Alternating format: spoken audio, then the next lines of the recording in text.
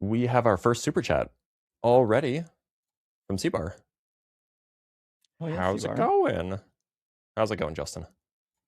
Not too bad. I'm going to log in real quick on TikTok before I forget. As the Smart? debates get rolling, it's harder to remember anything. Oh yeah, definitely. I should do the same. We're logged in there now. Perfect. I see people piling in now. We're getting the usual suspects. Yep. Gretchen up in the house. Good to see you, Gretch. C-Bar. Richard. Sonder.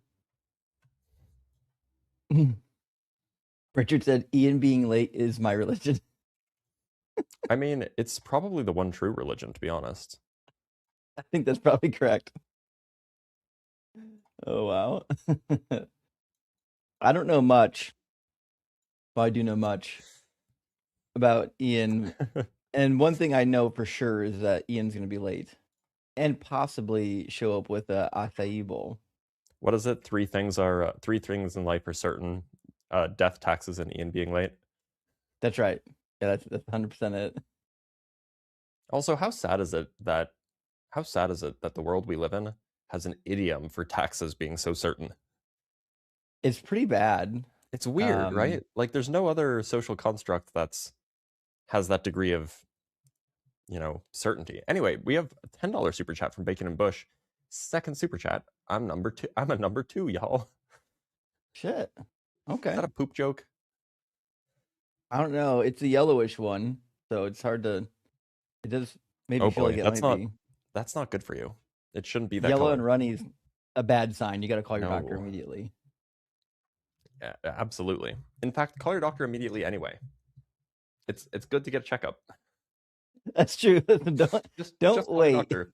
Like most for people the engine here to probably explode before you take the car in. most people here probably need to see a doctor. Like let's be real. Yeah, that's the case. And We never have ignore another symptoms. $10 super chat from Birdkeeper Mikey. I just did some research on Dr. Ben Carson. It does kind of blow my mind someone so academically decorated as a young Earth creationist and is now in politics. Scary, rock hard for dog, gay for Blitz, gay for Justin, gay for Ian. It's wild that like someone like Dr. Ben can be.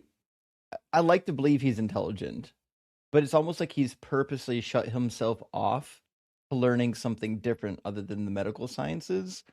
And because he shut himself off, it's impossible for him to grow in any other area. Also, I've seen him talk. He doesn't come across as intelligent. Well, he Like does he say says some very dumb dumb things. things. Yeah. And so like and look, my mother's a physician, and when she tells me stories about medical school, um the funny thing is that she describes the surgeons as like the jocks. Oh. It's like a very different cultural thing from what I've heard. And at least if Scrubs is correct, which of course you haven't seen because you hate fun, um, Right, exactly. the surgeons in Scrubs are like the jocks. They're the cool kids, whereas the medical are the nerds. So maybe there's something to that. There might be, maybe because the surgeons just have to like go in and fix the problem, whereas the Yep. doctors have to do the actual diagnosis, and that takes They have to the like they have to like think about like the surgeons. They go in, they cut, they do their job, and then they're out. yeah, the doctors are like the coach, and the surgeons are like the football players. Yeah. Okay, From Mr. that makes sense. Pacho, uh, with the $20, which is always so generous, accidentally pulled up VertStream for a second, and I barfed so hard I went cross-eyed. It's like seeing impossible geometry from Cthulhu's home dimension. Sorry, it's not that bad, is it? Can't be that bad. Friends, the thing is, there's a lot of people that still do like the vertical stream, not as much as the horizontal stream, but also the vertical stream gets us into the shorts feed on YouTube, Mm-hmm. which draws in way more callers than the horizontal feed. So it's one of those things. If we could do just one feed and still get as many guests, we probably would, but we can't. And I mean, also like the vertical feed is good for TikTok because nobody wants to watch horizontal in TikTok. Yeah, we already have to produce a vertical feed anyways for TikTok, so it's not a problem to reproduce it on YouTube. Yep, especially because it's on the same channel. And from Scott Duke with the $2, allegedly Ian, more like eventually Ian. Boom, roasted, destroyed, Ooh. credibility annihilated. I love that. I love that you have that. It's the It's so one good. button I consistently use. I mean, that's fair. We have a few more super chats to go. We're still waiting for people to roll in. We are only at 190 people on the TikTok vertical, and I should be paying attention to the other ones, but I'm not. So we'll get some more people in here eventually, but we are just warming up. We're only 5 minutes in. Um, from Relax with Russell with the $5, Ian will be late today. Truly, I tell you. Them he rolled the scroll up and sat down. Wait, Yeah, then verily, he rolled. verily. What does them he rolled the scroll up and sat down mean? It's a quote from Luke chapter 4 when Jesus fulfills a prophecy Oh, supposedly from Isaiah then he 61. rolled the scroll up. Okay, not them. Yeah, yeah. Oh, it Okay, didn't say them? Oh, no. yeah, I was just very confused there for a minute. Typo victim. Um, from Texas Panhandler with the $10. Happy Sunday, guys. Looking good. Love to all our whores and Berts together. Everybody, yeah, we're a team here. Hey, Texas, good to see you, buddy. And from Brian Peck with the $5. Im and Fim find an internal medicine and Final Fim mortality. find and diagnoses the things for surgeons to cut out, and God gets all the credit. Rigged game, man. I believe that. True. It's amazing Uh, too that like people will thank God for all kinds of silly things, like yeah, winning a that's game, as if God was interested in your game. yeah. I mean, it's a little silly, but that's okay. And from Mr. Christobrian with the $5, Q for Christians who argue words don't mean words. If verse says X but means Y, how could it be written to mean X? Do they need it to say no, really, for real, no cap?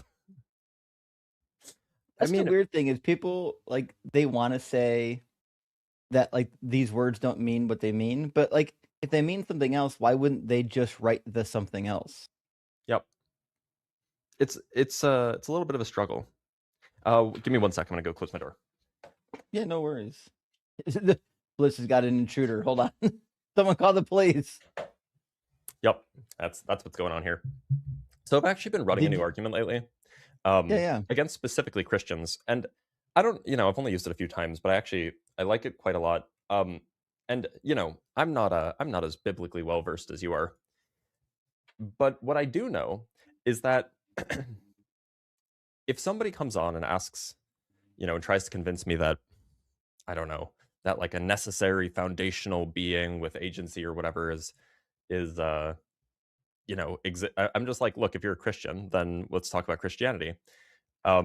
And that's not the argument, by the way. Like that's obvious. But one of the arguments that I've used for Christians in particular lately is, you know, they are obligated to believe that Jesus only believed true things, right? Sure. He's God. God can only believe true things. And then I pull Hmm. out the quote where Jesus mentions the flood, and and once I say that, I'm like, okay, but the flood didn't happen, and now they're forced to argue some scientific consensus with me, which maybe it's a little bit rhetorically rude. Maybe it's a It's little kind bit of good manipulative, though. but it forces them to have the science debate with me, and they don't win those. No, of course not. And like, listen, science cooks the precepts every time. And Absolutely, every time.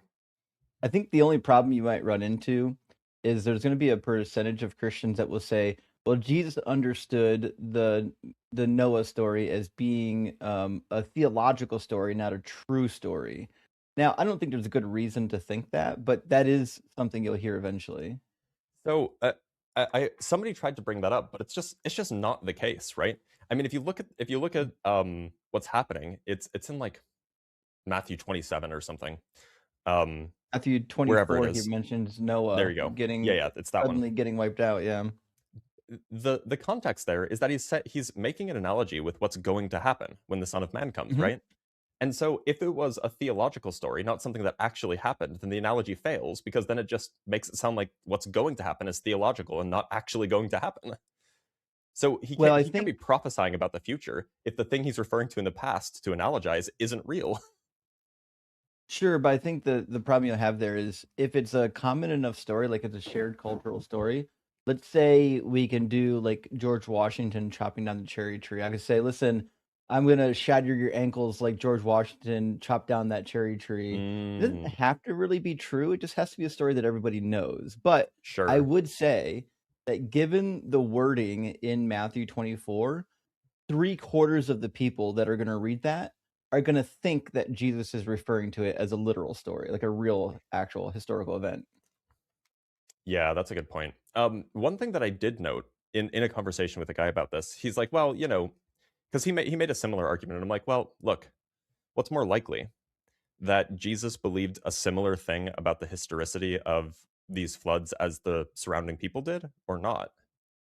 And it seems like that if everybody around him was also reading the inspired text, around the same era, then it's likely that that inspired text is communicating something true, which means that it Mhm. would be likely that given the evidence that we have the people around them, and we have Jesus himself saying similar things.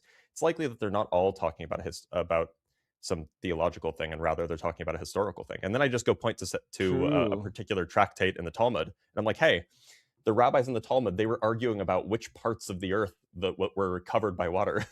Right. Well, you can definitely show too that even, just reading the text from Genesis, it wouldn't make sense if it wasn't a real story, because the Genesis story only makes sense if God's complaint that men have actually become wicked and evil is a true complaint. If that Yeah. complaint is true, then the flood can't be a metaphorical flood, it has to be a true flood. And if it's all a metaphor, what's the point of the whole story anyways? Well, look, we do have some guests to bring up, so we should probably do that. But let's read just a few more super chats, and we'll bring up our first guest. So from Brian Peck with the $5, we have my words are failing this morning. Internal medicine and family medicine, find and diagnose. Okay, yeah, that makes sense. I am an FM. Got it. Family medicine, gotcha. And from Space Lord of 75, the far side. Noah tells the animals, too bad about the unicorns. All carnivores will now be confined to the lower deck. Far side is always cute. It's Yeah, always yeah. fun. Oh, somebody says audio. Audio glitching? Audio glitching? Are they Really? getting audio glitches on vertical? Because I've had. Oh, yeah, yeah, we're getting audio glitches again. And I think this Really? happened We last time I hosted. we didn't Or start out with one. no. Um, and my connection looks fine. It's just really frustrating. I don't know why this happens. Well, let's bring on our first guest. Hopefully, hopefully it won't be a problem. Let's bring up Andy Blanche.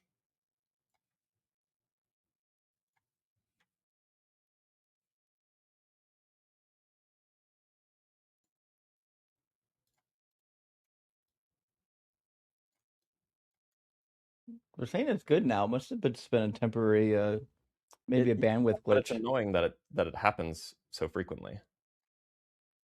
All right, it looks like Andy doesn't want to come up, which is fine. I mean, Andy doesn't have to come up. There he is. Andy, how's it Oh, going? I'm right here. Can you hear me? Can you hear me? We can hear you. Hey, Hey, I'm pretty good. pretty good. Glad to hear it. Andy, do you believe in a God? Sorry, you cut out for a second. What was that? Sorry, you cut out for a second. What was that? Do you believe in a God? So the reason I'm up here is I was recently presented with an argument by a Christian, and I was wanting to run it past you because it did stump me. I suppose that's fine.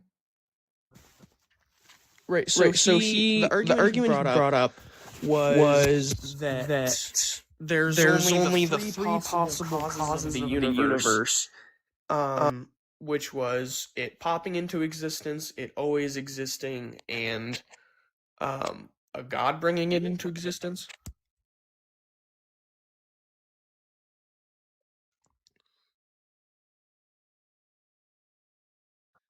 Yes, and so I was just going to talk to you about actualized infinities, and like, could you give me a couple examples of them? Yeah.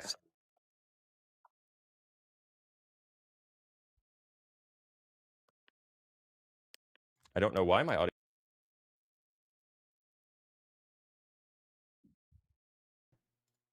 Okay, so can you hear me all right?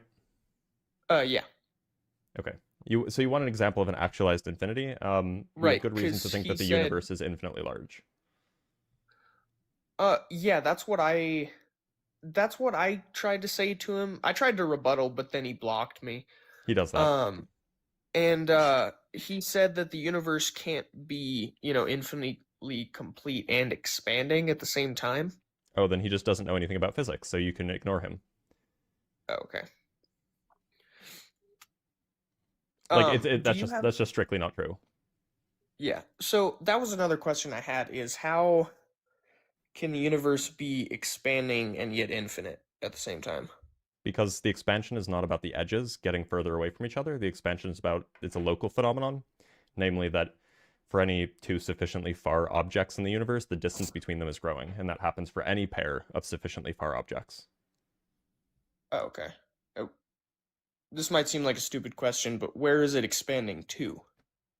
It's expansion is not a thing that's happening at edges into and outside.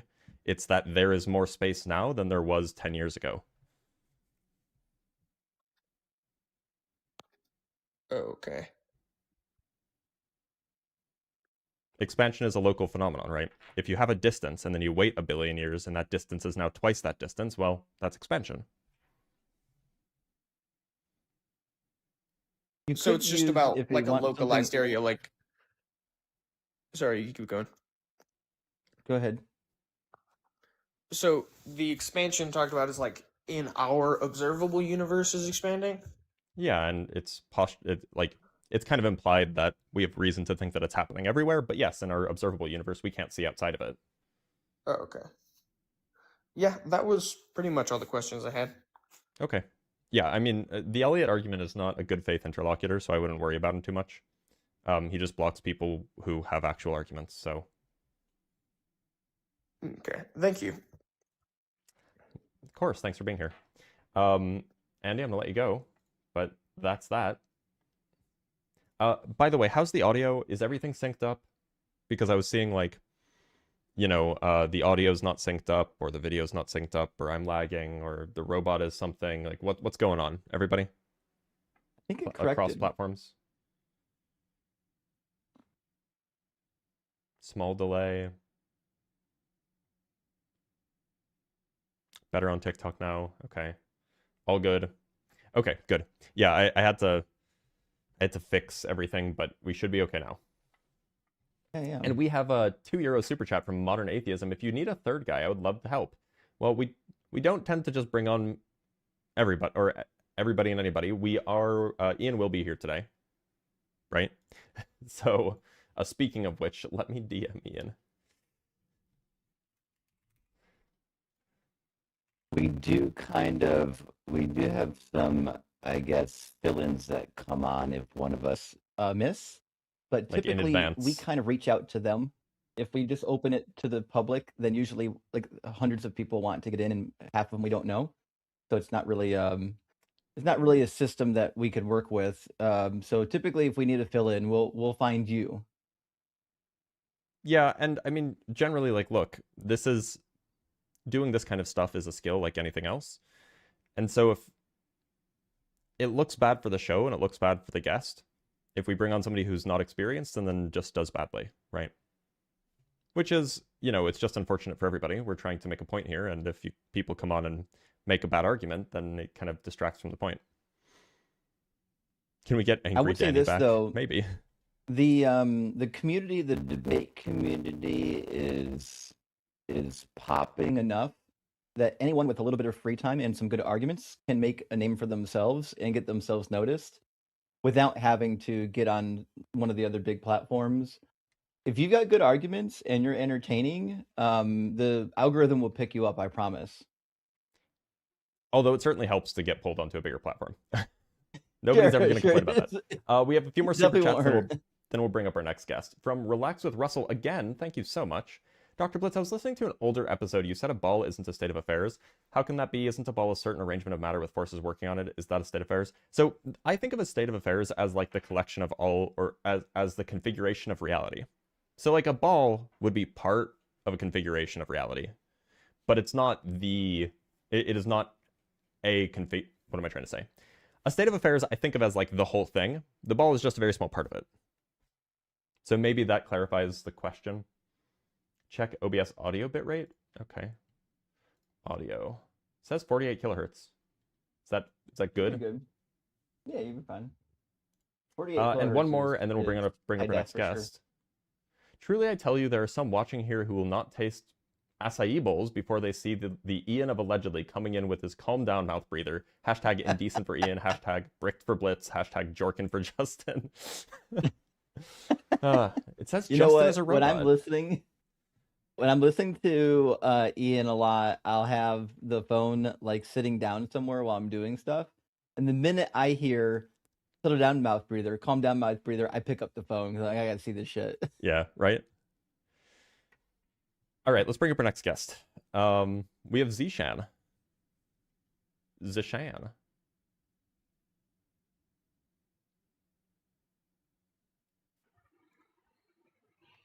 Zishan, how's it going? Zishan? Zishan, can you hear me? Zishan is with the Lord. He's been taken.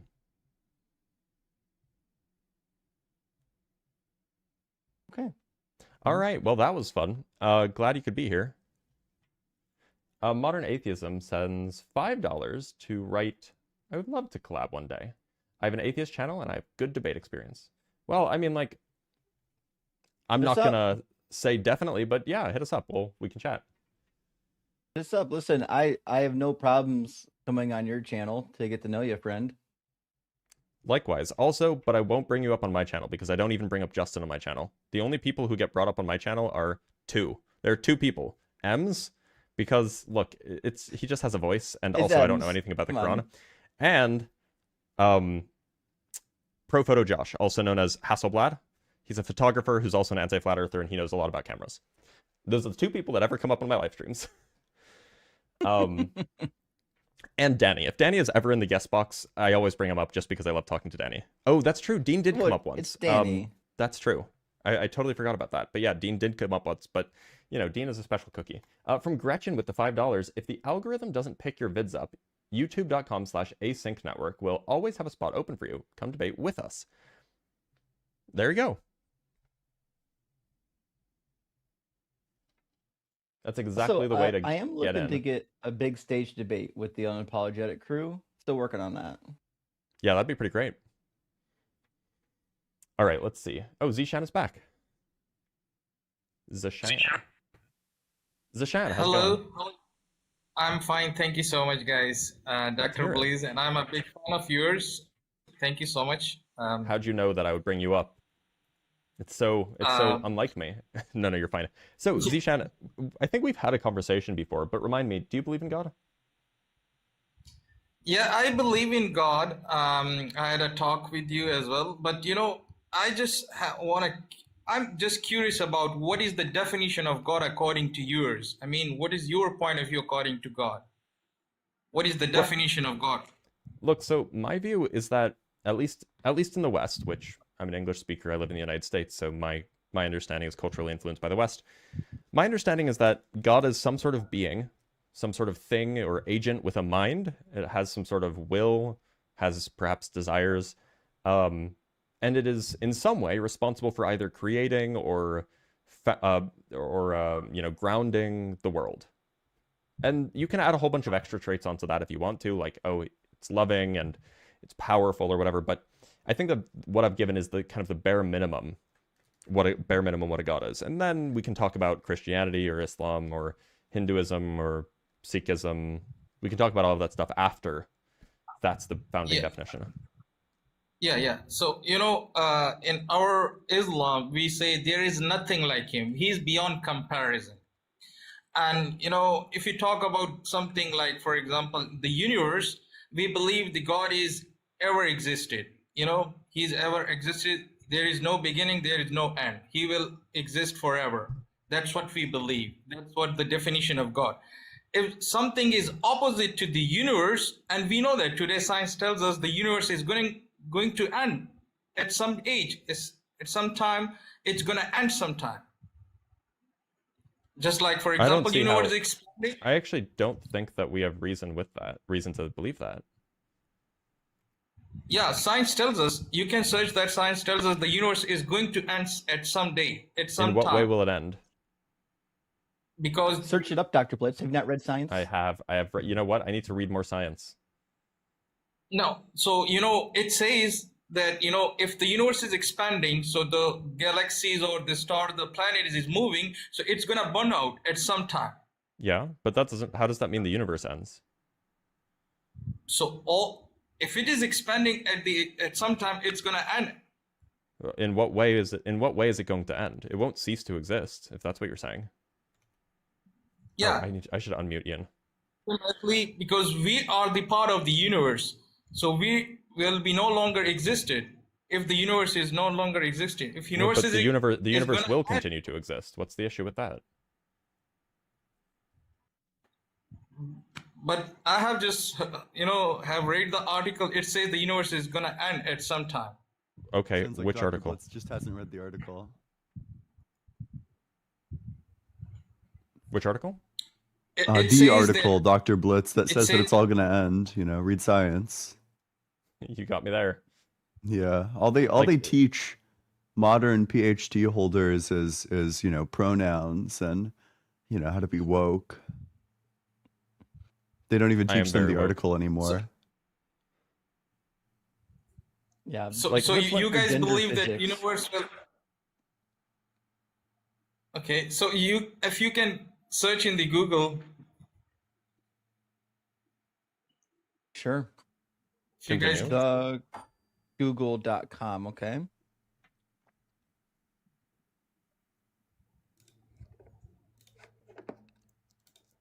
What are we searching in the Google? I mean, the universe is gonna end at some time. That's what they tell us. Okay, why don't we Google when will the universe end? Oops.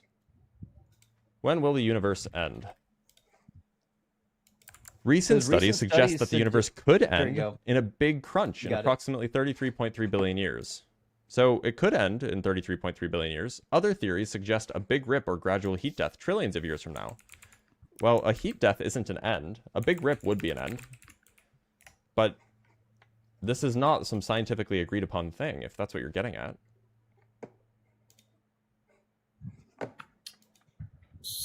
So I have just read the article, and it says that Which if article? something is moving, Which article? if Blitz something still is doesn't know moving, about the article. Which he just article? doesn't get it. He's got the Wait, why am I BBD hearing theory. No, twice I Ian? was- Oh, because Ian is not But muted. if something, they say that if something is moving, it's gonna burn out at some time. It's gonna burn out and it's gonna finish. What article? Okay, I'm gonna bring that article, but I have just searched in the Google. You know that. What I thought you a just said you brutal looked at the knowledge article. gap that Dr. Blitz is getting here. I mean, it's normal for me. I'm used to getting knowledge gaps on physics. It's Yeah.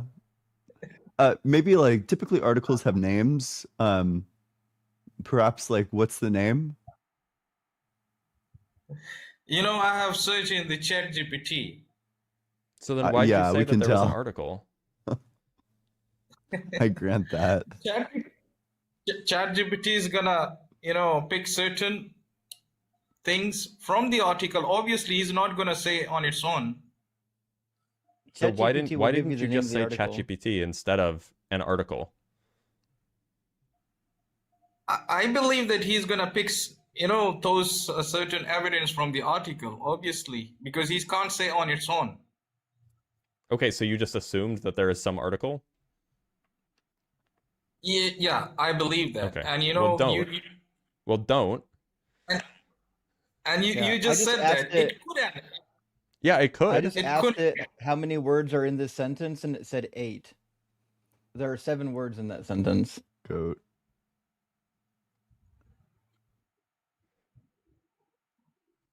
So you guys ChatGPT don't is believe that not the smart. universe is.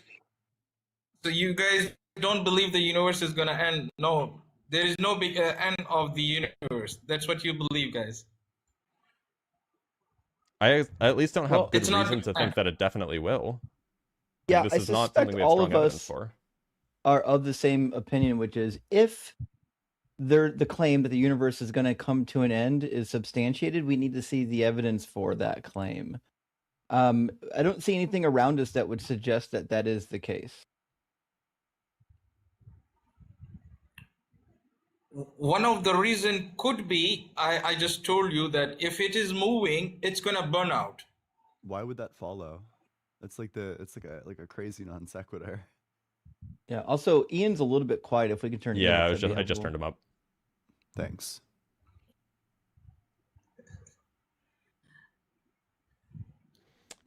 So that's what. Oh, he's getting the substantiation from ChatGPT. No, dude. Don't do it. Because ChatGPT has created by engineers. He has a creator. Oh no. ChatGPT anytime we want. I don't know why we would need you as like the middleman.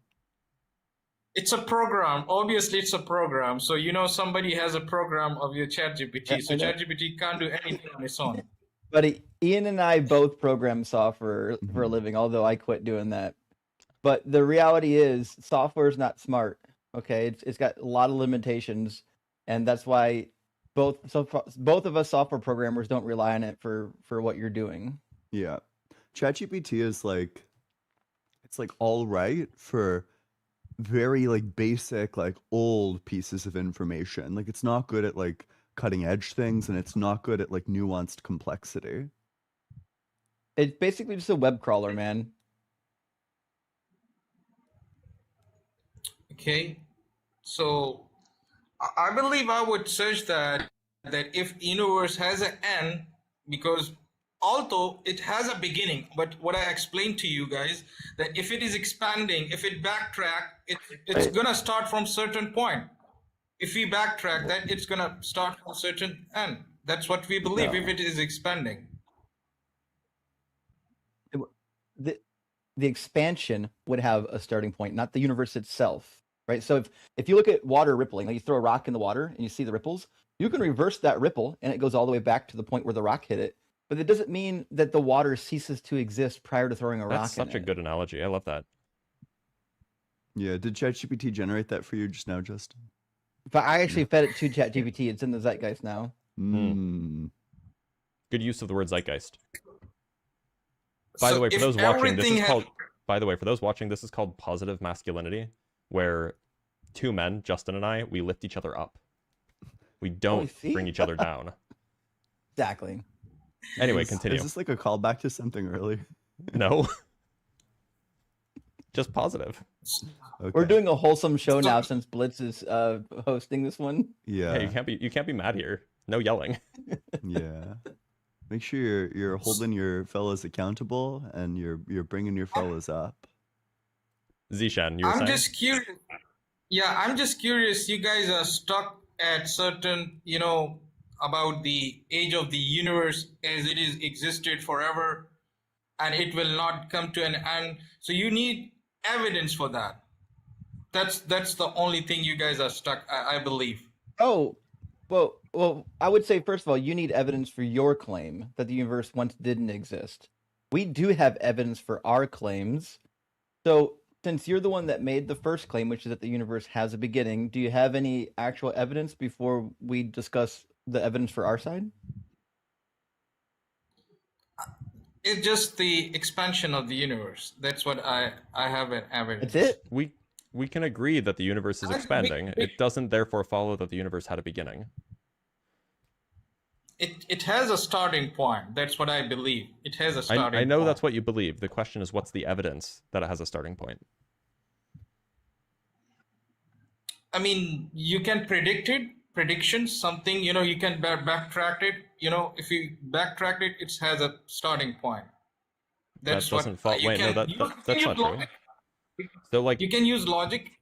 It's just not true. Just because you can make predictions about the past, or postdictions rather, it doesn't follow that the past has a beginning. And I have just read that about you guys not believe in the ChatGPT. I've read that this universe is gonna end at some time. It's gonna end at some time. When is it gonna end? And what's the evidence? If it is Also, moving, it's gonna. I'm going to suggest If it is that moving, you're reading that wrong as well, by the way. But go ahead. Okay. You know, if it is moving, it's obviously it's gonna burn out. Yeah, Why? it's just There's a a law of difference. physics. You know, everything in motion burns out. It's Newton's fourth law. Look, it is true that if the universe keeps expanding forever, stars will burn out, etc. But how does that mean that the universe ends? Because keep in mind, stars and the universe are different. Stars and universe is different. Stars are in the universe, but just because the stars end doesn't mean the universe ends. So what is the? I mean, the universe is comprised of stars, galaxies, all those things, planets. Gas, dust, photons, all sorts of things. Black holes. I'm comprised of like all sorts of skin cells, but if I shed some of those skin cells, you know, I wouldn't go out of existence. Okay. So similarly, you know, the universe has stars in it. You know, it's partially composed of stars. If those stars burn out, the underlying essential features of the universe will still be there. Like I use such kind of a logic. For example, H2 plus O2 gives us water, right? No. So science tells us how this guy's been drinking too much H2O2. Yeah, it gives us water, but science does not tells us where did O2 come from, where did H2 come from. Yes, it does. Yes, it does. What do you mean? What do you mean it doesn't tell us where they? Yes, it does. I mean, atoms, electron, proton, but you know where the first thing. That's what I believe. Stop assuming that there was a first thing. Let's maybe. How do I say this? I don't think science is for you. I think it's time to pack it up. Okay.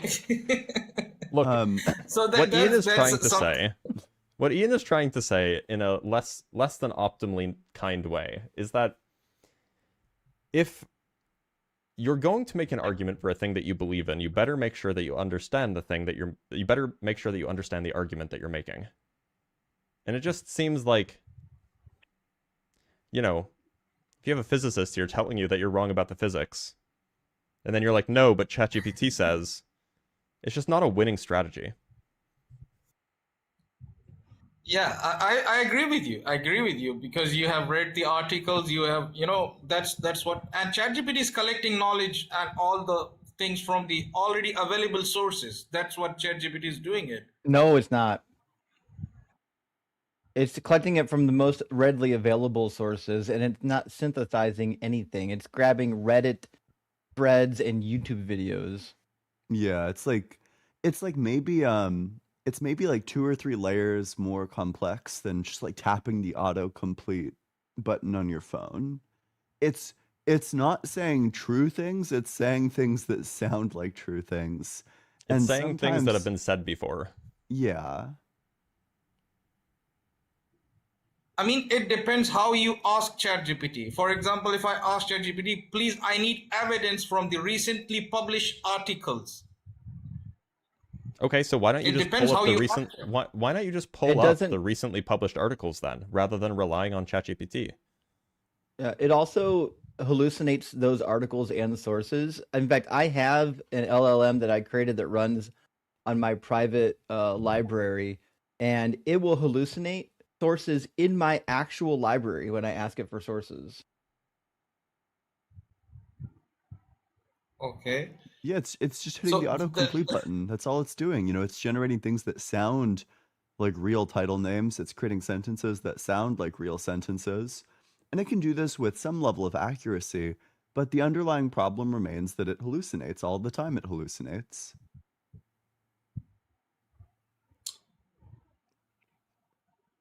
I believe, you know, I was just, because I had all previous talk with you guys about the, you know, existence of God, that Quran has already mentioned all those things which science recently discovered that, you know that. Wait, before we move on to a different thing, can I ask you about something you said earlier? Earlier you made the claim that God is beyond comparison. So when we say that God has like some attribute, some property, are you saying that we would have to be equivocating on that? Because you've locked yourself out of the idea that when we say like God is all loving, God is all knowing, that it's like an analogy. And you're saying that, you know, we can't know specifically what it is. So does that just mean that whenever we say like God is loving, we're just equivocating on the term loving? No, that is attributes. First, you need to know what is the definition of Allah in Islam, because we believe in Islam, He is one, He doesn't have any partner, He neither begets nor He is begotten, and there is nothing like Him. He is beyond comparison. So that is the definition of Allah. Does He have parts? You know, He doesn't have any partner. Well, wait, but does He have parts? First, I said that there is nothing like Him. You cannot compare to anybody. The moment you see, oh my God, he's not God. You cannot compare Him. But does He have parts? Yeah. I mean, does He have a parts? I told you, you cannot compare to anything, because the moment the answer to the question is either yes or no. No, I would say no, because you know you cannot compare. Because well, you know what else doesn't have parts? You know what else doesn't have parts? Electrons don't have parts. So God is like an electron in that they both don't have parts. Yeah. So it looks like you can't compare things to God. I said that the moment we compare something, we have already seen that. So you cannot compare what we see in all of the universe. Your claim was that we just can't compare anything, but now you're saying we can compare things that we've seen? I said there is nothing like there is nothing like Him. There is so nothing like Him. So electrons are not like God in the respect that electrons don't have parts. So God doesn't not have parts? But then, you know, chairs do have parts. So fuck, it kind of seems so then like chairs are like God. Similar to the electron that doesn't have parts, or the chair that does. Because electron, you have seen the electron. You know, I told you. Personally, I've seen it personally, actually.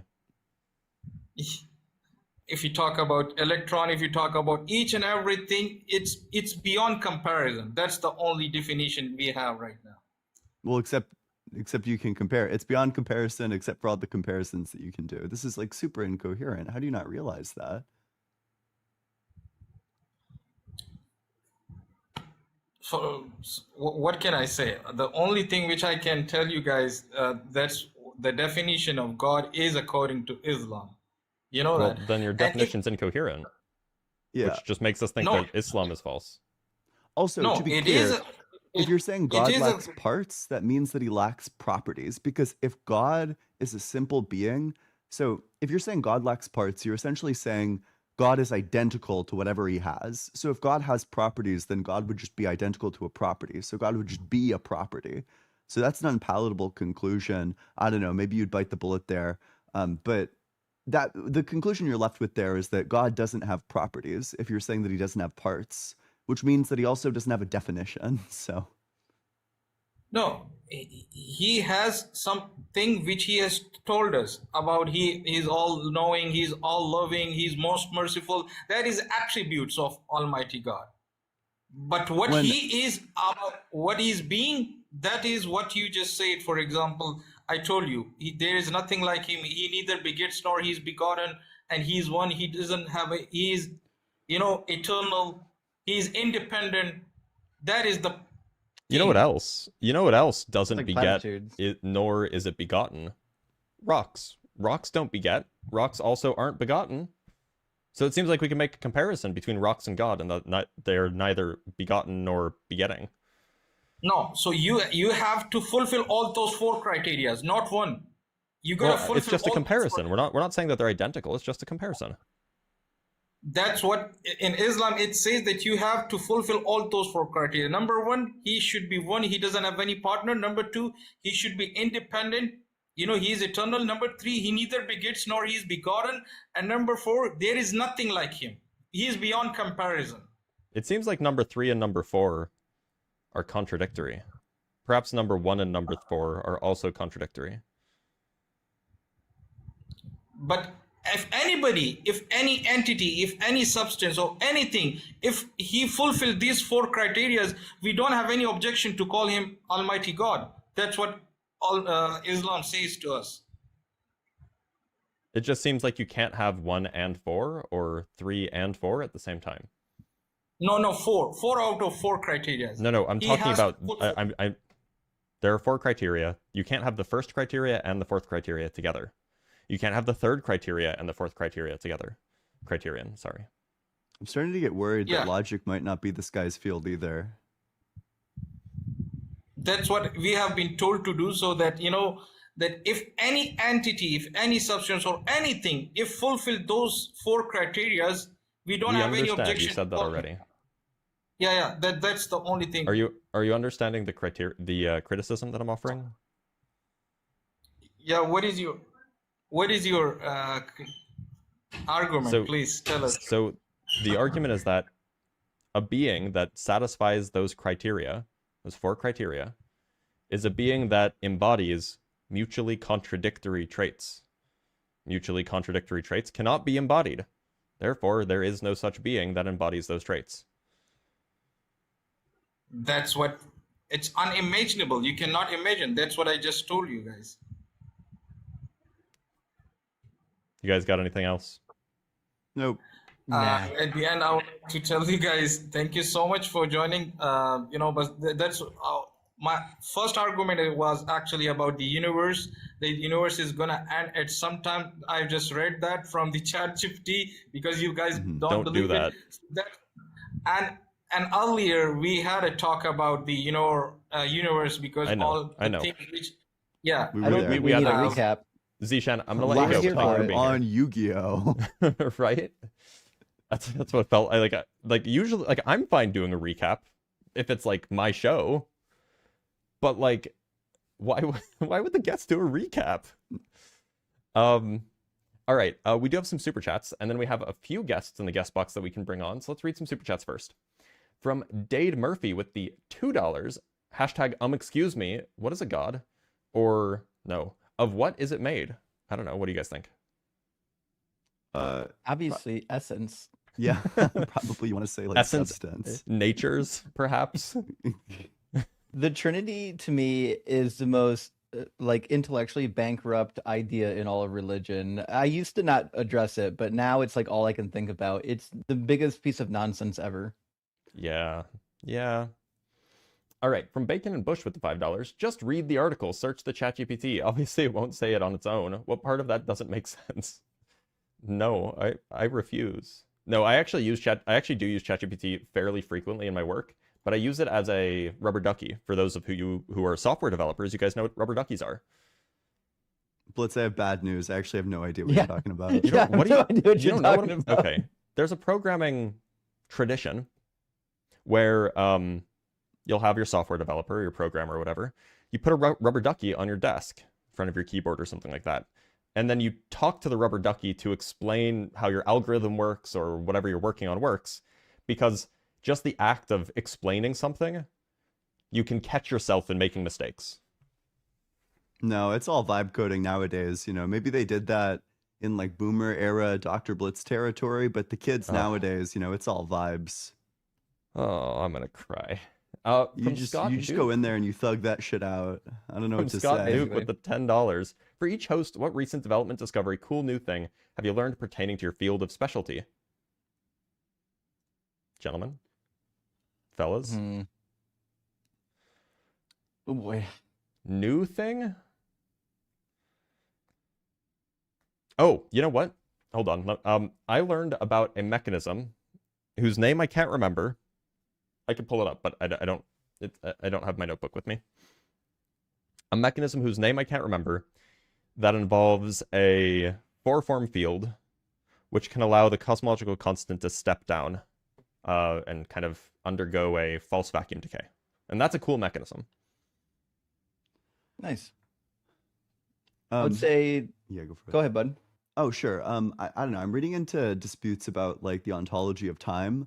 And it draws a lot. It's the sort of like metaphysics that I really enjoy. I think it's easy for metaphysics to turn into nonsense, but It's the sort of metaphysics that draws heavily on science and especially fields like relativity, um, in order to give an accurate account of the nature of time, whether it's like a substance, like a thing that is independent of the stuff inside of it, in some sense independent of the stuff inside of it, or whether it's like it just reduces to like the relations, like all there is like the objects, and then they have like certain like spatiotemporal relations between them, and then space-time just is that. I don't know. It draws in like a lot of interesting arguments. It also have a really long history going back to people like Aristotle through like Newton and Leibniz, all the way up to like Einstein.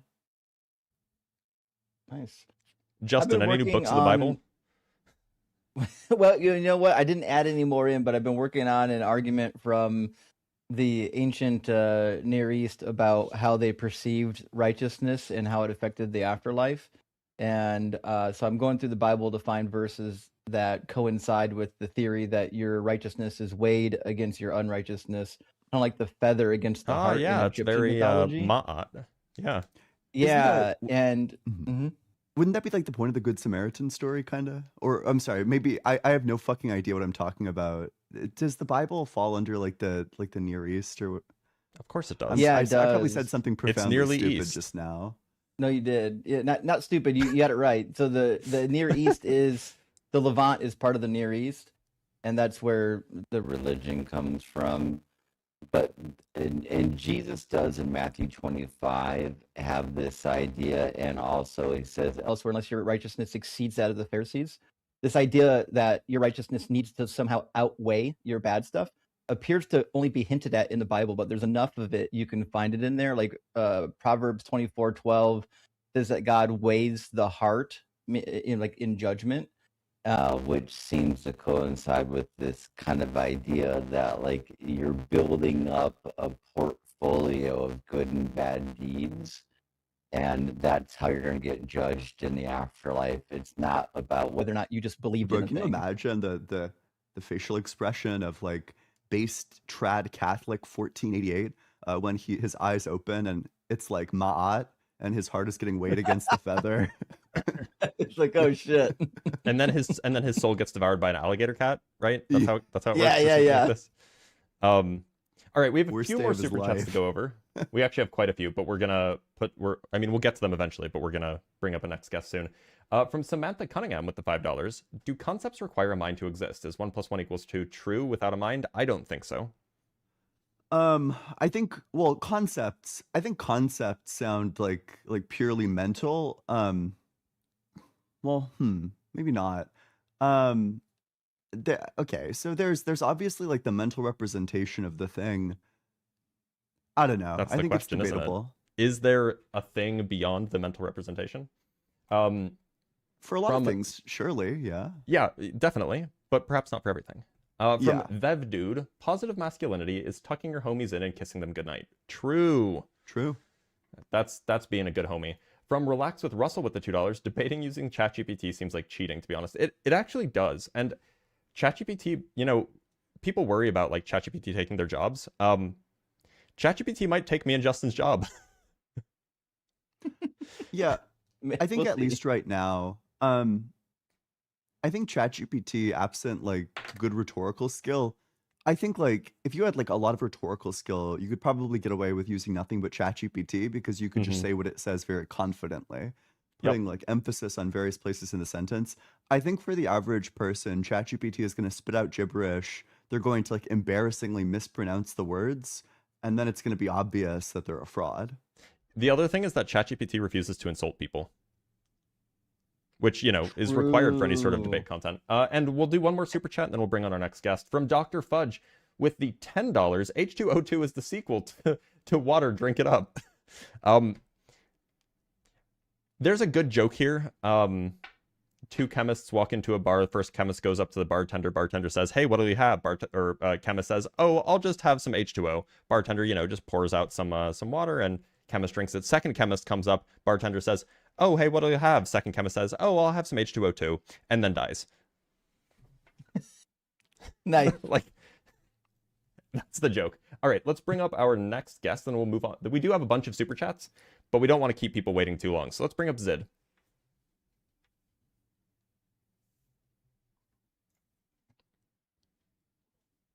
Zid? Yeah, can you hear me? Oh, barely. Zid, have you considered increasing the volume of your voice? Hold on. How is it now? Still pretty quiet. What do you guys think? Yeah, not great. Can't lie. I'm using my other mic, so I'm sorry about. I wish I could Hold offer on. you like words of encouragement or like consolidation, but I still can't hear you. Sounds like you're talking into the filler right now. Are you saying Yeah. that about me? No, about No, the Zid. guest. Zid, why don't you fix your mic and we'll bring you up next guest. Let's talk to Brielle.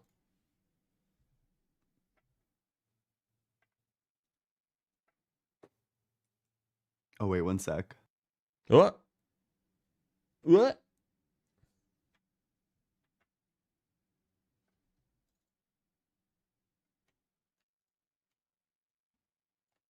By the way, Justin, you teaching me that if I hold Alt, I can resize things or like drag the borders and crop things. That is life-changing, by the way. That's what's up right there, yeah. All right, it looks like Brielle doesn't want to come up, so let's bring up Deron Dukes. Deron, how's it going? Hi guys. So I am like ex-Muslim, not religious, Mm-hmm. Do you and believe in a god? yeah. So still, I could like I right now I don't have any religion or I don't believe anything, but I have still doubt about whether God exists or not. And I left. I'm ex-Muslim, by the way. I understand. So, what doubts do you have? I'm just thinking about like how this world come without nothing. Is there behind the creator? You know, a lot of things going on in my head sometimes whenever I'm free. I mean, it's good to ask questions. It's just not clear to me that like these questions are the right questions to be asking, or if they even have answers. I don't know why that would make us think that there's a God, though. So still, like, I'm not confused, like 100% believe there is not God, or also maybe there is something exist, and then I see you guys really don't believe God. I think God totally. So I was like, how? Like, I want something convince me there is no God. I mean, look, it's okay to have doubts. You can be an agnostic. Generally, our view is we rely on a lot I of. am not agnostic. I consider not religious myself. So, which means I just follow my mind and my like who You can, myself. I follow my brain. okay, you can Yeah. be Opposed to agnostic. the rest of us that don't follow our minds. Sorry. No, nothing. Well, it seems like true of everyone. I think everyone follows their mind. Yeah. So yeah. Even I agnostics. think okay. But look, this is probably not the space. I mean, there's plenty of spaces that get involved in deconstruction. You can join Justin, who's below me. Justin is a member and Oh, I see how it is. I thought we looked each other up here. We do. Sorry. Let me. I got this. No. So Justin is a fairly prominent member of the deconstruction community. Justin, you want to shout out the Discord where maybe she could get some, assistance? Yeah. Check out the Deconstruction Junction. If you go to the Deconstruction Zone channel on YouTube, you'll find a link to it there as well. The Deconstruction Junction is a Discord for people that are like actively and post deconstruction. So if you've got questions and you just want to dialogue about some of these things, the Discord's a really good place to do it. And there's a lot of really smart people in there that have come out of all the various religions. Okay. And do you usually talk as a general or a specific Christianity or also Muslim? On all of them. We've got ex-Muslim, ex-Christian, all kinds of people in the Discord that can speak to the specifics of the religion. Okay. Okay. It might be a useful community for you, is all I'm saying. But this is probably not the Mhm. place, especially because none of us are ex-Muslims, right? Like, we know a little bit about Islam, but you will probably get more useful conversations. You'll get more out of it to talk to people who are in the same boat as you. So, look, I'm going to let you go, but do check out that community. It might be very, very helpful, okay? Okay. Okay. Thank you. Good luck. Good luck. We do have some super chats. Like I said, we actually have quite a few super chats, but we can't get through. We will get through all of them, just not immediately. So don't worry, we're not going to skip it. Sorry, one moment. So from the knight who says knee with the $5, Muslims, hey, looking good on those monkey bars. Ooh, what? What are we doing? Don't say that. You can't say that. I don't actually. Yeah. This Whether it was bad intent, you can't say that out loud. I don't know, yeah. man. It's a strange one, probably. I mean, maybe I think Islamophobia is bad, actually. Like, genuine Turns Islamophobia. I'm opposed to that. Yeah, either there's a joke here that we're all missing and it's like actually fine, or it's just like Islamophobic, maybe. Yeah. From Bacon and Bush with the $2, the fuck's wrong with YouTube videos? Well, look, if it's from one of us, then it's fine. But if it's from anybody else, then it's not to be trusted. Exactly. It's always about the source. Right. From Noah's Farm with the $10. Thank you, Ian. I had a breakthrough. Finally understand laws of logic. It's helped with so many concepts already. I got Schrodinger's cat for the first time. Working on objective morals hurts a little. Look, I'm not Ian. This is addressed at Ian. However, no, I'm gonna bet that unless you've taken a quantum mechanics class, you still don't get a Schrodinger's cat. That's fuck. Dr. Blitz is probably right about that.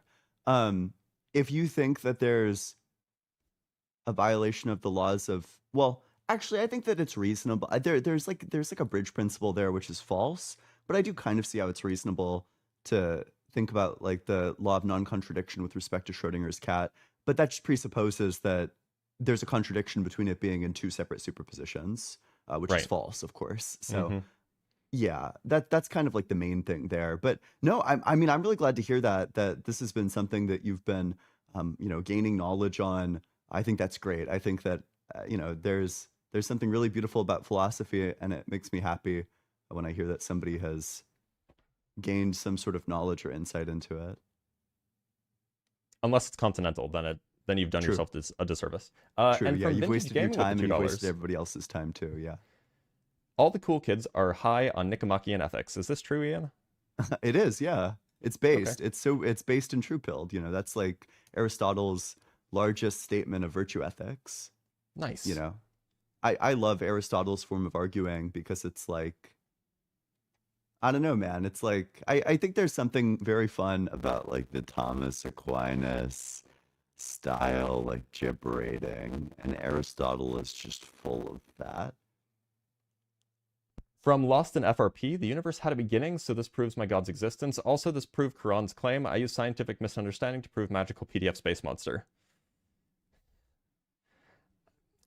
You can make scientific arguments, just know the science. It's that easy, right? Otherwise, don't. Please. From Dade Murphy with the $2.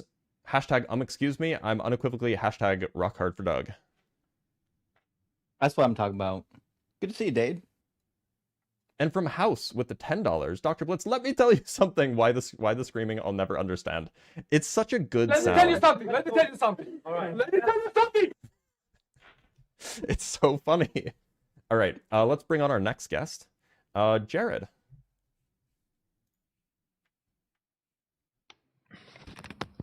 Jared, how's it going? Yeah, not bad. How are you? Doing all right. Jared, do you believe in a god? I'm an agnostic, probably. I mean, I just need to understand your view more, and maybe I just form a conclusion. But I just wanted to actually understand about why did you mention earlier on that what that guy said about the 4 attributes of God, like that he's all-knowing, he doesn't resemble anything, he's one, and he also said, I don't remember the fourth one, but you said there was a contradiction. I just want to know quickly what did you mean by where's the Well, yeah. contradiction? So he said something like, one of them was that that there's no comparisons to be made, and the other one is that, and he said this. I'm not this. I don't think that this is necessarily one of the four things that Islam teaches, but he said that one of the four things is that it's not made of parts. So just as an example, one can make a comparison between two things if they share a quality. So, for example, an electron does not have parts, and God does not have parts. Therefore, it is not true that God cannot be compared to anything. I just did. I just compared God to an electron by recognizing a similarity. That's what a comparison is. So it's just strictly not true. Like, you can't be uncomparable and then also have traits, right? Okay. Yeah, but this other electron does share in the electron essence. Right, but is the electron essence a part? The more I think about it, it's actually just one electron. Going back and forth forever. Yep.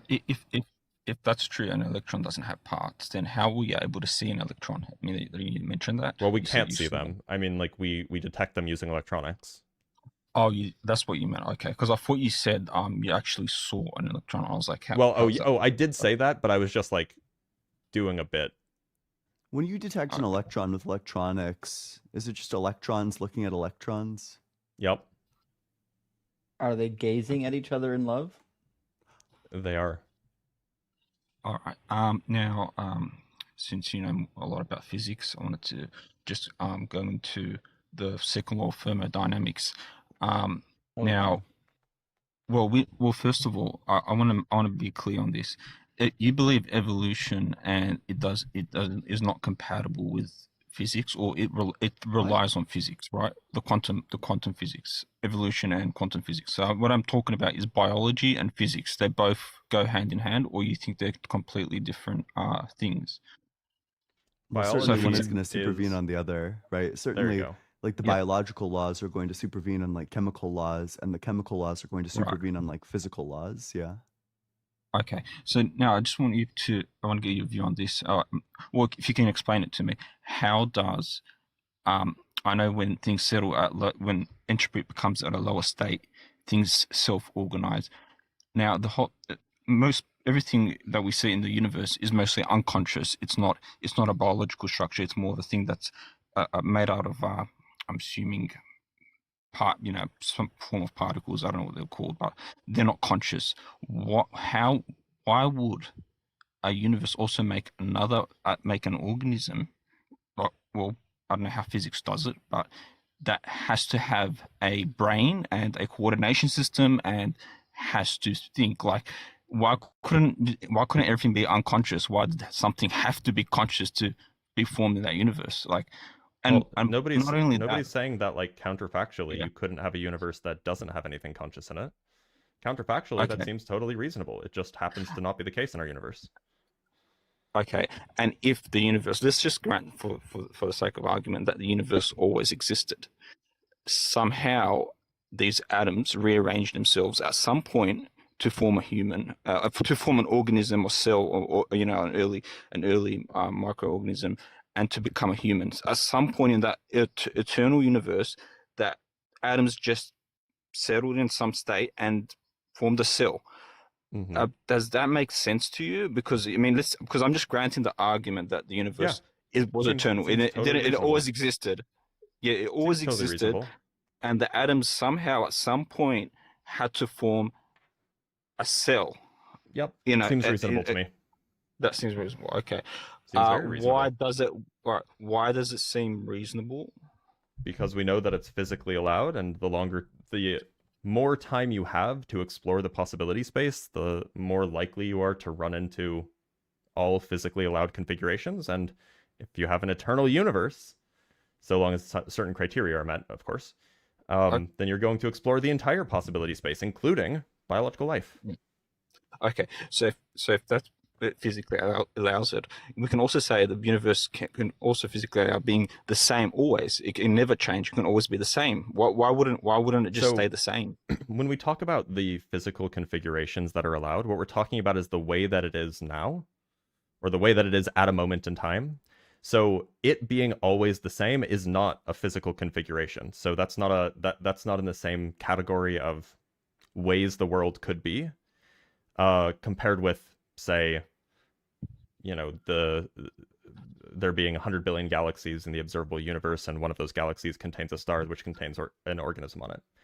These are different categories. In one, you're comparing many different times, and in the other, you're talking about a single moment of time.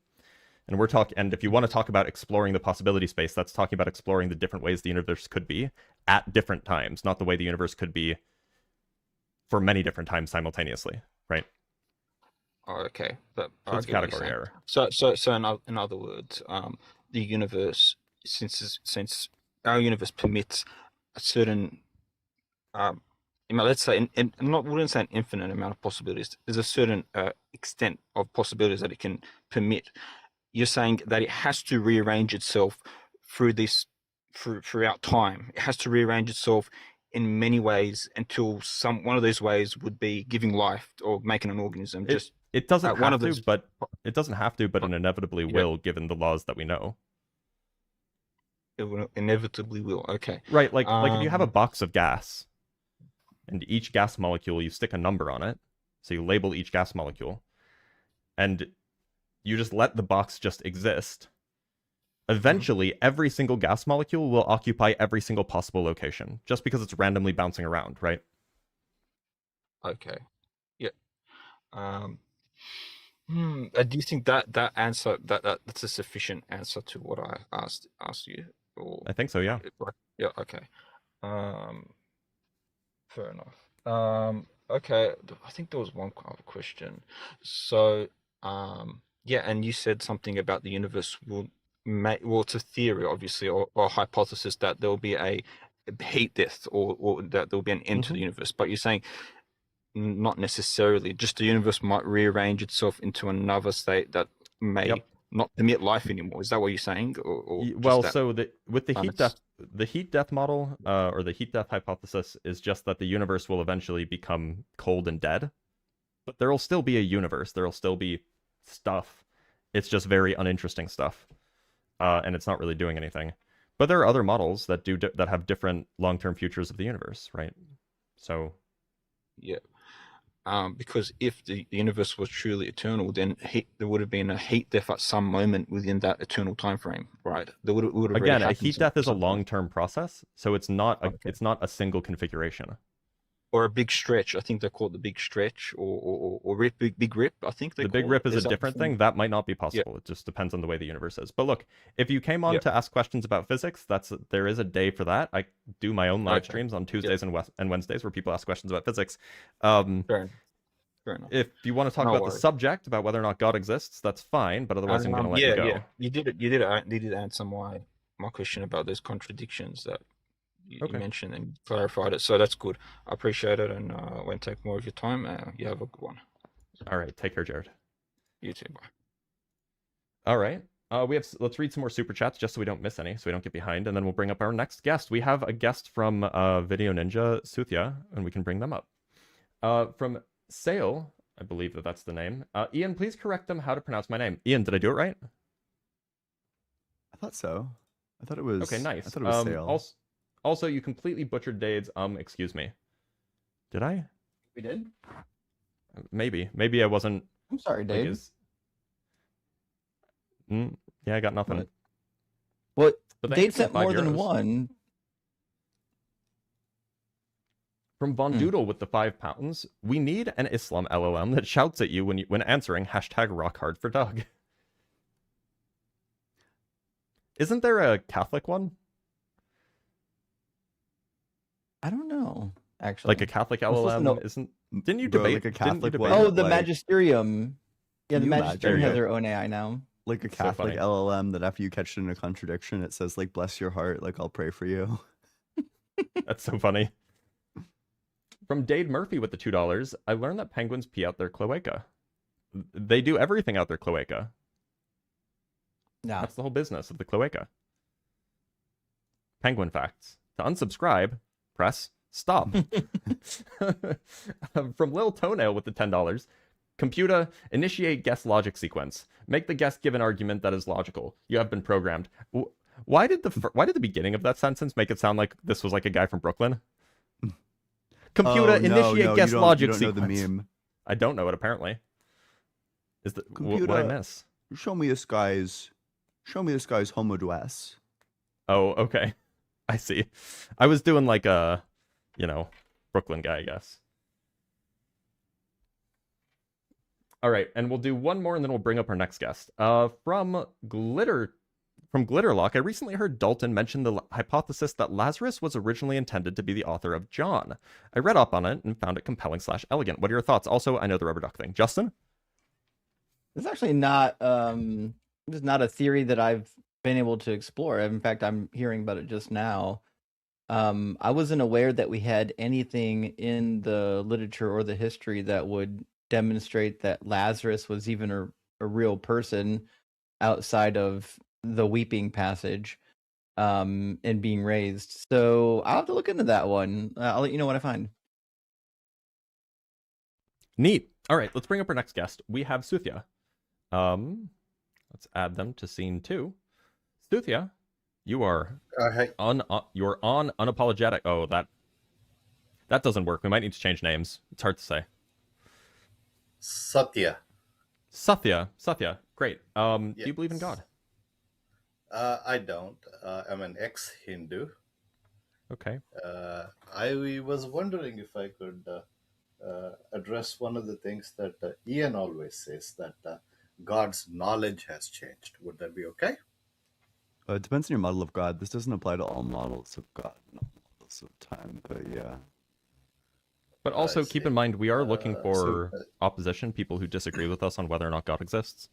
And it sounds like you're an ex-Hindu, so it sounds like you probably agree with us. I certainly do.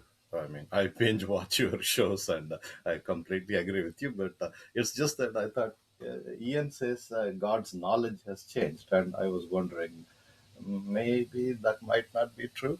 But then, taking on someone like Ian is a formidable challenge. He's an You hear that? good... You're formidable, Ian. Well, look, I'm very Satya, flattered. we're going to let you go because we are looking for Okay. opposition here. We're trying to run an efficient, tight ship. But you can always join Ian's Discord server, and I'm sure that that's a place to have that conversation. Mm-hmm. I see. There are waves of Ian sycophants who will give a defense. There you go. Take care. I see. Okay, thank you. And Ian, are you Yes. telling me that you don't participate in your own Discord server? Yeah, I mean, okay, I'm there every now and then, but I don't like to be involved with day-to-day moderation. When I was I don't mean more involved with moderation, my I mean just, Discord, like, it just led to there was answering lots and lots of questions. drama, and it got really messy. And I think, I'm there. I read stuff. I talk to the people there, and I'm there at book club, but I try not to be involved in day-to-day. I'm not up to date with all of the server dynamics, and I prefer it that way. That's fair. Now we have a few more super chats from Kieran Dave with the $20. I work at a frontier model provider, and I just want to back the Trinity up. No model at the free first tier can engage academic subjects reliably. Fixing hallucinations is contextual and requires much more infrastructure.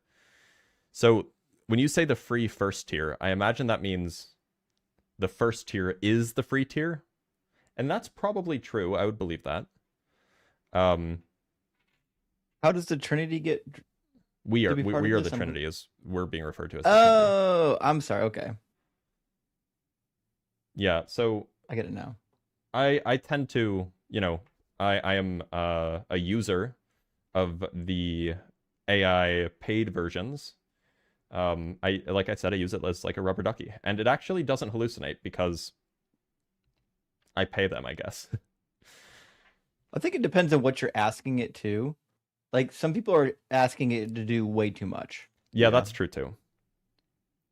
Yeah, But it is good at finding references. At least, I think it's probably really well trained on the hard sciences, because it seems to, at least the paid version, seems to have no problem pulling up actual papers, and then it links them, and then I can just click on them and then go read them. And it's very, very rarely does it actually make claims that the papers don't say.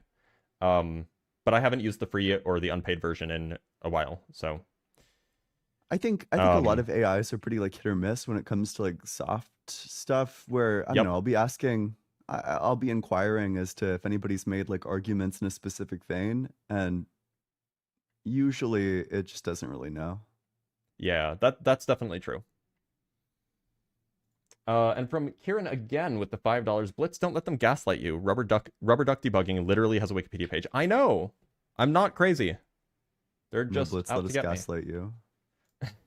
And from Tommy ABCD with the $10, I know Ian and Dr. Blitz have different views regarding ethics, and I'm curious as to if you guys have had any conversations or have butt heads with this topic, and what you guys think of each other's piece of shit. I think you mean point of views. Yeah.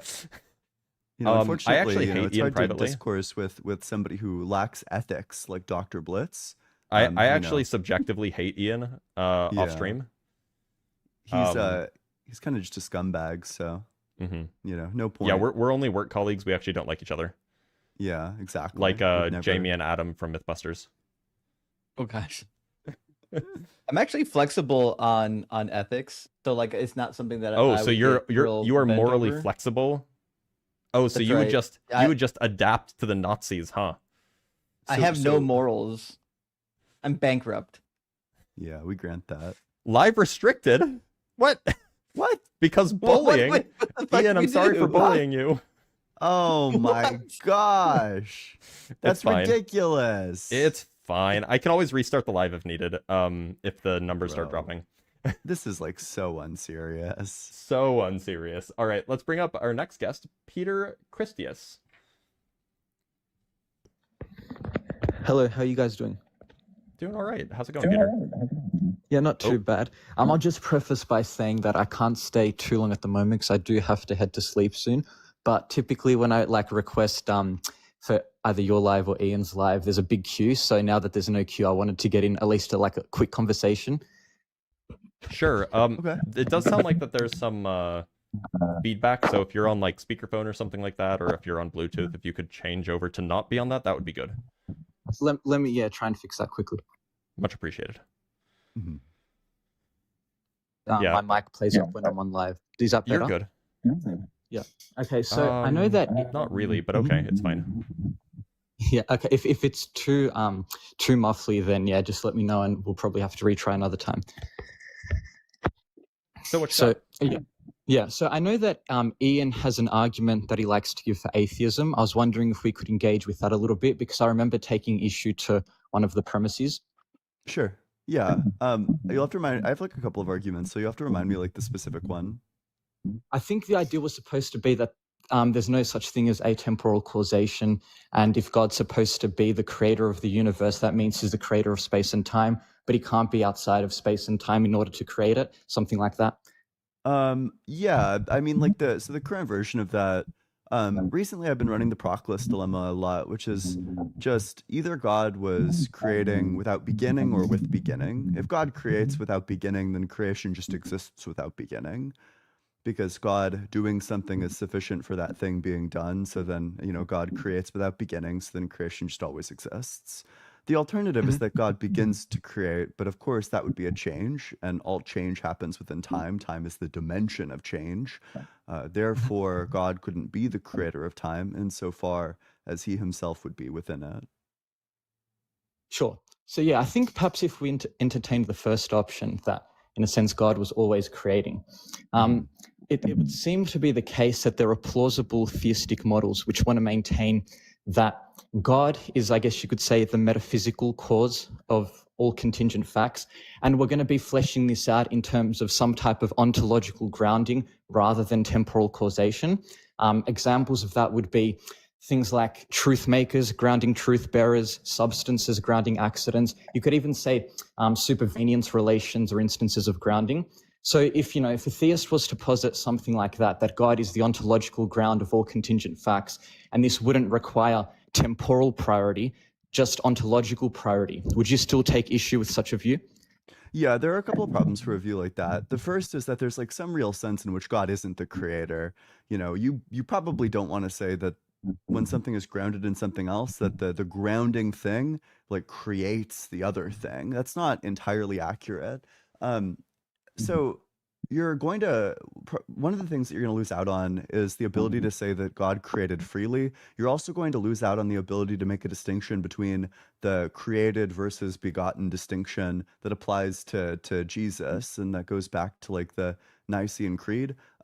You now don't have any distinction between like Jesus and creation in terms that it kind of seems like both are eternally begotten because they just flow forth from God's nature. Sure. So, yeah, it seems that there could be certain theological commitments that one may be disposed to accepting that would be in tension with such a view. But from my understanding, there also seem to be sophisticated philosophical systems such as Neoplatonism, which would accept something like necessary emanation, which still would, and they'd still want to say something like, there's an ultimate primary ground of all subsequent reality and like ontologically subsequent. And when it comes to the idea that this would prevent God from acting, from creating freely, I think that I've seen certain types of classical theists, like Thomists in particular, give plausible accounts of how, on such a view, there could still be divine freedom in terms of creation, precisely because there's still going to be a distinction between essence and existence in creatures. Oh, sure. Okay. So, I mean, there's like a couple of things. So, I guess like when you say God is creating freely, you think it's possible that God could have done otherwise? Yeah, but when somebody says done otherwise, I don't think that the most plausible, I guess you could say, classical theistic conception would want to maintain that would entail some type of change intrinsic to God. It's just going to be solely referring to the effects of a singular divine act. Yeah, okay. Then that leads to a contradiction. So you at that point be committing yourself to the view that God's act of creating as opposed to not creating is contingent, but of course God is identical to his act of creating, his existence is identical to his act of creating, which means that at that point you'd be committing yourself to the view that God's existence is contingent. Okay, but somebody would just say that the effects are contingent and not the act itself. And so God was always is... willing to create the universe? Or like, is he necessarily willing to create the universe, or is he contingently willing to create the universe? Yeah. So if we look at, say, what a sophisticated Thomist would say in response to this, the idea is going to be that God doesn't directly will to create creation. The only direct and immediate object of his will is his own essence. And in willing his own essence, there are a variety of possible options in which creation could come about such that his essence could be participated in. I can give an example to help illustrate that. Wait, okay, so is God free to will creation versus like not creation, or? So Thomas would say that God doesn't directly will creation at all. Then it's not clear what it would mean to say that God has free will with respect to creation. Yeah, right. So perhaps I could give an analogy which may help illustrate this. What do you think the proximate cause of external things is to God? Pardon? The proximate cause of external things. It would still be God's will, but it'd be secondarily. So an analogy to perhaps the proximate cause. Isn't that what you asked? The proximate cause? Or yeah, like you said that it's secondarily. In the causal chain, the thing immediately before that like immediately produces like external things come into existence. What's that? Yeah. So no, the proximate cause would be God, but the object of his will would be creation only secondarily. Is it his act? Is it his will? What is it? So on this view, there isn't going to be a real distinction between the act and the will. They're going to be one and the same. I understand that, but I'm trying to get clear. What's the thing that's like, because if you're just saying like God's existence is the proximate cause, but you're saying that there's like a world wherein it doesn't do this, then you're saying that there's like a world wherein there's like contingency. Yeah, and that's going to be grounded in the distinction between essence and existence for creatures. So I'm sure you're talking past each other. I see the problem. When I ask about contingency, I'm saying the ability to do otherwise, a possible world wherein God does not create. Yeah. You're talking about contingency in like the Thomistic sense, where you're referring to something like an ontological dependence. I'm speaking specifically in the modal sense, that like possible but not necessary. Yeah, but on such a view, the modal sense is going to be grounded in the essence existence distinction for creatures, rather than an intrinsic change in modal sense. Pardon? You do hold to the modal sense? I think Yeah, it's a live option. Sure, yeah, okay. And I'm telling you that there's a contradiction in that. So what is the thing that has contingency in it? Nothing in God in this view. It would just be creatures. Okay, so you would say that necessarily something internal to God necessitates the existence of creation? In one sense, but that needs disambiguation. So it would be the case that there's something internal to God which would necessitate creation, if what we mean by that is that there's nothing other than God's own nature which can be the ontological ground of creation. But it's not going to be the case that we have to accept necessitarianism, which would mean that there's some perhaps like intrinsic mental marker to God's inner mental life, which would require that creation comes about. And yeah, perhaps. So you would say, yes, there is something, because that's the exact argument that I'm making, is that it doesn't seem like you're able to actually make that sort of distinction, that if there is something internal to God, so when God creates stuff, when God causes stuff, he does it by necessitating it, right? So something internal to God at the point of creation must have necessitated the existence of things external to God. Either the things or the thing internal to God that necessitated things external to God was always there, or it began to be there. Or sorry, either it's there necessarily or it's there contingently. If it's there contingently, then you run into the problem that God is contingent. But if it's there necessary, then God has no free will over it. Yeah, so if by necessitation before you meant that there's something in God which necessitates creation, that's what would be rejected on such a picture. And perhaps now, yeah, it'd be helpful to give the analogy that I think may help a little bit. So I'm sure you're, broadly familiar with the basic rules of chess. You could imagine that it's going to be the case that there's a particular chess player.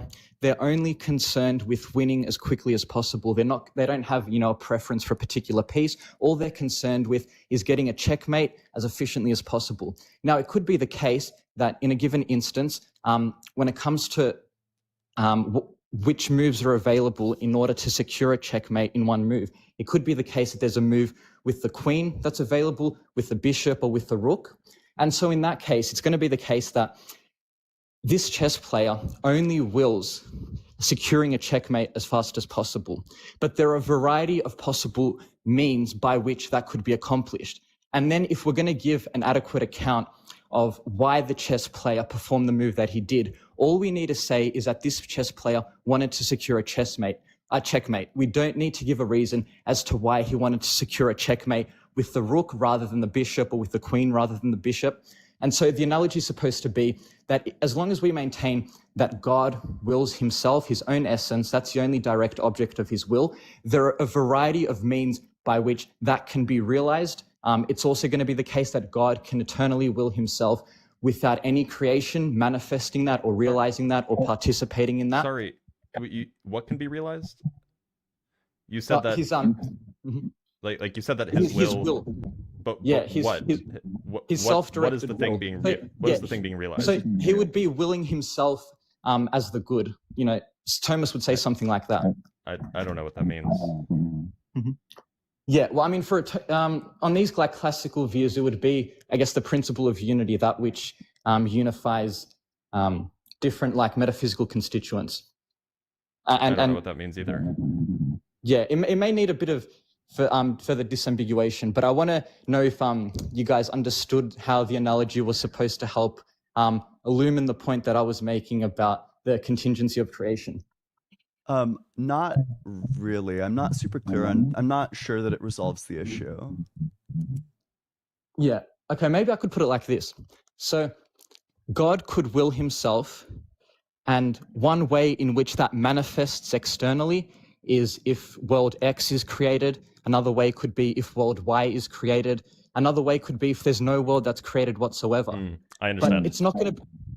Pardon? Oh, no, I understand. So I guess the contention is, at least in the chess analogy, there is an explanation as to why the chess player who wants to, there's a proximal explanation, I should say, as to why the chess player wants to move the queen here in order to secure the checkmate. And the explanation is that the board configuration was such that that was the optimal move, right? So what we're asking is, what is the explanation for why creating or why, grounding or creating the external world? What is the explanation for that? Yeah. What is the equivalent of the board being in a particular configuration? Yeah, but then what we seem to be searching for is a contrastive explanation. And the point of the chess analogy is to show what contingencies have. Yeah. No. So in this sense, contingency is just going to mean some type of ontological dependency. It's also going to be true that there's one possible world we're talking modally, in which to be clear. Pardon? We're talking modally, not via dependency relation. Yeah, but on this type of picture, the way in which these modal statements are made sense of are going to stem from like the ontological grounding relation between essence and existence, and that which is pure existence, which grounds them. So okay, but so to be clear though, but we are talking like that's totally fine. That could totally be your account of it. That's no problem. We still are talking modally though. So when we say contingent, we're referring to the modal facts. And generally, when you talk about contingency and when you talk about the distinction between different worlds, that's what it means for something to be contingent in this sense. There is some contrastive explanation that accounts for that difference, right? So if we're saying that the world exists contingently, the external world exists contingently in a modal sense, then there should be some contrastive explanation that accounts for that difference. So I think but maybe a good question, Dr. Blitz, let me know if this is like a derail from your point, but I think like a good question to move the conversation forward would be, do you think that the thing that explains this world as opposed to that world is necessary or contingent in the modal sense? So I think ideally a classical theist would just want to deny that there is a contrastive explanation there. So then it sounds like there's just no explanation at all. But you can have partial indeterministic explanations without having a necessitating contrastive explanation. And that's one critique. Well, let's think about the chess analogy. You could say that why did the chess player why did this goal-oriented chess player move the queen here? And you could say, oh, because they wanted to win. Okay, but like that doesn't explain why they moved the queen rather than why they moved the knight. Exactly. So it just sounds like what you're saying is that there is no explanation for why it is this way rather than that way. Yeah. Is that the contention? Yeah. So both moves can be adequately explained without being contrastively explained. So if the chess player made the move with the queen, the adequate explanation of their behavior would be that they wanted to win as quickly as possible. If they had made the move with the bishop, the adequate explanation as to why they performed that move was that they wanted to win as quickly as possible. And there doesn't need to be a further explanation as to why they wanted to win as quickly as possible with this piece rather than that piece. Well, but look, it seems like you can't have the same explanation for two different outcomes. It seems like then you're not explaining it. But no, that would just be an indeterministic partial explanation, unless you want to reject that. Meaning that it's not complete, right? Yeah, but you haven't given me a complete accounting as to why the world is this way rather than some other way. Do you think that the fact that it's this world as opposed to some other world is like a probabilistic thing? Yeah, exactly. Yeah, that's the point that I was making. What grounds that probabilistic thing? Like, I guess, like, where's this contingency coming from? Oh, yeah, it would just be grounded in the fact that in creatures, there's a real distinction between essence and existence. And if that's the case, then it could be the case that for any given contingent essence, it could fail to exist. That seems to be equivocating. I'm not sure why it would follow from the fact that there's a distinction between essence, sure, like I agree with that, right? Like if you have like these non-essential properties, then there is going to indeed be something like contingent in the sense that it could have been otherwise. Maybe it depends on your theory of time. I guess like regardless, it doesn't really seem like there's a straightforward resolution here. Maybe I could just give you like some premises and you could tell me which one's false. So if God has free will, then it's possible for God to not create. If creation exists, then there exists a thing internal to God that necessitates the existence of external things. That one. You know, creation obviously exists. If there's a thing internal to God that necessitates the existence of external things, then either that thing is necessary or contingent. If that thing is contingent, then God has contingency within him. God is contingent. If that thing is necessary, then there is no free will because external things are necessitated. Yeah, so I'd reject the second premise that there has to be something intrinsic to God which would necessitate creation. Perhaps if it was external to him, If it was external to him, So then it there's would be just a going to part of be the external there's going to be things. no fact neither internal nor external to God, which would necessitate him to create. Okay, so when God takes an action, when God acts to do something, necessarily does the effect happen? When God wouldn't act to do things, only in like a loose metaphorical sense. Yeah, well, presumably all of the ways that we're talking about God under the Thomist view are metaphorical. Yeah. Yeah. So Generally, yeah. I'm just talking about like God's like act, like the proximate cause of external things. Sure. Sure. So is there, when creation comes into existence, is the explanation for that something internal to God necessitated it to exist? No, and then I don't think we'd want to say that creation comes into existence, depending upon what exactly is meant, because that could be interpreted to suggest that there was some, I guess, state in which God existed alone atemporally, and there was a time in which there was no creation, and then at a later temporal stage, creation began to exist. And that's not an account of creation that plausible classical theistic models would want to commit themselves to. Well, I agree with that. I think that there's like the obvious contradictions that I usually run with models like that, with the pre-creation moment. But I mean, even with your model, are you okay? It sounds like you're saying that there's something internal to God that just probabilistically disposes creation to coming into existence. Is it possible that God is identical, literally nothing different about him, and then creation just fails to exist? Yeah.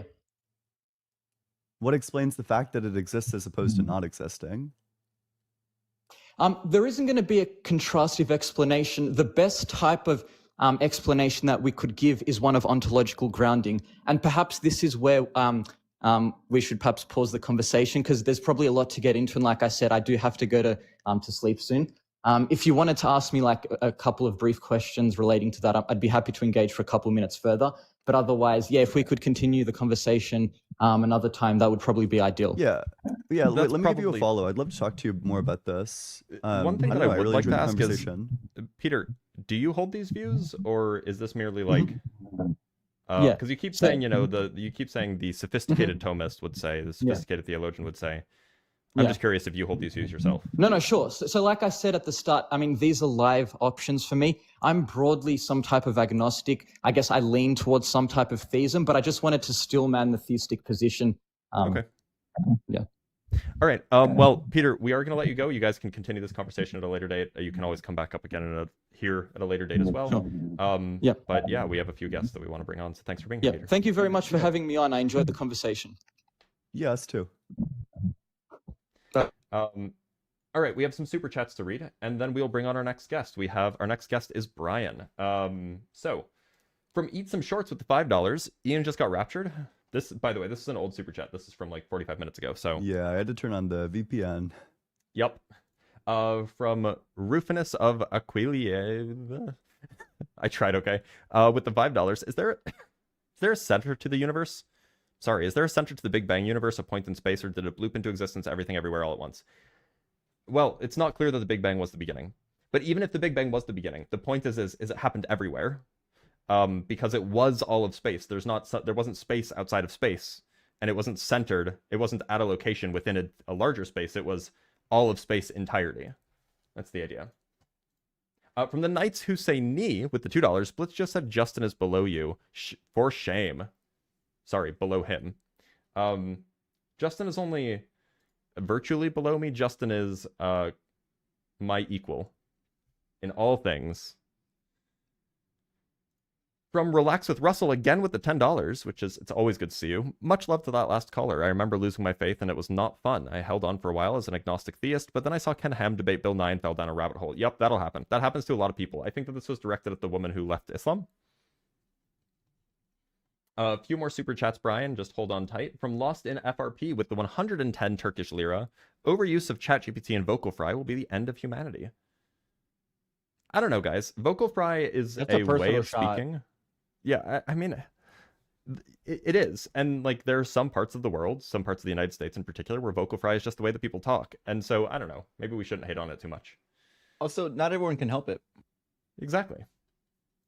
From Hasaklas with the 200 Swedish kroner.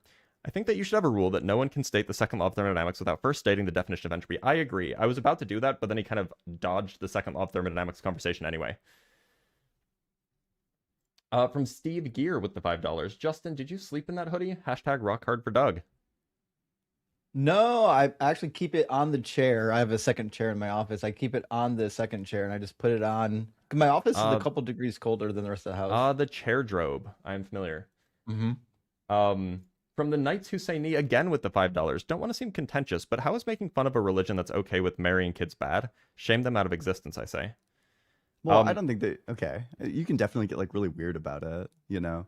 I don't think that there's anything wrong with criticizing the religion, but if you're making like weird statements about the people, like if you want to say like Islam is false, or like, you know, prophet's a pedophile, something like that, I think that's all like within bounds. But if you're like Muslim people are like smelly, that's that's a problem. I don't know, man. It just kind of seems like there's like something else going on there. Clipped, the prior comment too did seem to include some racial undertones that we don't need. Yeah. From Daniel Cousino with the 7 or nearly 7 Canuck bucks. Just wanted to say hail Satan. Also, unrelated question for all three y'all. What are your favorite Star Trek series? They are uninformed buffoons, but my favorite is Deep Space Nine. True. I thought the Clone Wars was pretty good. Oh my god, Ian. I'm going to convert to Catholicism just so I can send you to hell. The only Star Trek I've ever watched was when William Shatner still talked like this. You mean the original series? That counts. Yeah. And last super chat for now, from Nikubito Bence with the $5. If an immortal had a typewriter, it would produce gibberish most of the time, but as time passes, they will inevitably produce Shakespeare. That's the idea. That was with regard to, you know, this idea that the full possibility space will be explored. Now, we do have some more super chats, but we will read those after this next guest. We have a next guest named Brian. Brian, how's it going?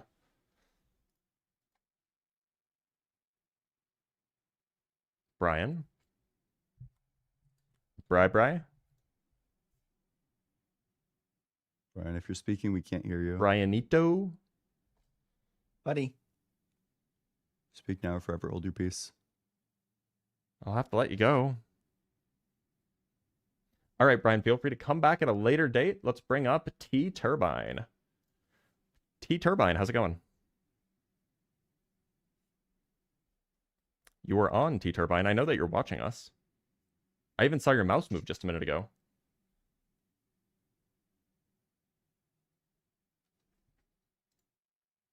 T-Turbine? Wow. All right, Brian, feel free to come back at a later date. Let's bring up Now I hear myself. Yeah. T-Turbine, Cease how's it immediately. going? Also, you have a screenshot of well, my stream's delayed, but you got a screenshot of the live stream open on the live stream. Yeah, he does. T-Turbine? Wow. All right, well, I'm going to let him go. He can always come back once he fixes his issues.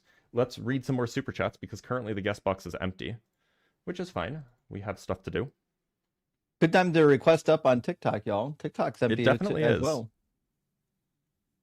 From Bacon and Bush with the $2, Ian just found out he had a Discord server. Is this true? Yeah, I was so surprised. The Discord server. What's talking about? From Waftcast with the $2, scrotums are evidence of atheism. Bad design. It could be. I don't know. That seems like prima facie reasonable. Indeed, prima facie. Yes, very prima facie. From Sneeze Bread with the $1 with an angelic halo. Well, thank you for the $1 donation, Sneeze Bread. Brian is back, so let's bring up Brian. Brian, how's it going? Can you hear me now? We can hear you. Brian, how are you? I'm doing good. Glad to hear it. Well, I'm okay. I don't know about the other fellas. Brian, do you believe in a god? I believe in Yahuwah. Okay. Justin, you want to take this one? Sure. Yeah. What you believe in the God of the Old Testament and the New Testament, or just Yahuwah? Just Yahuwah? Yes. Yeah, Okay. their names were made up later dates, so they I'm fit sure they in. were. Yeah, you're going out towards Constantine when you're going through that stuff. King I'm James not worried about Version.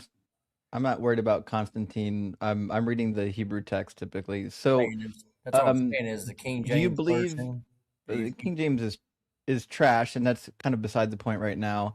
The But they question I've say got that's for the you very is first whether or not you Bible. believe in Jesus as well as Yahuwah, or just Yahuwah. Yahusha. Yep. Yahu and Yahusha.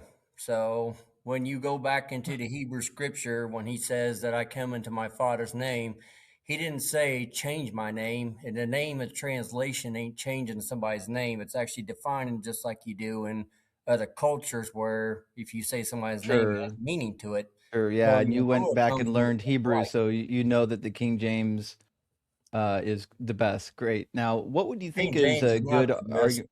King James is revised Bible of the Hebrew. It's not even real. I Even the know Hebrew the King Bible. James is a revision of the Bishop's Bible. Just try to pay attention. So, And what is a Geneva good argument that First Bible. Yahuwah and Yahusha are God? What was that question? So, what would be a good piece of evidence or argument that Yahuwah and Yahusha are in fact God? Well, look at your life stance. I mean, you guys say that, matters came in together by themselves and created We didn't. human life, That's but not what we say we have to actually have at a all. maker put all this Who stuff told you together. that? Who told you that's what we believe? Because that's not what we believe. Well, it's a same generalization of what atheists believe is that there is no maker and everything just No, came together by itself and created a we human don't life. believe that everything just popped out of nowhere. So you believe there is a maker who made you, right? Nope. Well, I It's mean, not my a true parents made dichotomy, me. bud. So you believe just science came together and made you as a human and complexed your entire body, except for Yes, most praise doctors be to can't science. explain. Hail science, yes. I worship science every day. But I'm saying is, if a doctor can explain, or let's say, let's put it this way, scientists can supposedly explain everything, right? Yeah, And they can famously. break down everything like that. But how come a doctor can't break down the entire body and understand everything about it yet? And they've had years to do it. Doctors, what don't they understand? How's a disease come and yet they can't find a cure for it yet? But yet What don't they scientists understand? more worried Well, about understanding how a disease works is different than curing the disease. So Well- what you're trying to say is because humans don't know literally everything, there must be a God, but that's not a valid argument. You go off God, it turns out that the God humans of the don't know Bible, everything. God of the Bible famously has a really good track record when it comes to medical facts. I'm sure Justin would love to tell you about that. Yeah, that does bring up a good point. Do you think that the God of the Bible should know anatomy? Should he? He credited you. Why would he need to learn about it? Well, because Ian brings up a good point, which is in Deuteronomy 22, there's a really interesting anatomy fact that God doesn't know. Really? Yeah, you want to read it with me? Because he says very clearly he knows everything about you because he credited you. That's the problem, bud. Yeah. Yeah, you nailed it. You want to read Deuteronomy with us? Yeah, read Deuteronomy in Paleo Hebrew. Well, we don't have Deuteronomy in Paleo Hebrew, and you can't read Paleo Hebrew, so it's not. You don't even know. Is that your basis? You don't even know. You know that Paleo. You don't even know. You don't even know modern Hebrew. The modern so Hebrew this is is another revised scripture of the original Bible. So we you don't can't have. go around telling We people don't have the entire Bible in Paleo Hebrew.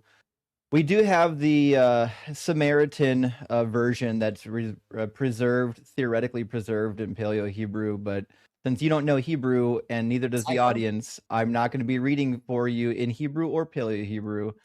So let's read it in English since we're all speaking English. In verse 13, it says, "Suppose a man marries a woman, but after going into her dislikes her and makes up charges against her, slandering her by saying, I married this woman, but when I lay with her, I did not find evidence of her virginity." So we'll pause there. What evidence do you think this gentleman would have been looking for? Oh, I'm sure that, there's a thing called when you, I'm sure, I don't know about you guys, but growing up in my neighborhood, it was, you popped a cherry.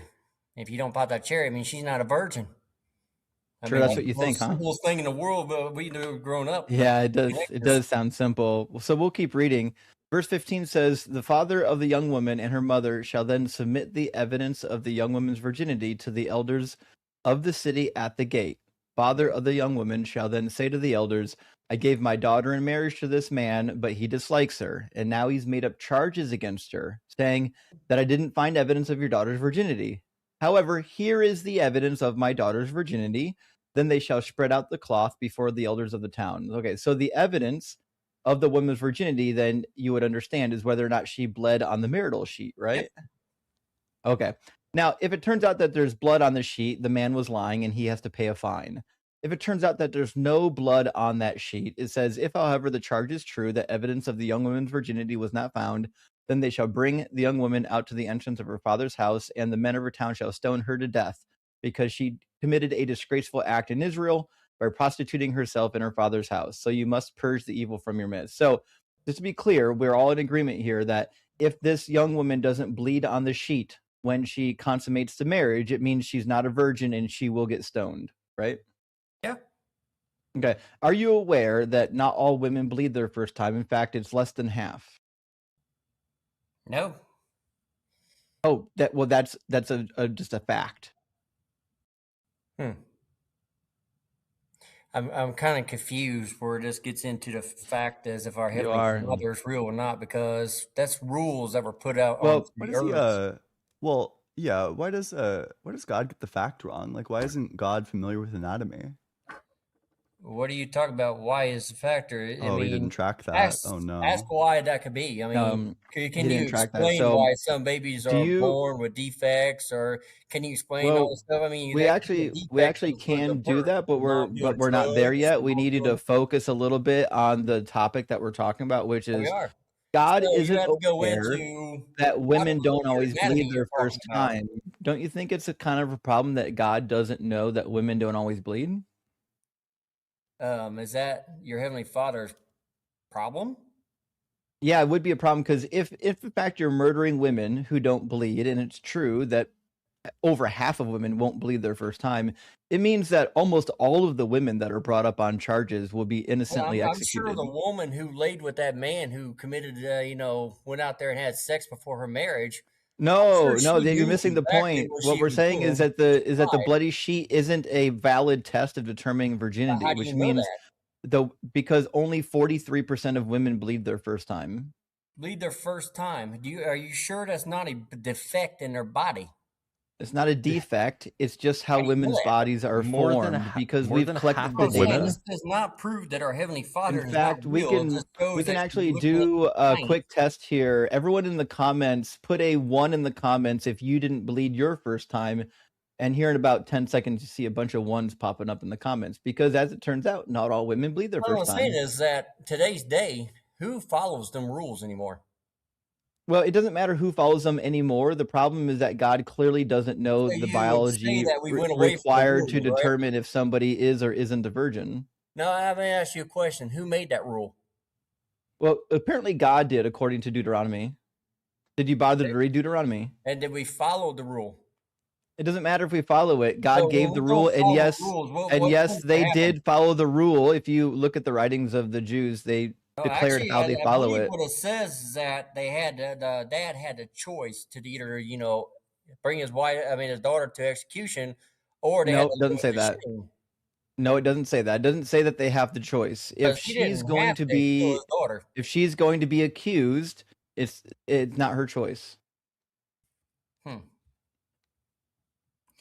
So Do you understand the contention that we're making? I understand that we're course trying to not. find definitions to basically explain why you don't believe in Okay. our Heavenly So Father. let But if me you explain a go little. with definition that is, story dude. right Holy there, shit. and let's say we do go with that story you just told me. If Let- we let- go with that story right there, maybe I that can does explain not a little better. disprove our Father. Brian, That just disproves people Brian, listening. perhaps just let me summarize. So the contention is this. If it's true that more than half of women just don't bleed on their first time, then it seems like what'll end up happening is half the time you will have a woman who is actually a virgin but doesn't bleed. And so the guy will complain she's not a virgin, and then she'll get stoned to death. Which means that this method, looking at the sheet, checking for blood, is just not a very good method of figuring out who actually was a virgin or not. But I think there was more to that story than you guys are saying. The trouble is that I don't think that God they just gave went off a us sheet. God gave us this method as a means to determine virginity. Yeah. So God And was I'm- incorrect that this method is an effective way to determine virginity. But they said there was also more ways they had to go investigate into what if she's telling the truth or not. Name two. Oh, really? Name two. So I'm sure they went around and asked. Basically, had to ask her if she did it or didn't do it, and then Verse? actually asked her probably around the whole neighborhood. Can I get the verse? 'Cause it wasn't like Can we get Indianapolis a verse City for where that? you had a big old city and then that people couldn't figure it out. So, These are Can small. we give a verse for that? Because as it turns out, the only evidence that could be provided is the sheet, since you can't witness every moment of somebody's life, and also witnesses sometimes lie. I'm So still the only witnesses that ever come to trial on these cases, which is documented in the Talmud, are witnesses that watch them physically consummate the marriage, and the witnesses aren't there to testify to everything a person's done. The witness is only there to testify whether or not there was any silly business with the sheet, meaning did somebody swap the sheet out? Did somebody bring something like a vial of blood? The witnesses are there just to verify that there was no funny business when they consummated the marriage. They're not there to say like something did or didn't happen at some point in history. okay, but again, you guys haven't convinced me my Heavenly Father's not real. You're just going off rules that somebody probably defied, or there was a misconstruction of Well, these are somebody's. God's rules, and God's idolatries. rules imply that God doesn't know how the female anatomy But works. how do you know women were having that same problem back in them days? It's not a Because they problem. wrote about it. Who wrote about it? There is no more scripture about women just weren't having They're actually periods all the time. writings in the Talmud and from the ancient Greeks. They wrote about this exact problem. Greeks. Yeah. Did you And to know be that, clear, it's that not the a ancient problem. Greeks had women too? But Greeks. Well, not if you ask them. Everybody was just a little boy. But you got to understand this too, is that Hebrews and Greeks didn't get along. So why would I trust any factors coming out of Greeks' mouths? Well, these laws aren't just for Hebrew people. These laws for anybody who participates in the worship of Yahusha, Or do you which believe that is the Torah went away? clarified in Exodus and the Book of Numbers. So So what that you- means is that there are people who are following these ancient laws that are going to be unjustly executed. And yes, it was true of Hebrew women as well, because the ancient rabbis wrote about these exact problems. So do you believe the Torah went away? That's irrelevant. We're questioning whether your God actually knows biology, and he doesn't. Actually, he does. He created you, so that would actually make no Well, sense. then he doesn't know biology, or he's just an unjust monster who wants to kill innocent women. Or the fact is that it was a birth defect and then came into the later It days. wasn't a birth defect. It affected Hebrew women way back, just like it does regular, like So non-Hebrew. do you believe that alcohol can do damages We're to your not body? talking about. No, alcohol is not going to make you not bleed on your Actually, wedding it night. And it does. It's turns actually out proven Hebrew that women drank alcohol alcohol as can well, Brian. So that doesn't help your case. It does help my case because the fact is, it's proven. No, it that doesn't. things Did that you put in Hebrew your body women? that's Did unjust Hebrew women? can Did cause Hebrew effects. women? Brian, focus. I am Did Hebrew focused. women drink alcohol? Can it affect the birth? Oh my! Did he's not gonna Hebrew answer. women drink alcohol? He's like physically incapable. No, actually, you're capable of answering the question. Did literally Hebrew keeps dodging. women Actually, it drink does. alcohol? Did you not read scriptures about people getting Whoa, drunker? answer the Did question. Hebrew women drink alcohol? Yeah. Did we not hear the? Okay, so then whatever nonsense birth defect you're talking about from alcohol affects Hebrew women too. Try your next bad talking point.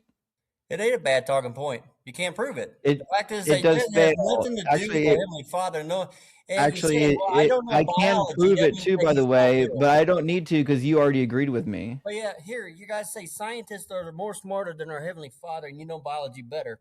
But yet, you guys went Apparently. for years telling us that Bill Nye, the I mean, science guy, it's was just real demonstrably true. Is Bill Nye, the science guy, the real scientist? No. This guy has to be trolling. There's no way. There's no way this guy's real. Nobody's this dumb. Dumb to what? You have not. If you don't Like know what the word dumb every- means, There's no then Heavenly you're in Father. a world of Because you hurt. can't even explain the world. You can't explain how it Gosh, exists he's so or how we desperate to got created. pivot.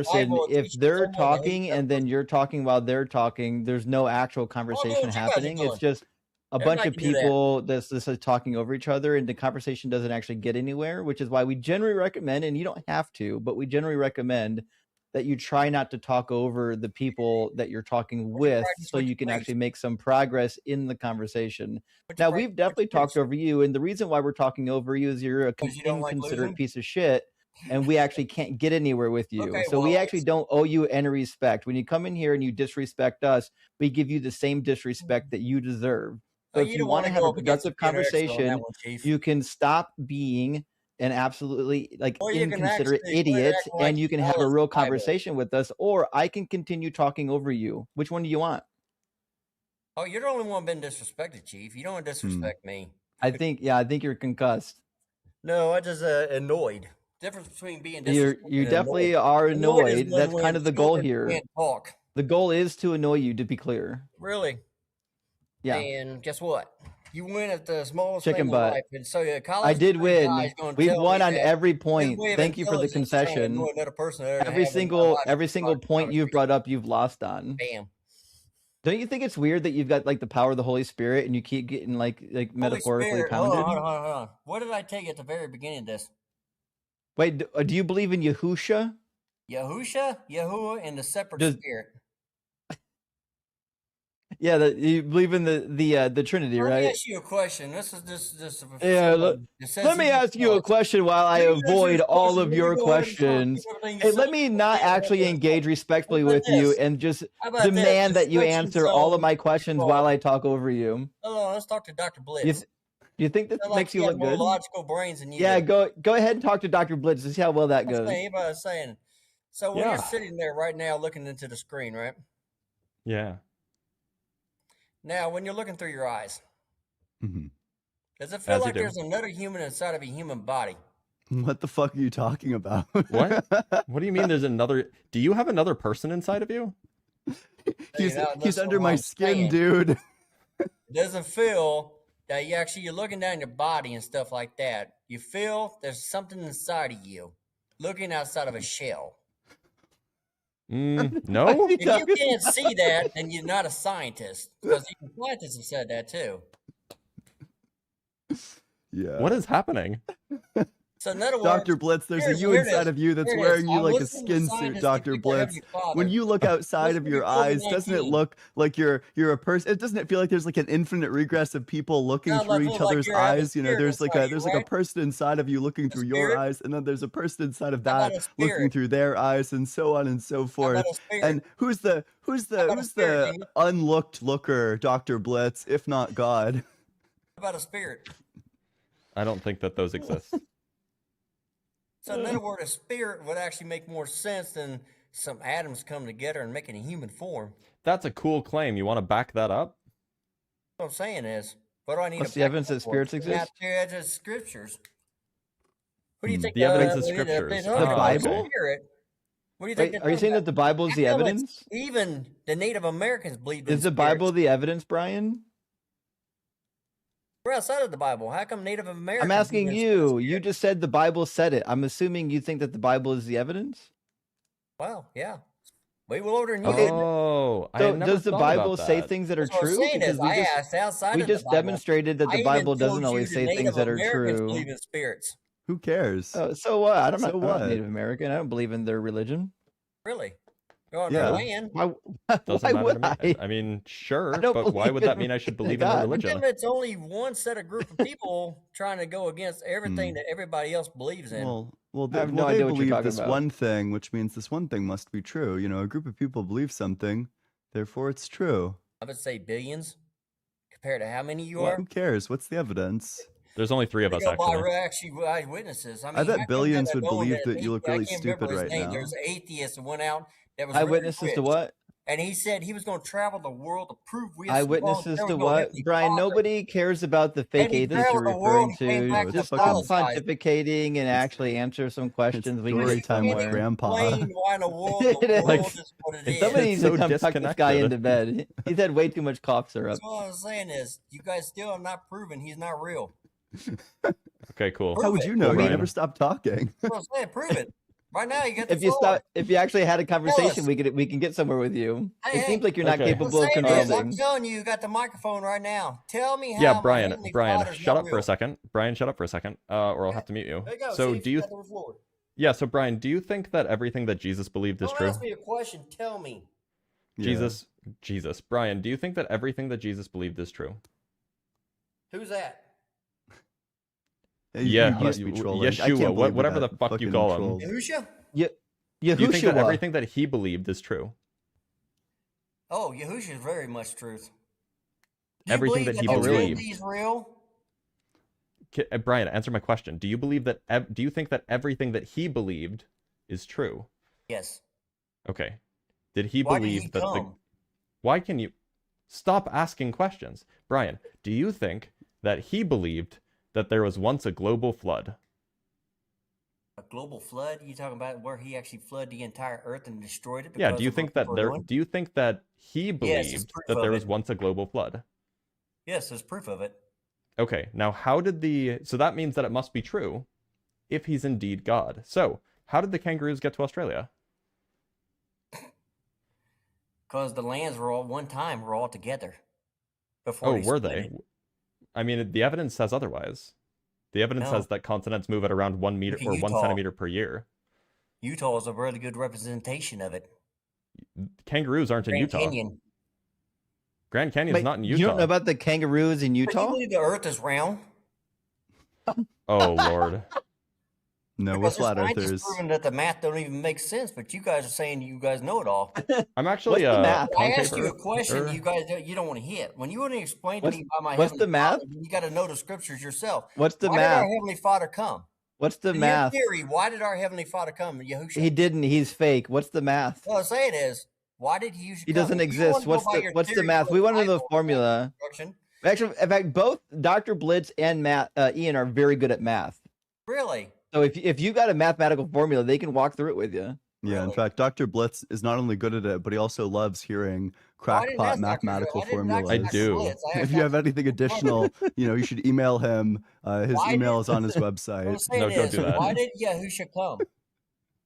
Oh, well, I'm pretty sure. Question. Yeah, he definitely did. Look, I'm pretty sure Mary Magdalene. It was Mary Magdalene that explains why Yahusha came. Yeah, why did It was Mary Magdalene's fault. Well, you don't believe that Definitely Yeshua came? You don't believe Mary was so good he came all over the clouds. I was saying is, why did he come though? He was in heaven.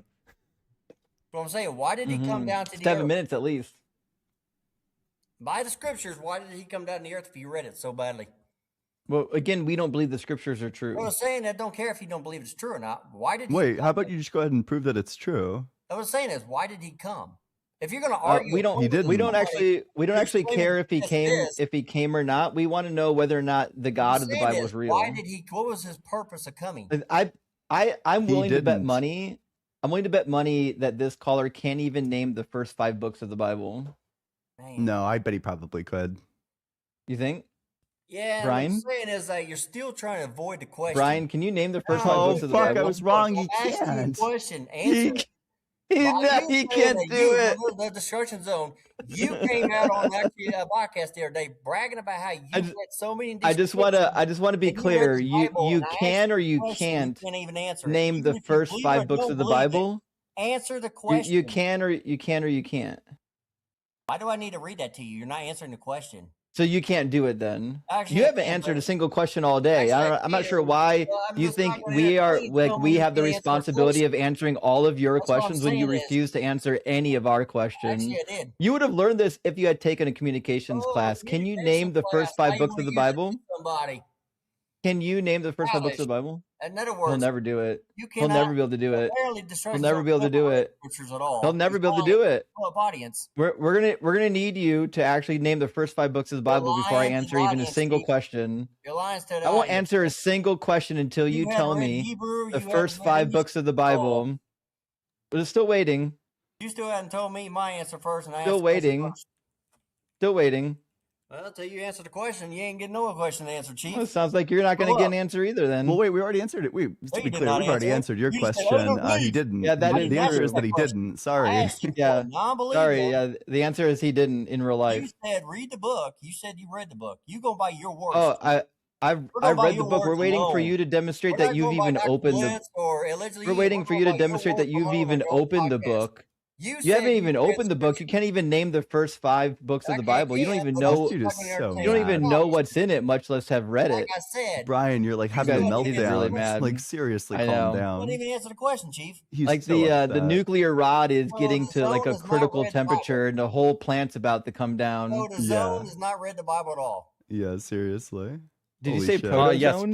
What did you just say? famously, Deconstruction Zone has never read the Bible. Definitely, that's the know. person Yeah. who's not Because read the he Bible did on lied this on his panel. podcast I'm the the other day. I'm the guy I that you asked want to him a accuse of question. having not read the Even if Bible when you believe can't or name the don't first believe, 5 you books should of the be able to answer Bible. it.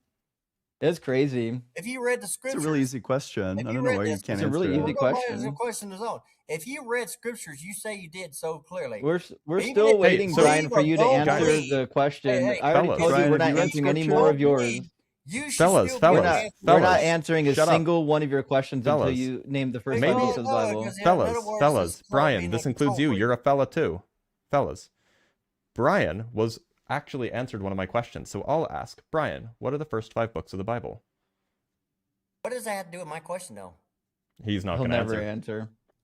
He's never going to answer. He doesn't know. Brian, just one question is to show good faith. Just answer one question. Go ahead. No, you. What are the first 5 books of the Bible? I can hear pages turning. He's looking right now. Let's go back here. I heard him So flip I and do answer it. your question. You gonna answer Do my it. question? Yep, already said so. Do it. Alrighty, you promise? Promise. Yeah, do it. Genesis, Exodus, Leviticus, Numbers, Deuteronomy, Joshua, Judge, Ruth, First Samuel. He's reading the contents of his Bible. So- I knew it. I so- heard the pages I mean, flipping, you're- and now you're he's just reading gonna through answer it, my and he question. can't even say Leviticus correctly. The other part is that he clearly Answer can't the count question because we now, asked for Chief. the first 5. But look Yeah. here, you got it Yeah, you going can't on. So in count. other words, answer my question now. Mathematically disinclined. Yeah. What's your question there, guy? For the construction zone guy, the one is The supposed to you mean deconstruction zone? Although during this conversation, it's going to be destruction zone because you've been nothing but destroyed. DZ. So a question for you today is, even if you believe, we're going to correct this at the very beginning so you can't do any runarounds. Even if you believe or not believe, just going by what Scripture says by itself, why did our Heavenly Father, Yahusha, come down? He didn't. The Bible doesn't say that he did. The only time he Actually comes didn't. down is in Genesis 18 through 19 and in Genesis chapter 11 with the Tower of Funny, Babel. 'cause there's Matthew. There's nothing in the New Testament that says that the Heavenly Father came down. Show me the verse. I'd Really? love to see it. Yeah, show it to me. So you're telling me Yahusha didn't come? Show me the Bible verse where it says that Yahweh came down. Yahweh? Who's Yahweh? You said the Heavenly Father. That's Yahweh. Yahuwah. Yeah, that's what you said. Yahweh translated down does not explain breath of life. No, Yahweh doesn't go anywhere near Yahuwah. You don't know Hebrew. Stop pretending. That is not even Paleo-Hebrew, and Paleo is the very first language. You so don't know what are you any talking form of Hebrew, and Yes, you Yahuwah do. is It's not far more a than what name you in know. Paleo Hebrew Let's go, or in Matthew. I mean, what are you or in Aramaic script Hebrew. And the reason why is because the third letter of the name Yahweh didn't even exist in that form, right? In order for the Shuric Biblical Hebrew, which means in the area of Paleo Hebrew, it didn't even exist. The form Yahuwah would not have existed at all as a linguistic form until we get closer to the 6th century. In the 6th century, we see the development of the Shuric within the Hebrew language. You would know this if you weren't a complete buffoon. Yeah, you don't know what you're talking about. But anyways. Yeah, I'm sure. What's a Shuric? Do you even know what that is? Oh, What's he's a gone. Shuric? He's gone. Oh, there. It's been long enough. It's been long enough. You know, That's a good one. I took my executive action as today's host. It's been It was long probably enough. necessary. Yeah. It was necessary in all possible worlds, even. Indeed it was. So we have some super chats to go through, and then we'll bring on our next guest, who is VA. From Game Master Flash with the $10, I always want to rebut Phil Bros by asking if they really think a god that wants us to worship him needs us to become philosophical pretzels to understand that he even exists. What an idiot, God, if so. Yeah. Yeah. I mean, like, it seems like if the god exists, then it seems like that God should be able to adequately explain to us what that God is and why we should believe in it in a way that we can understand. Yeah. So it just seems like this God is a bad communicator. Yeah, it's hard for me to believe that this is like the optimal amount of evidence that will save the most number of people, or that this is like the optimal human form for us to come to the conclusion that God exists or be able to grasp the fact that God exists.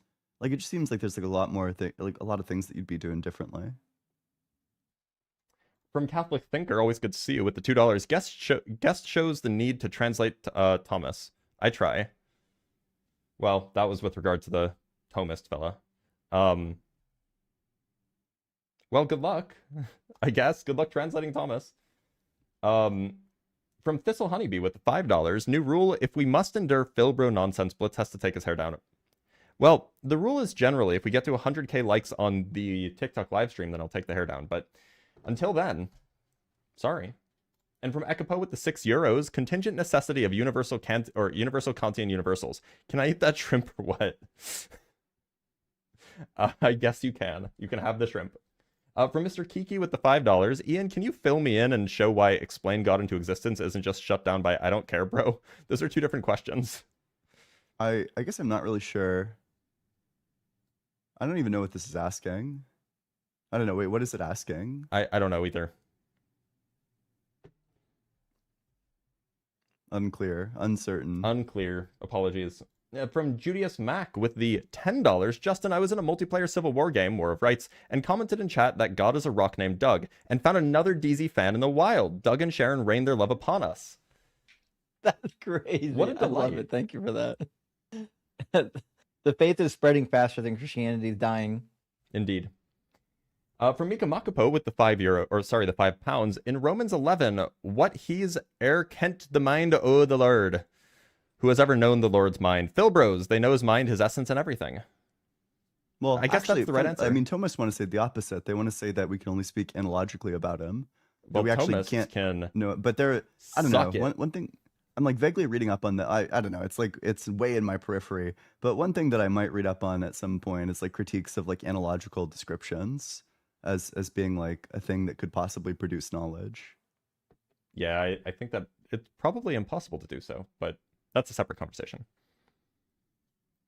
From Ekipo again with the €6, watch Dr. Jeff Lindsay video on vocal fry. It's a totally normal vocal phenomenon. Yeah, I believe it.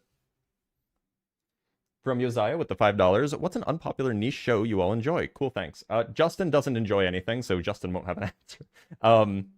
A niche show? Is Star Trek niche still? Or is it mainstream? I don't know.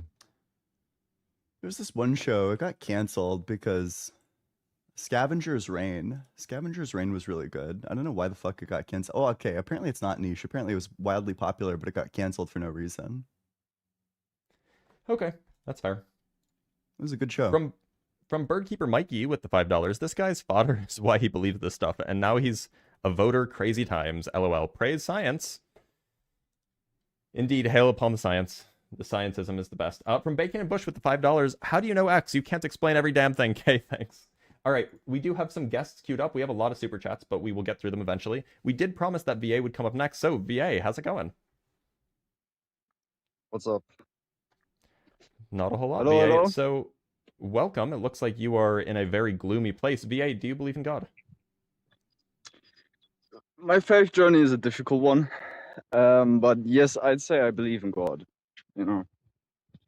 Now, what I'd would say you say so. is the best reason you could give us for why we should think that God is real? The existence of the supernatural, first of all. Second of all, the supernatural taking a somewhat positive form in Jesus' life in the case of miracles and such. And I mean, of course, Jesus, if you take him as being God, died on the cross. So Why would we think that's that why Jesus did miracles? Well, there's many eyewitness accounts of it. So There's of there's course it's eyewitness 2000 accounts of Titus Vespasian doing miracles. Yeah, I know. There's many accounts of such. I'm not necessarily saying it's proof, but it's evidence. Well, do you In the believe that sense Titus of, Vespasian was doing miracles? I don't know the story of Titus Vespasian, I can read it but for you. sure. Okay, so in Tacitus and Suetonius, we get a really interesting story about Vespasian doing healing miracles. He heals a blind man by the power of Serapis, and he also heals a person with a lame leg. And the story goes roughly like this. I'm going to read it from the shorter version in the Life of the 12 Caesars. It says, a poor man who was blind and another who was lame came both together before him, and he was seated on the tribunal, imploring him to heal them, and saying that they were admonished in a dream by the god Serapis to seek his aid, who assured them that he would restore sight to the one by anointing his eyes with spittle, and give strength to the leg of the other, if he vouchsafed but to touch it with his heel. At first, Vespasian could scarcely believe that the thing would succeed. Therefore, he hesitated on the venture, but then made the experiment. At length, however, by the advice of his friends, he made the attempt publicly in the presence of the assembled multitudes, and it was crowned a success in both cases. Okay. So first of all, I'd then like praise to ask, when Vespasian. was this text? Is Vespasian a historical character that is like for sure to have lived like Jesus? Yeah, he was literally one of the 12 Caesars. He was the one that invaded Jerusalem in 68 and 70. Okay. And was that text written of him doing miracles? The text was written like contemporaneous to his life. It was written by Tacitus and Suetonius, but it wasn't written like as he was doing it. But that's kind of a silly question because neither was anything about Jesus. No, what I meant is like, for example, the life of Buddha, right? We don't have documents of the life of Buddha We're in not talking close about Buddha. We're talking about proximity to his. Vespasian. We're talking about Vespasian, buddy. I know, but maybe you can let me finish and not interrupt me, and I can show you why I was just talking about Buddha for a second. Sure, go So for it. I was talking about Buddha because the first texts that we have of Buddha, right, of his life, are 300, 400 years after his life. And so there's a lot of time between when those texts were written and between his life. So there's a lot of space for misconception, so to say, for folk tales, hearsay to develop, you know. So first of all, that's why I mean, the argument that I just put up that you should I believe didn't Jesus. hear an argument. So the Life of the 12 Caesars are written approximately 120 CE. So it was written within one generation of the events, just like the Gospels. Yeah, I'm not trying to be like a very confrontative person in this talk here, as the last person maybe was at the end. You know, maybe we can keep it like in that way, the debate.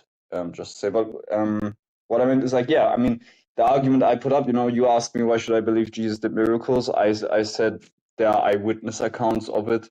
That argument would also then hold in the case of Vespasian, so to say, But the question is, was the writer who wrote that, in some sense, actually with the Caesar at the time, with the Kaiser?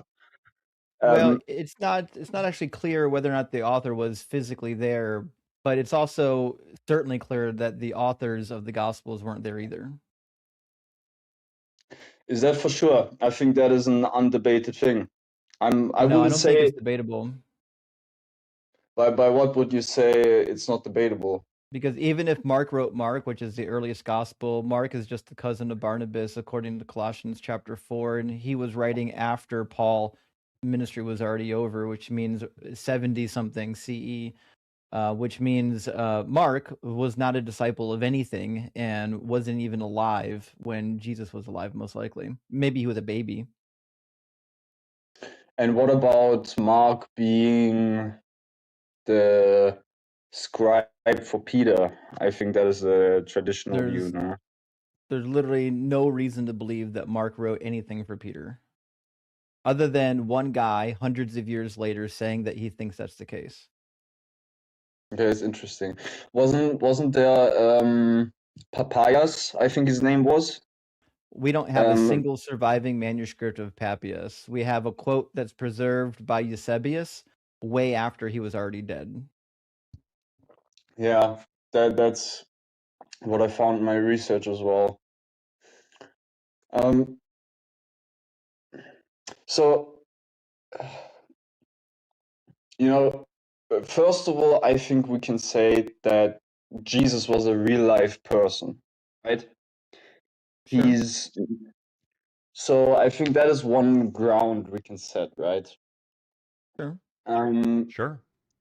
The question then remains, of course, open. How could we prove 2,000 years later without him being here, you know, in the way he was 2,000 years ago? Yeah, you got it. Yeah, of course. Like, you know, when I was 4 years old. I agree with you, 4 years old. actually. Can I ask you a question? Don't you Yeah, think sure. if Jesus rose from the dead, you think the best proof would be him still being here? You know, I ask myself that a lot of times, why is Jesus not still around? Also, I ask myself what would have happened if he wasn't crucified, you know? As I don't Well, he believe had to get in... crucified. Yeah, I'm not a person... It was like predicted from the beginning of the world, it says in Ephesians chapter 1. Yeah, I'm not a person that believes in penal substitution or atonement altogether, really. So I see the cross in a different light, you know. I don't see the cross as being necessarily preordained by God, so to say. That's weird. Okay, well, do you just not think Paul's credible? I wouldn't say Paul is not credible in every single thing. You know, Paul, for example, wrote that Jesus was crucified, which is a historical fact, you know. I think that Paul is not an infallible person. I'm not a believer in that every part of scripture is God breathed. You know, for example, when Paul wrote that it's an abomination to God if a woman prays without having heard, or when he wrote, I do not permit a woman to teach or to have authority over man, and then he included this in the story of Adam and Eve, that women are tainted by the lineage, so to say. He wrote, because Adam did not sin but Eve, and it was not Adam that was deceived but Eve. Yeah, we know the verse, my friend. That's Yeah. 1 Timothy chapter 2, the end of the chapter. Yeah. Okay, so it sounds like we're in agreement on quite a few stuff. The Bible is not reliable, and we have similar stuff. That Jesus did miracles. We have similar people doing miracles. Jesus rose from the dead. We have similar people that rose from the dead, like even Ramses II, Calero, Asclepius did, Aristeas did. There's a bunch of dying and rising people. It just seems like the claims made about Jesus are rather mundane when we compare them to the other claims made from like the other religions at the same time period. I mean, even like all things considered, even Moses did, you know, parted the Red Sea. That's more impressive than raising a single guy from the dead, in my view. Hell yeah. You think so? Yeah. I think raising from the dead is much more impressive. I mean, like, raising from the dead is something that we can, you know, in some sense, we do it now. People have their hearts stop all the time, and then we bring them back minutes later. We are nowhere near being able to part the Red Sea. I mean, we built the Suez Canal. We That parted the land. The Red Sea. Parting the land is easy. The Red Sea was parted using wind. Well, magic. Yeah, I know. True, magic wind. No, I mean that is sort of a personal thing of what be miracle you would find more impressive, but yeah, But look, I don't it's know. not even For clear to me me, what the yeah. distinction is. So you said that at the very beginning, you said that the existence of supernatural things is evidence. What do you mean by supernatural? It points toward it. So, what I mean by supernatural would be something which is out of the ordinary world, so to say. That is what the word supernatural means, right? It means super in as beyond, above, and natural as in a natural world. So, for example, when a guy gets hit by a car, and you see his leg being torn off, and then a guy walks up, heals his leg, all of a sudden his leg is there again, that's something supernatural. Well, so look, Or the question I'm asking is, it seems like in order to know what's beyond the natural, you have to fully know what is natural, and we certainly don't have that. I could imagine that there is some alien that could walk by and wave a wand over your leg and it would spontaneously regrow. I don't know if that makes it supernatural. It just might be technology or natural behavior that we don't understand yet. By the way, I just want to let everybody know that Justin did not disconnect on accident. That was on purpose. Justin has another obligation at the moment, so it'll just be Ian and I for the remainder of the show. But that's okay. Ian and I are good old pals. So the question is if we don't know what constitutes the entirety of the natural, how can we know what the supernatural is? I agree. In a scientific sense, it's hard to say, But It seems like if we can't even define this, how can we say it exists? Not necessarily. If you deem the supernatural, right, as something mystical in some sense, if you get what I mean, right? Then it can be hard, right? Because we don't know what the mystical really is, neither do we know what the natural really is. But if we just say in an ordinary day, a person's leg doesn't all of a sudden just get healed back, In an ordinary day, I don't know. And I think you'd be pressed to find me examples of this happening, by the way. I mean, there's many cases of healing miracles which are like there's many cases of people being mysteriously or suddenly cured of their disease, but inevitably these diseases that they're cured of happen to be those kinds of diseases where we actually know that spontaneous remission is a real thing. I would love to see compelling evidence that somebody had their legs spontaneously grow back. Well, I suppose there is accounts of that from the 14th, 15th century, but I view those in a bit of a more skeptical light as well. As you should. Yeah, I mean, in our modern day, right, these events still happen. The Catholic Church, for example, has a big department probably to verify miracles. It's not like you go to the Catholic Church, say. The Catholic Church is famously an institution that is invested in showing that miracles are real. They're not a particularly objective or non-biased organization. True, I would agree, but the medical professionals that they employ might be. Well, I'll give you an example. So there is a for the Catholics anyway, there is a Eucharistic miracle where allegedly, and I think it was in South America. I want to say it was South America. I don't remember where. I can pull it up really quick if you're interested. There you go. Yeah. So it was Argentina. Allegedly, the Eucharist, the Eucharistic cracker became heart tissue, allegedly, and then they sent it to a cardiologist or a medical examiner. I don't actually know if he was a cardiologist, to test to see if it actually was. The trouble is that guy was known for having previously written about Eucharistic or about transubstantiation, right? Like he was not some unbiased random cardiologist. He was a Catholic cardiologist, if I remember correctly, who already believed that this was a thing that was possible. So, I mean, that would just be an example of them not sending it to a particularly unbiased scientist.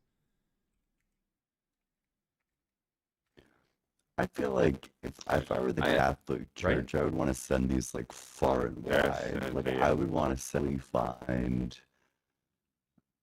you know, but instead they only send it to Catholics.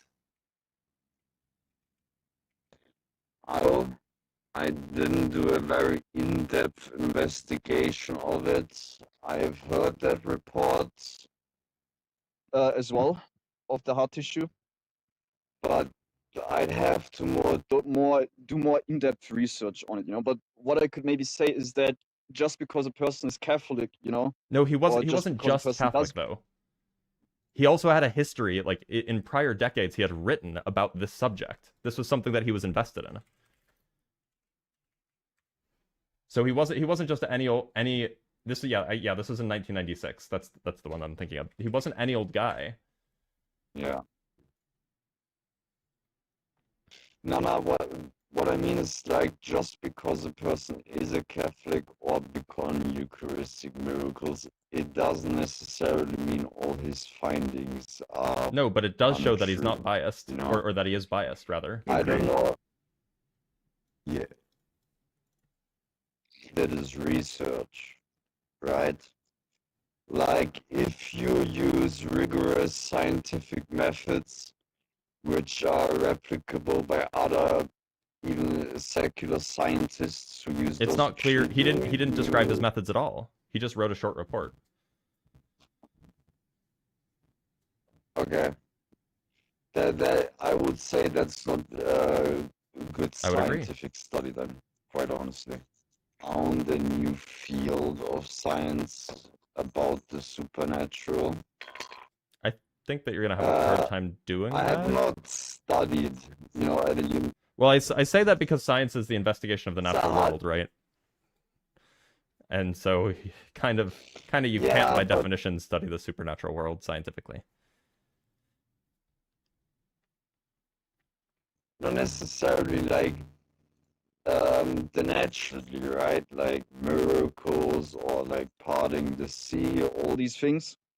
So if the supernatural exists, you should find traces of it in the natural Yeah, maybe, world. but then it just sounds like you just want to investigate using using physics or using chemistry or whatever. Investigate these anomalous claims. Yeah, primarily I want to use logic in a sense, you know, the scientific method of logic, as I cannot replicate these supernatural events, you know, myself. Then it sounds like you can't do science to it. You don't have to be able to replicate something to prove it. No, but you must be able to examine it in multiple different ways to, you know, confirm and show that your I would agree. method of investigation isn't false. Yeah.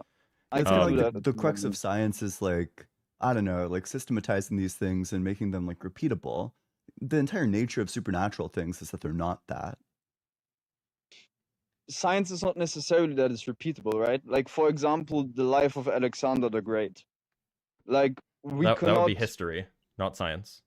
Okay, but yeah, there's people who say history is not part of natural science. Of course, I would disagree. It's one of the humanities. It's not a science. Yeah, I mean, I would see it also as a science, you know, but okay. You could say it's not a science that you can prove with a microscope necessarily. I just don't think it's a science at all. Like it just doesn't, like there's something called the historical method, which is different from the scientific method. Is archaeology a science? Is theology a science? No. Archaeology, yeah. Archaeology, yeah. Archaeology is a science. They use the scientific method. They form hypotheses. They test those hypotheses. But VA, it looks like we're very, very far off topic. Yeah. Because now we're just talking about you wanting to found a field of science. So I am going to let you go. But thank you for being here. Good luck, I guess. Good luck to you too. Never forget us. Oh no, he's gone. Okay, I'm going to read some super chats, and we'll bring up a next guest. From Garain with the $5, what's with ardent KJV onlyists? Is there something specific in there that they're clinging to or avoiding in the original? I'm sure that Justin has like a description for channel or Justin.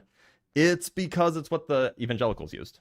I'm sure. I bet there's like historical reasons. Yeah, it's. I don't think it's a theological reason. From Bacon and Bush with the $5, is Brian saying if a girl drank the alcohols on her wedding night, she deserves to die? Yep, that's what he was saying. Definitely not a straw man. From Mr. Kiki with the $2, it needs to be more punishing to be this stupid. I'm sure his life is already plenty filled with hardship and toil. Probably. The working class stands together. From Game Guy, Bequider with the $6.66. Remember 5 minutes ago when we couldn't hear Brian speaking? Those were the days. From Gretchen with the $3, Brian is a Suka, or son of a Suka. Yeah, this is them good old CS references here. From Bacon and Bush again with the $5. Justin, you made a good point. I understood it, but the caller went to communication school, so whatever the hell he said had to make sense. Is that true? Is that how that works? Yeah, that's what they teach you, in comm. That's where the Malice with... go ahead.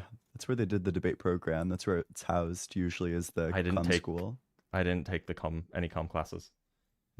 Which It is why I'm shows. insufferable. No, From I'm Kane kidding. Malice with the $2. And I'm not going to do it, but crawling in my skin. I mean, we all get the reference, I hope. I do. Good. From Random Bifurcation, okay, with the $5. Hey, I have a concussion and Brian made no sense to me. Hashtag not all concussions. Tell Brian to call Matt D on the line. If he's still here, if you can still hear me, Brian, call Matt D. Why From would you Eats do and that to Shorts with Matt? $5. Why did guest wife not come? Ooh. Look, I'm That's, not gonna judge. I think he'd think that there's like a nomological impossibility there. That checks out. From Slightly Agnostic with the £5, I prayed to Doug for evidence and he answered with silence. Truly, he works in sedimentary ways. But not igneous and not metamorphic. Those are the 3 kinds of rocks, and I'm sticking to it. From Slightly Agnostic again with the £2, the Morton Salt Girl died for our seasonings. She did. But she'll rise again with the stomach acid that she's going to produce within you. The indigestion. From Nightman Cometh with the $10 in Al Pacino voice. Yahuwah! I'm not going to do an impression. From Waffle Thief with the $5. Stop being a robot, you're scaring me. Hashtag rock hard for Doug. I'm sorry, I don't know why this happens whenever I host. My connection is fine. It's just it's an ongoing problem. All right, we do have more super chats, but let's bring up our next guest, Nebulous X. Pretty sure Nebulous X is a freedom fighter or there's a word for this. A civil liberties activist? But they don't want to come up. Okay. Let's talk to Chains Cooper.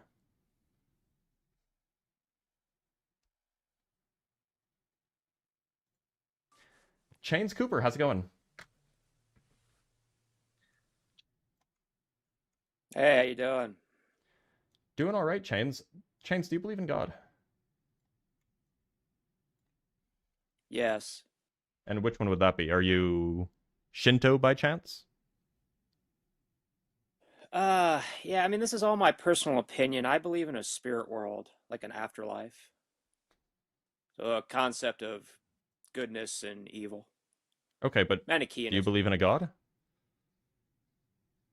Yes, I do. Yes. Okay, because you answered a different question than the one I asked. By God, what do you mean? Oh, a supreme being. Okay. That's like specifically, do you think it's like something that's like mental? No, I mean, I think Lucifer exists too. Therefore, I think God does. But you don't think that it's mental? Mental. How do you mean mental? Yeah, like do you think God is like personal in some sense, like an agent who in some sense maybe like as an analogy you might say that he has like hopes and desires and he intentionally takes actions to do things. Something like that. I think of God as like a metaphysical entity.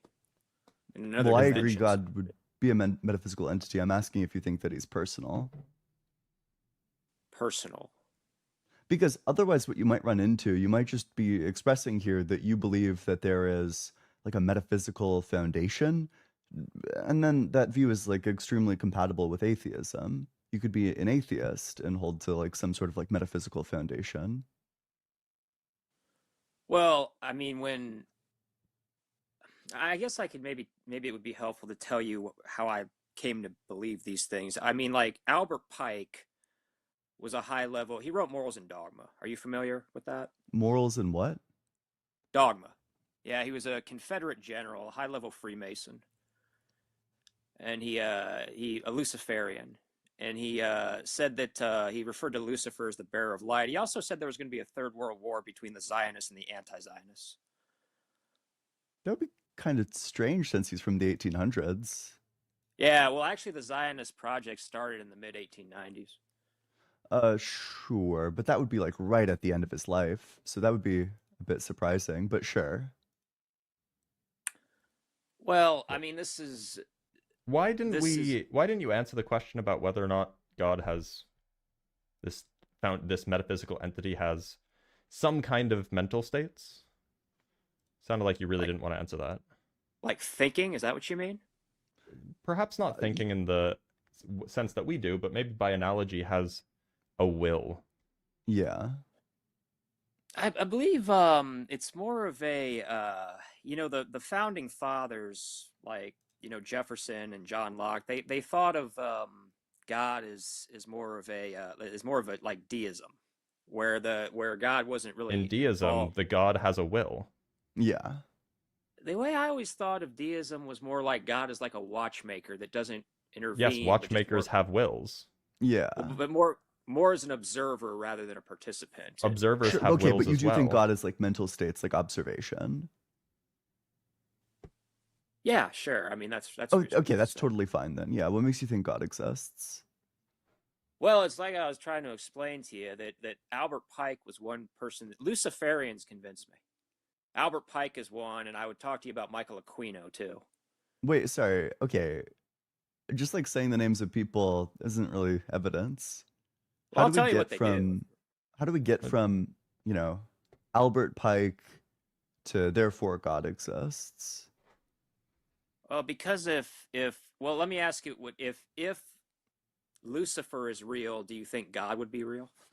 No, it doesn't follow. Oh. That doesn't follow. God damn it, well, Dr. okay, Blitz. wait. Ian's It saying doesn't. yes, Blitz is saying... Go ahead. For example, I mean, Lucifer could just be like a really powerful alien. Lucifer is not supposed to be all powerful, right? Lucifer is not all knowing. Lucifer could just be like an alien that comes to fuck with us. I take Lucifer to be something like a fallen angel. Oh, okay. So, I don't know how this fella is using the term. Well, no, Dr. Blitz, it actually is possible that that the spirit world is alien in origin. That's a possibility. That seems not like a possibility. Aliens are natural, spirits are supernatural. Yeah, but if aliens had some type of advanced technology for something else that's beyond our comprehension, I'm not saying it's true. I'm just saying it would be natural still. Well, okay, let me try this. Like, do you know who like Michael Aquino is? If you don't, it's okay. I don't care. I just want to know the reason for why I should think a God exists. Wait, okay. Let's not move past Albert Pike. I don't want to go from place to place to place with no connection made here. Well, they're both What about Luciferian. Albert Pike indicates the existence of God? Like, I understand he may have been a Luciferian. He may have thought that Lucifer exists. Why does him believing something mean that it's true? Well, because it's like I said. I mean, he convinced me because of look. I mean, to have the look at it, what's going. I'm actually a Zionist, okay, but look at what's going on in our time right now. There is a great war between the Zionists and anti-Zionists. Isn't that true? I'm not going to let you pivot to this. Like, obviously, I'm not going to let you pivot. Let's just stick with. I'm trying to pivot. You're like pivoting hard. There was no answer given there. Why does Albert Pike believing something mean that it's true? Well, this is what I'm trying to. It's not a pivot. He he called something that we're singing today, right? Or do you Great. not think? Could be That's fine. coincidence, but Cooper, that's fine. I believe a lot of true things. Does that mean everything I believe is true? Also, No. if his prediction is that there's a great war, like wars existed at his time. I'm not sure In that fact, that's... you said that he was a Confederate who famously took part in a great war. Yeah, I mean, but I thought it was pretty good knowledge or foresight or something supernatural to say there's going to be 3 world wars, and the third and final one is between the Zionists and the anti-Zionists. Could be coincidence, but I'm just... So to be clear, that's also like not something that we can verify as true, right?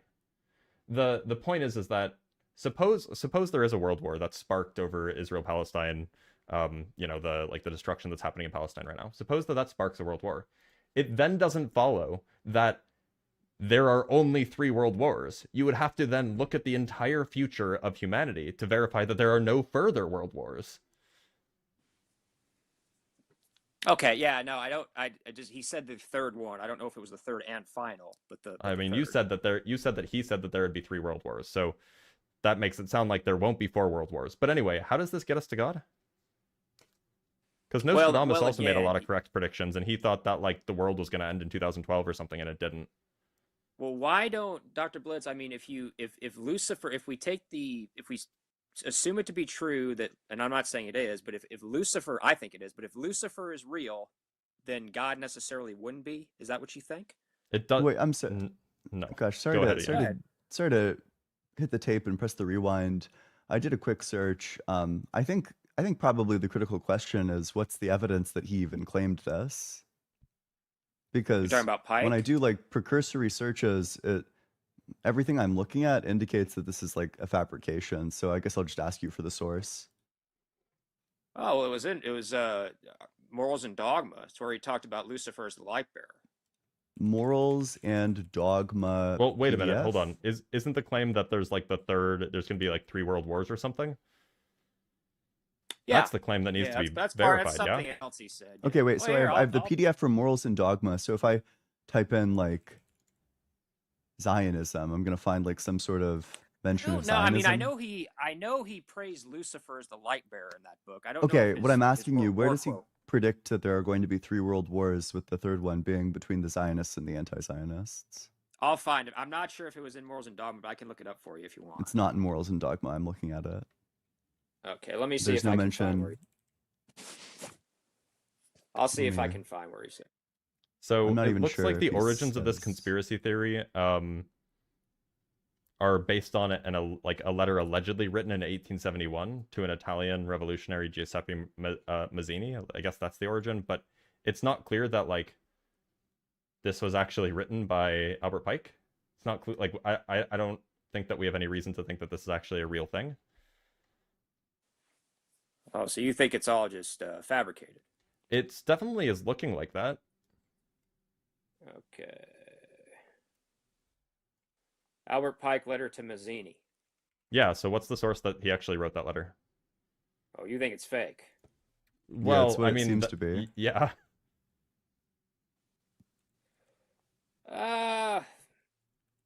Okay. Well, I guess we can spend some time for me searching for that. I guess I could talk to you. Wait, about you the never other checked people. this?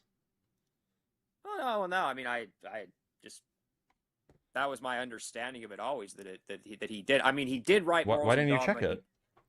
Well, wait a minute here. He did praise Lucifer in Morals and Okay. Dogma. Are we in agree on that? Yeah. I mean, I'm willing to grant that. like tentatively, yeah. Although, I mean, if I look into it, the one claim that you made that I looked into is apparently false. So I mean, we'll see. Okay, so you're saying this letter he never did, or it's some sort of fraud?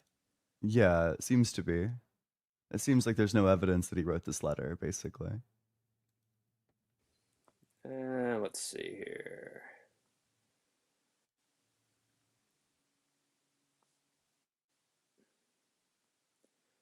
Albert Pike's letter to Mazzini.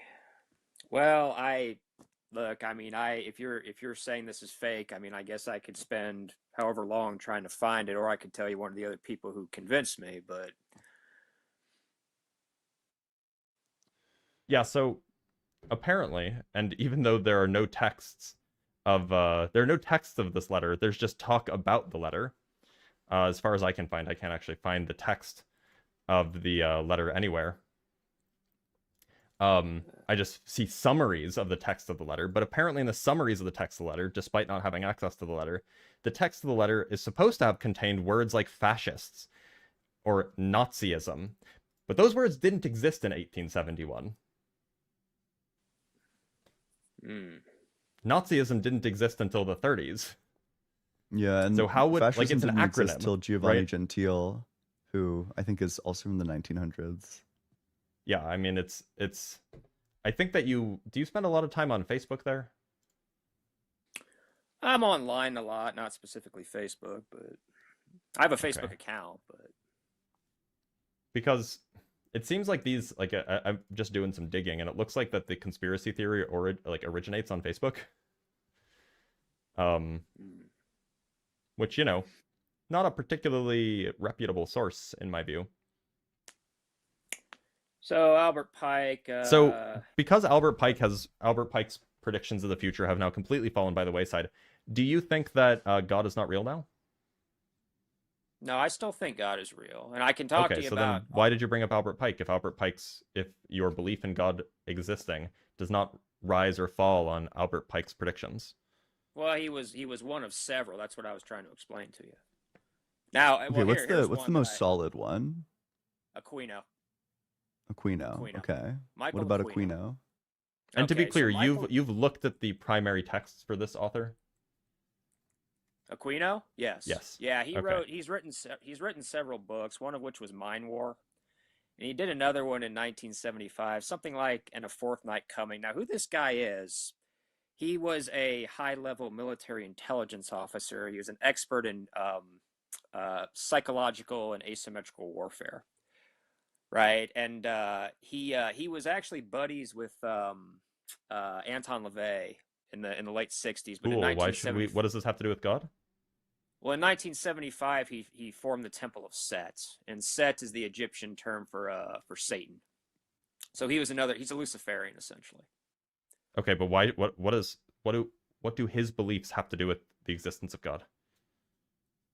Well, he's one of the people that really convinced me. I mean, I can tell you kind of what he did if you'd like. I mean, he in the 1980s, I think it was 1983, he got dressed up into full Yahtzee uniforms with some of his buddies. He's a former Green Beret, actually, and they went over to some castle in Germany and did like a reenactment of a SS ceremony, for one thing. Okay, what does this have to do mean with God is real? They're Luciferian. They're occultists. We understand that. Yeah, he's Luciferian. Why does that mean God is real? Believing something mean that it's true?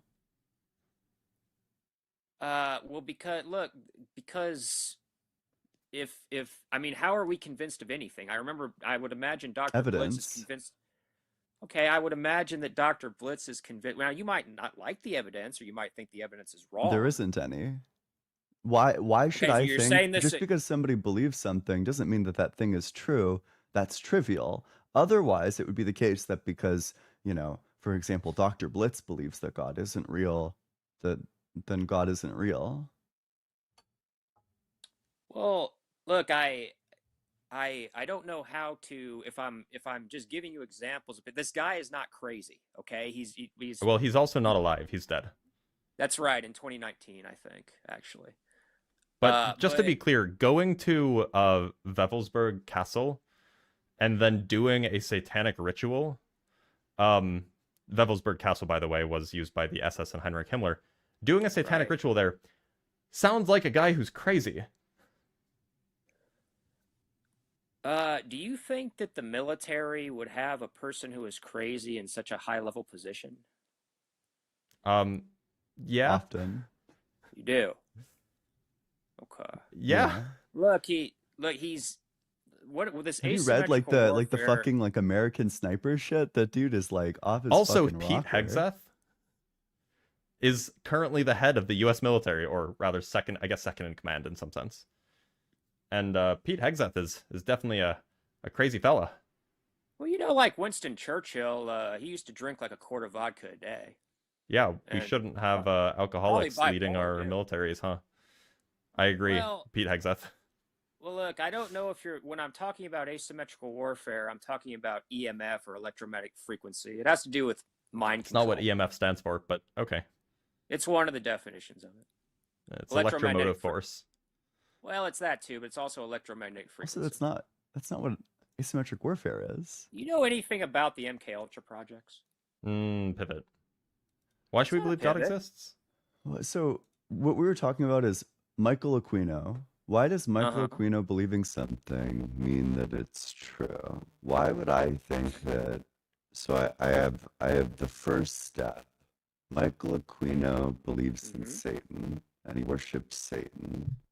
How do I then arrive at the conclusion that Satan actually believes, of which they're mistaken? Why would he bother? Lots of people are mistaken about their religious beliefs or about like metaphysical. Okay, so I mean, I'm assuming that you two are, what would you be, secular humanist, you're atheist, and you believe there's no afterlife, am I right? I don't know if I'd claim the label secular humanist, but yeah, I'm an atheist. Well, you're also on the politically left, aren't you? I am. Yeah. That feels like by the way, just a quick question, just because I'm curious. Cooper, sorry. Cooper, are you would you say that you subscribe to Ariosophy? I don't know what that is. Okay, just checking. You're good. Continue. Yeah, so I mean, I would just ask you, why would they bother? Why is there all this occult symbolism in Hollywood? All these pyramids and one eye and all this because it No, I mean, it drives sales, to be clear. It drives sales. People find it interesting, right? Like, obviously you took the bait. It's provocative, gets the people going. So you think they're just trolling? I don't know if that's the right word. Some of them certainly. Definitely. Well, I think like people like Lil Nas X. Well, I just like, I mean, all this one eye symbolism, pyramids. If you've ever seen the Lady Gaga video Applause, it's loaded with occult symbolism, and you just think they're doing it for the hell of it, just to sell videos or whatever, or merchandise. Maybe they like the aesthetic. Maybe it's visual storytelling. Wasn't there like a Solomon's Also, by the way, the Aquino point went nowhere, it seems. Seemingly. I don't. Well, wait a minute. How did it go nowhere? Because you had to pivot away. There's this one question that we still don't have an answer to. The question is, why does Michael Aquino believing in Satan mean that Satan actually exists as opposed to a more plausible explanation? Provocative, but he genuinely thinks Satan exists and he's wrong, or any other sort of explanation. Look, I'm just telling you that he convinced me. That's all. I mean, I could be wrong. On what basis? Well, I'm giving you the evidence. The guy is a high level military official. So if there was a high level military official who was an atheist, would that convince you to be an atheist? No. Okay, so then it's clearly not just the beliefs of high level military officials. It must have been that the high level military official, discussed some evidence or provided some logical reasoning to come to a certain conclusion, and so that's what we want to hear. Look, I mean, I'm laying it out. I don't know why a guy would take time to do Yahtzee reenactments in a German castle. Maybe he was a Nazi.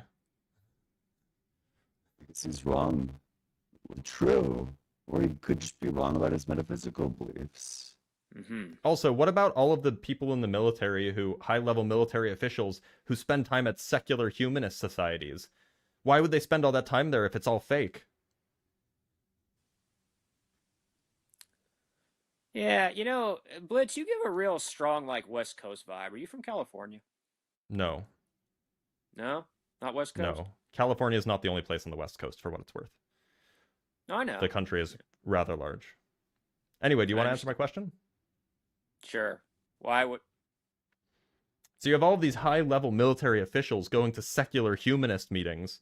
Why would they spend all their time, waste all their time doing this if it was all fake? Yeah, they believe it. Ah, sounds like a good explanation for why Michael Aquino does it too. Hmm. Well, it's not your ordinary belief system, right? Okay, what does that have to do with anything? Who cares if the belief system is ordinary or not? Completely unrelated. I'm just saying it's some weird shit, man. It may very well be. That doesn't mean that it's real. Do you know when I'm talking about MK and Aquino was involved in this kind of stuff? When I'm talking about MK Ultra, this is mind control. Are you not familiar with this? That's cool. What does that have to do with God?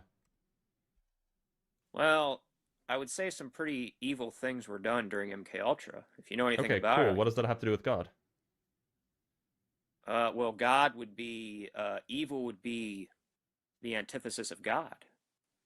Oh, well. So you think that evil can only exist? Sorry, I have to turn you up again. You think that evil can only exist if God exists?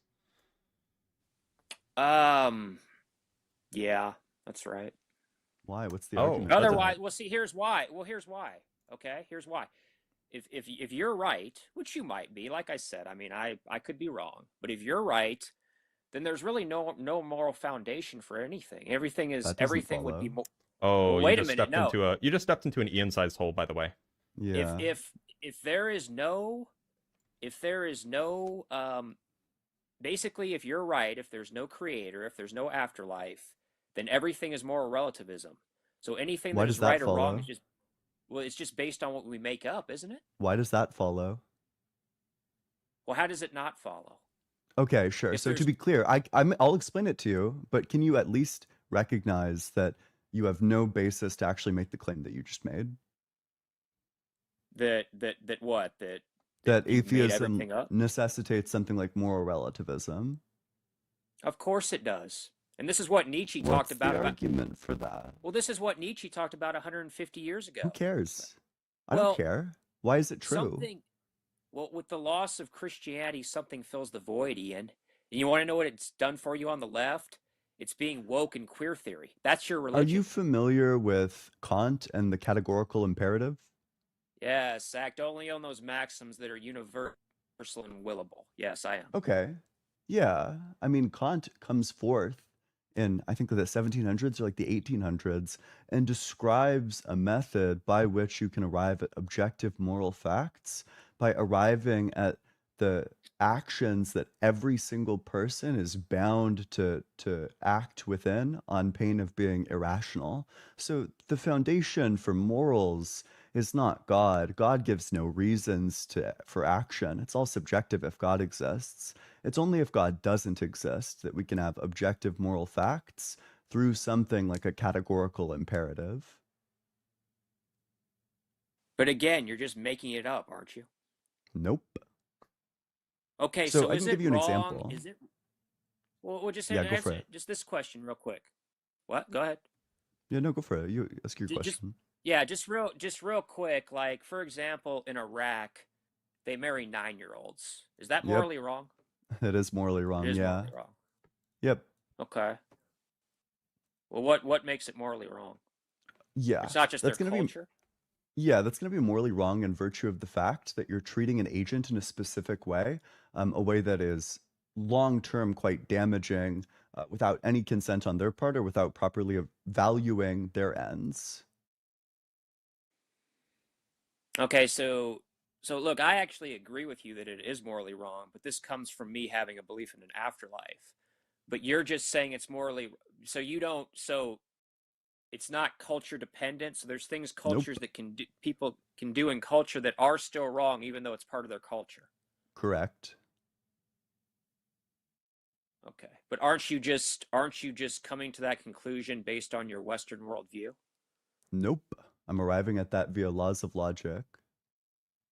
Well, take me through it. What's the logic of it? Yeah, so I'm an agent. What that means is that I take actions in order to achieve goals. In order to achieve any of my goals, I need my freedom and well-being, which means I need for you to not interfere with my freedom and well-being.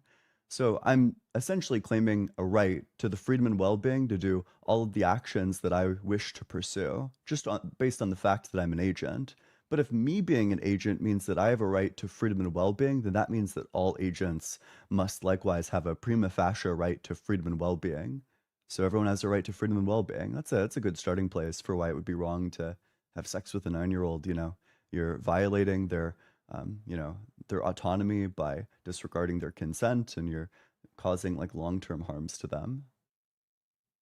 Okay, but rights are just based on force, aren't they? Nope. Rights are based on Rights are not. logic. No, well, but people's ability to have rights is based on force, right? Is appealing Nope. to a government. Everybody has a right. Everyone has these No, rights. Wait a minute. Cooper, You're what you're confusing this confusing- for? yeah. Enforcement versus, the essence of a right. Yeah, legal Sure, it might rights be the versus case that- moral rights. There you go. But again, the only if somebody comes into my home and tries to inflict harm upon me, I either have to deal with it myself or I have to appeal to some authority, right? That's a pivot. The question is whether or not No, what it's they're not a doing is pivot. wrong. What I'm telling you is The that you field just of made up ethics deals with right and wrong. Ethics evaluates whether that action is the right action or the wrong action, and it's the wrong action because that person is violating rights. But again, you're just making up what's right and wrong. Sorry, do you think that the laws of logic are made up? The laws of logic. Because my rights, as I just demonstrated to you, are based on laws of logic. But So I you're just saying that told that's you all you made don't- up. So you think laws of logic are made up? It's all subjective? Your rights. You don't think are that there's like an only- objective fact of the matter that like a proposition and its negation can't both be true at once? Your rights are only based on your willingness to enforce them. Sorry, do Which you you think have that to the appeal- laws of which means you have logic to- do you which think means that the laws of logic are made up, or do you think that they're objective is the question? Okay, so you're asking me if I think that there's like objective reality? Is that what you're asking? Yeah, Or do you think just the laws of logic are objective? No, I think they're made up. And is that logical? Well, but different countries have different laws, right? Sure, so then you're a subjectivist about logic. You don't think that there's any way to have objective truth. These postmodernists, they piss me off so much. That's Yeah, right. and that's These just woke the postmodernists. that's That's just the right. fruit of the right wing, is that you end up with at places like, saying that reality is subjective, that you actually just can't know absolute truth. It's only with your left-wing atheist values that you can have objective reality and objective ethics. It's all No, part of subjective on the Christian postmodernism is worldview. there's no objective reality. Yeah, and That's your what you view. believe. No, You just said there's logic objective is subjective. Well, logic is something people made up. So you do think Right? logic is subjective. Well, it isn't objective, but objective reality exists outside the human mind, doesn't it? Yep.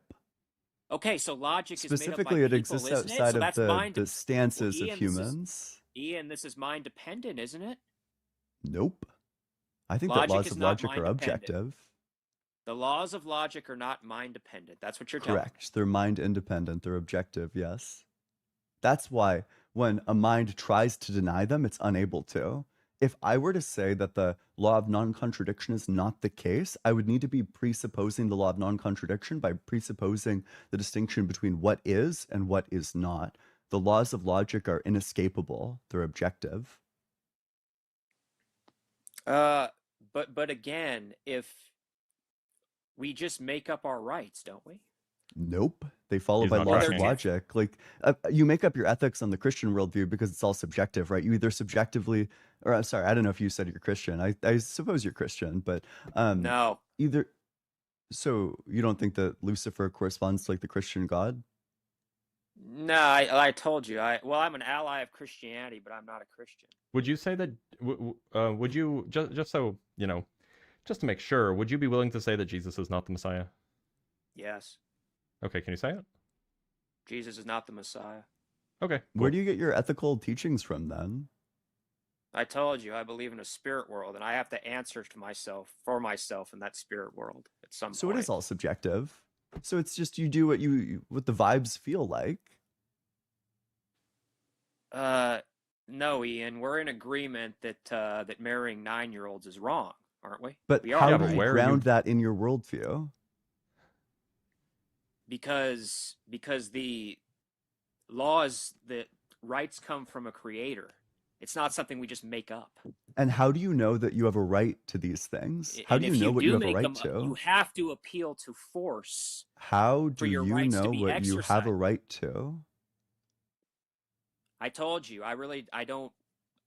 The fact that I believe in an afterlife and I have to answer to something at that time, I act accordingly. But in What terms of if the the physical, person in the other country thinks that they have a right to rape a 9-year-old? What then? How do you well, determine they who's right do. and who's wrong?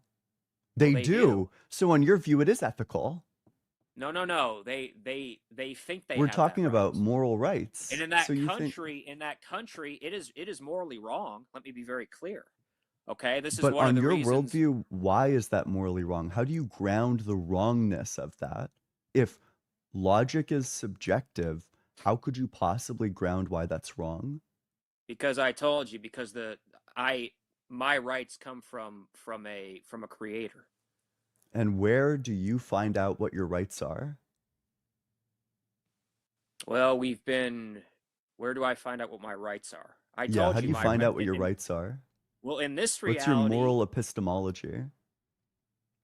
well, it's pretty as simple as do unto others. And how As do you would you treat determine others that as you that's would the like to be correct thing? treat Why others ought I as treat others the way that I want to be treated?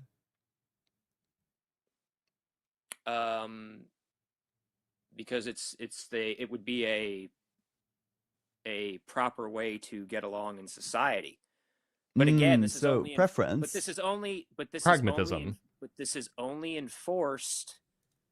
Rights are given by force, because you Which have to makes it appeal. sound like it's subjective. Yeah, it's subjective, right? Not You're if you saying believe like they come from the guy not if who you rapes the believe they 9-year-old has the right to rape the 9-year-old. It can't be both that rights come from force and rights come from the divine. It can't be both. Yeah. in the physical world they come from force. Okay. So then in the physical world, the rights are subjective. In the spirit world, they come from the divine. Sure. Are we in Do the you spirit think world that- or are we in the physical world right now? Oh, but the spirit world is ultimately where we end up. Are we in the physical world or are we in the spirit world? We're in the physical world. Okay, so the relevant rights here are the physical world rights. Would you say that the rights that are relevant to our lives are subjective? In the physical world, yeah. Which is where we live, yeah.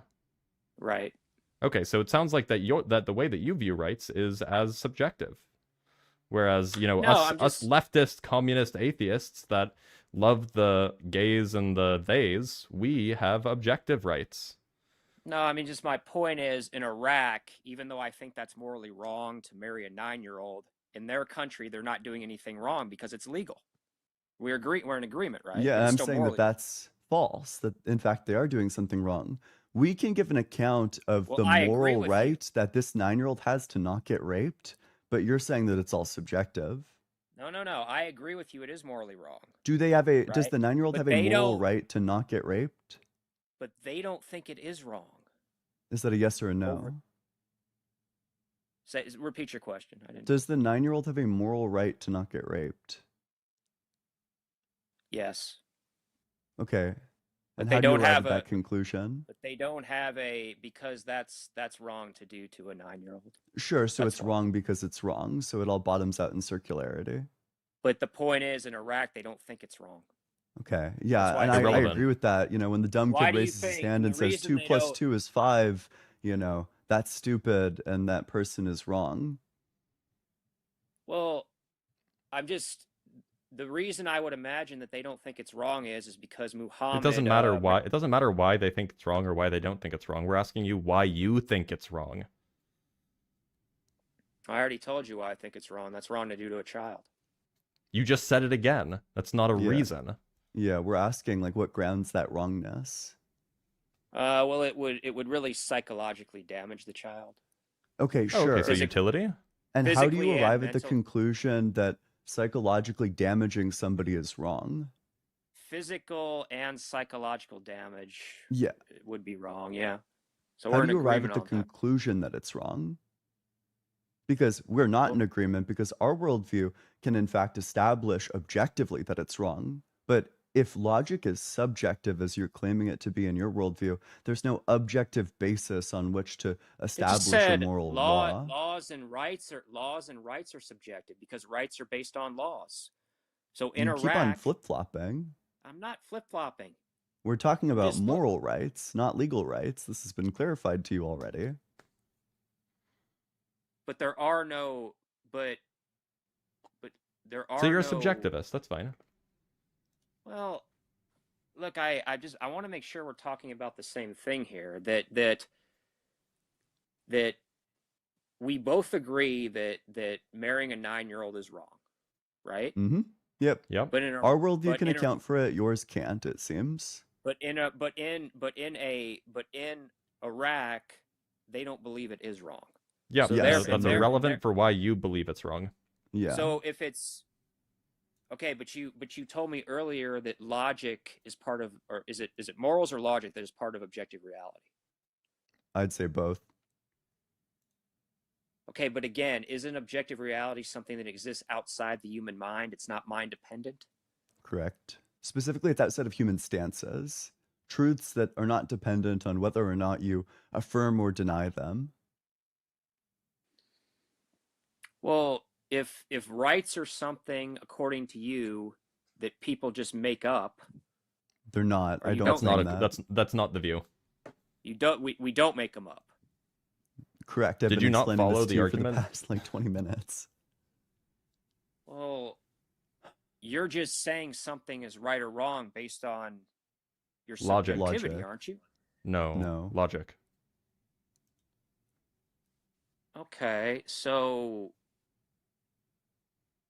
all right, so being a Strongest Andrew Wilson disciple, by the way. Yep. Okay, so if you think that even though countries have different laws, things are still morally right and wrong. Yeah, when the But dumb aren't you kid just when the dumb kid raises his hand and says 2 + 2 is 5, he's wrong. Mm-hmm. Okay. But so you think, but you don't think we should go over to Iraq and intervene to change their laws? Where do you? did anybody make any of those claims? No, I'm just asking. I'm assuming the answer is no. That sounds like a thorny moral moral dilemma. I'm sure that there are reasons to both do that and to not do that. I'd probably side on not doing that because I don't want like American soldiers to go and die. But you know, there certainly are reasons to prevent things like that, and it's certainly wrong what Cooper, they're doing. do you think that American soldiers should go over and die in Iraq to try to, resolve this issue? Let's get them back in there, boys. Fortunate Son fades in slowly in the background. No, I don't, Dr. Blitz. No, that's Okay. I mean, I guess you hate the troops. Sorry, I got that backwards. You love the troops. Well, this is actually something I find interesting about leftists. That, like I said, I support This Israel. is so funny. This is so funny because you're doing everything you can to avoid answering the question of how you come to the conclusion that not harming little girls is wrong.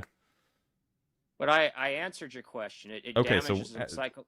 yeah, no, but okay, but why is that wrong? Why is that wrong?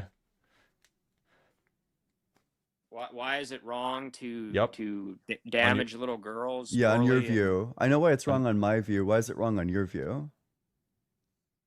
Well, it's perverted, and it's something I'm not into. It just sounds like you're giving me a lot of feelings. Yeah. Why does it being like something that's perverted and something that you're not into on your view mean that it's wrong? That sounds like that sounds subjective. Well, I mean, you could say this about anything. I mean, obviously it's wrong to harm a person who's wrong because it's obviously wrong. We did it. No, so I have to, you want me to get into an explanation of why harming little girls is wrong? Yeah, on your view, yeah. Yeah, how do you ground that non-circularly? in a way that's Well, non-circular, but also overcomes the is-ought problem. well, it would really harm the young girl's life. It would Great, that's true. cause Why is that wrong on your view? depression and Yeah. huh? We acknowledge, totally acknowledged. Why is that wrong on your view?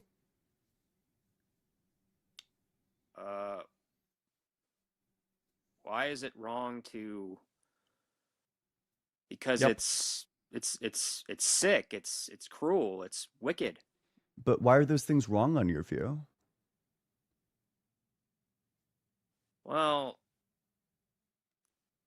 I don't. I thought I've explained this. I'll keep trying. If you're not. You're getting running the into answer, Hume's is-ought problem. You're saying it is these things, but then how do you cross from it is these things to therefore you ought not do it? Well, for one thing, I think it'd send me to hell. Okay, why ought you not go to hell? Because I don't want to. So be it's subjective. tortured It for comes down to you. It comes down to you subjectively not wanting it. This is such a great demonstration of how theistic ethics are all subjective. If you want objective ethics, the atheist worldview is the only worldview that can provide, because your ethics bottom out in, well, I don't want that.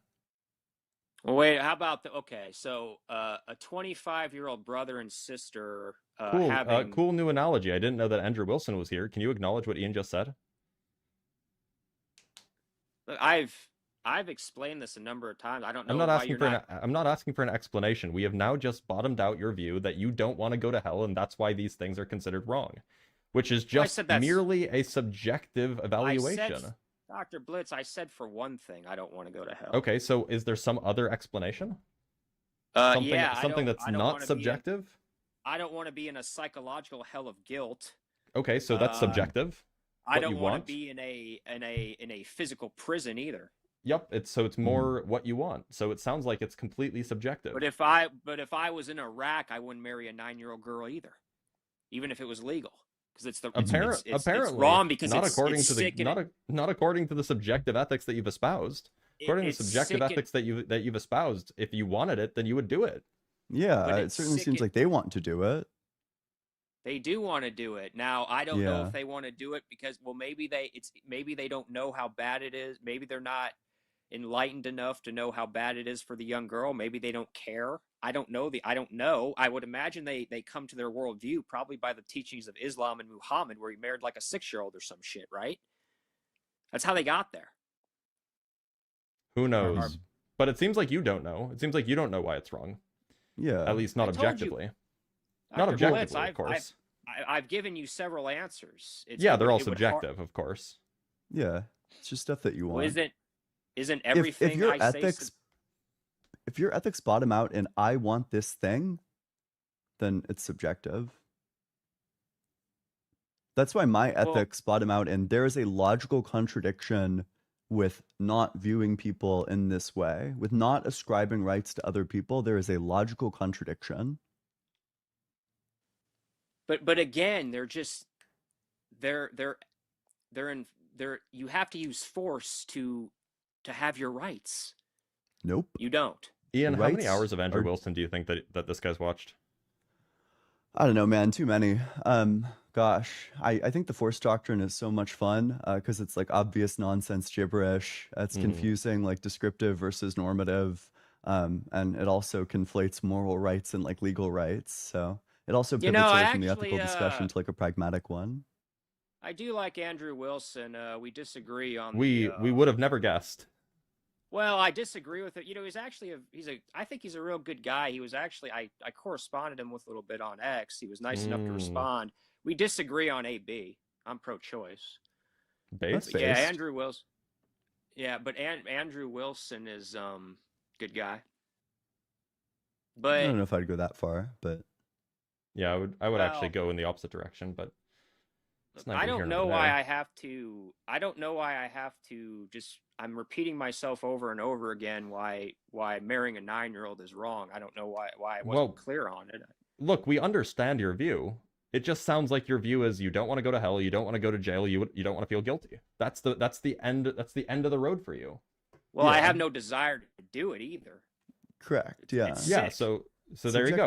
It's all subjective. It's based off what you want. Well, wouldn't anything that you ask me would be subjective from me, right? Because no. So that's what this is the importance of the Kantian moral project. The Kantian moral project gives a very clear framework for how you could have objective ethics, and it's by demonstrating that there's a contradiction in the rejection of specific ethical principles. That what the argument I gave you earlier seeks to demonstrate is that there is a contradiction in not ascribing to everybody a right to freedom and well-being, at least a prima facie one. Otherwise, you're committed to the contradiction that agency is both sufficient and insufficient for the right to freedom and well-being. Well, but I mean, are you still disagreeing with me that you're? I guess we've been over this with but ultimately, though, your rights are guaranteed by an appeal to authority or This an is a appeal to pivot. force. This is a pivot away from ethics to pragmatism. You're equivocating between moral rights, which are going to hold even if somebody violates them. Somebody could violate your moral rights, and that person would be wrong. Even if it was legal to violate your moral rights, if you have moral rights and somebody violates them, it's wrong. That's the thing about moral rights. Let me try this one. I just want to. Is incest between two adults wrong? Yeah. The Andrew Wilson pivot. The Andrew Wilson pivot. Okay, here, I'll try another one if you don't. I've had affairs with married women. Is that wrong? Do I have a choice on that? Is everyone consenting involved, or like is the partner consenting to this? Well, her husband didn't know, if that's what you're asking. Oh, no, that's wrong. Yeah, I would say that's wrong. So it's wrong. It would be okay if her husband knew. If her husband knew and approved, then sure. Yeah, it's like, I don't know. It's like a weird fetish, but I guess the husband. They put the chairs in the hotel room for a reason, right? Yeah. Well, okay, so how about me liking to drink gin a lot? Is that morally wrong? I don't think so. I think you could make some arguments related to like virtue ethics and like temperance. It depends how it fits into your life. There are ways to drink gin, even to drink gin often, that are totally permissible. Mm-hmm. And I'm assuming you all think that being gay is okay. Yep. Yeah. There's nothing inherently wrong with it. Unless you're gay and also Hitler, then it's not okay. But that's the Hitler part, not the gay part. Yeah. Unless you're a twink, but that's the twink part. Well, it just so what makes being a P3DO wrong then is the lack of consent. Yeah, obviously. Yeah. Okay.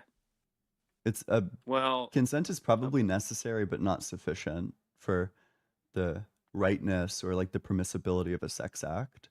There are other things that it could be wrong on the basis of, you know, maybe you'd want to say that if you go in there and she asks you to like call her like a racial slur and then you do, you'd probably say that that's wrong, but you know, it's because of the way that it shapes your moral character. Okay, and you said incest was okay too then? No.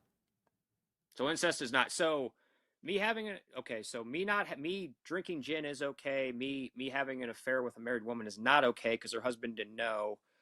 Being gay is okay, but incest is not okay. Yeah, correct. Did I get that right? Yep. Incest among adults is not okay. Correct. Yep. Why not? The reason why it's not going to be okay is because insofar as we're all striving towards the good, flourishing human life, there's specific roles that people are going to fit into. We don't live isolated human lives. We live interconnected human lives. We have very specific relationship dynamics with people from, you know, mothers, fathers, siblings, etc., things of that sort, wherein this provides unique benefits to your life. If you don't fuck your sibling, there's billions of people who you could fuck instead. And you get the added benefit of having a sibling who has like a unique role in your life that allows for even higher potential in terms of the sort of like good life that you could strive towards. Now, Cooper, it's your turn. Why is incest between adults wrong? Because it's I would recommend they see a psychiatrist. That's not answering my question. Well, it's I would imagine it's wrong because I would imagine that there's probably a lot of childhood. Maybe there was some things going on in the past, but why does it make it wrong? It's pervert. Oh, no, it's why perverted, should isn't we it? why should we not do perverted things on your worldview?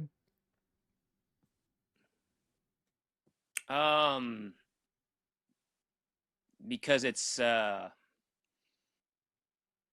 should we not do perverted things? Like, so adults having incest, well, I do think it's wrong. Same way I would think homosexuality is wrong. Yeah, but you're But not giving me why? the reason. Wait, like why is it wrong to be gay? No, force him on the incest thing. Okay, sure. He asked the question, he gets to answer it now. Why is it wrong? You said it's same as the reason why being gay is wrong, so why is it wrong? That's not actually giving us a reason. Well, it's a deviation from the norm, and, Why is that also wrong? too from an evolutionary perspective, libido comes from reproduction.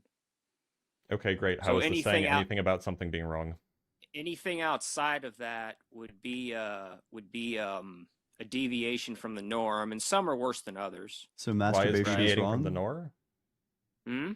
So masturbation is wrong? No.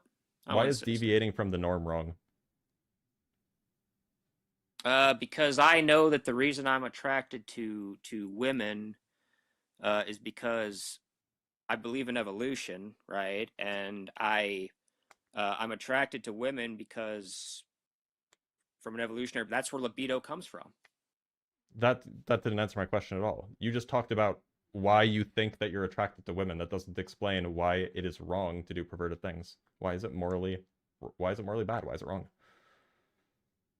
Well, because it would be using the drive for something other than it was intended. And why is that bad? Why is that wrong? Well, it's wrong because it's not what it was intended for. Why is using things for unintended purposes wrong? Why is using things for unintended purposes wrong? Well, like, would you say it's wrong, for example, to, I don't know, write with your foot? I suppose people have learned to do that. Yeah, but is that wrong? Like, it's not what's intended. Ian, foot pics? It's not, it's using the I hate that faculty you can do in this, a way. by the way. This is awful. It's using the faculty in a way that it wasn't intended. I'm definitely for. hiding your video. Well, I mean, Dr. Blitz, like, to answer your question from in the incest example, if it was a male and female, like brother and sister, there would be a problem with the child. There'd be a genetic. Why is it potential wrong? for genetic deformities? Why is We're that in wrong? agreement on that, right? Yeah, why is it wrong? Why is it wrong to have offspring with genetic deformities? Yep, why is it wrong? Yeah, on your Why view. is that wrong? On your view. Well, it's going to cause a lot of problems for society, right? Okay, why is it wrong to cause a lot of problems for society? Child would probably. Why is it wrong to cause a lot of problems for society? It seems pretty self-evident, doesn't it? Oh, okay. So you don't have an answer. Got it. Yeah, that's the problem, Wait a right? minute Like here. ethics is difficult. You should read up on this before you try to make like ethical arguments. This is why Andrew Wilson loses every single debate he has with a competent ethical philosopher. True.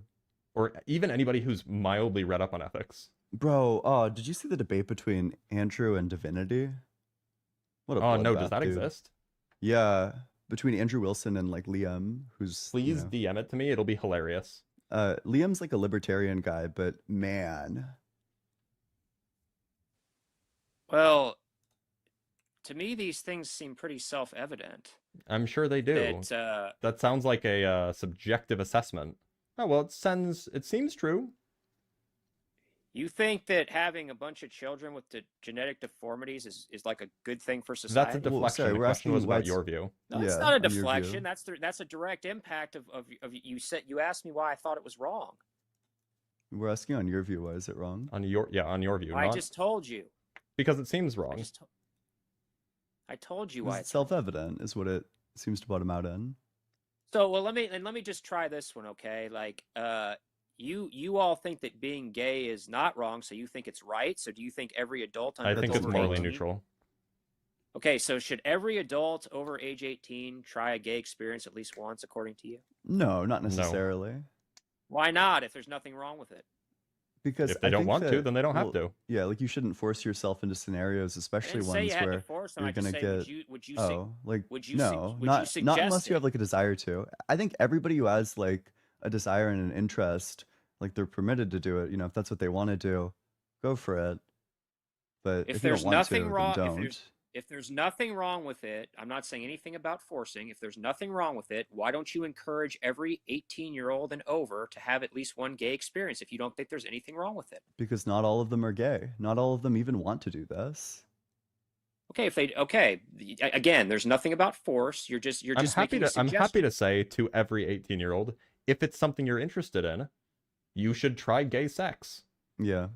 Like I Happy just to don't say know that, why I like, would yeah. I it's kind of weird to say, you know, you should do this if you have no interest in doing this. You know, sex is a very personal thing.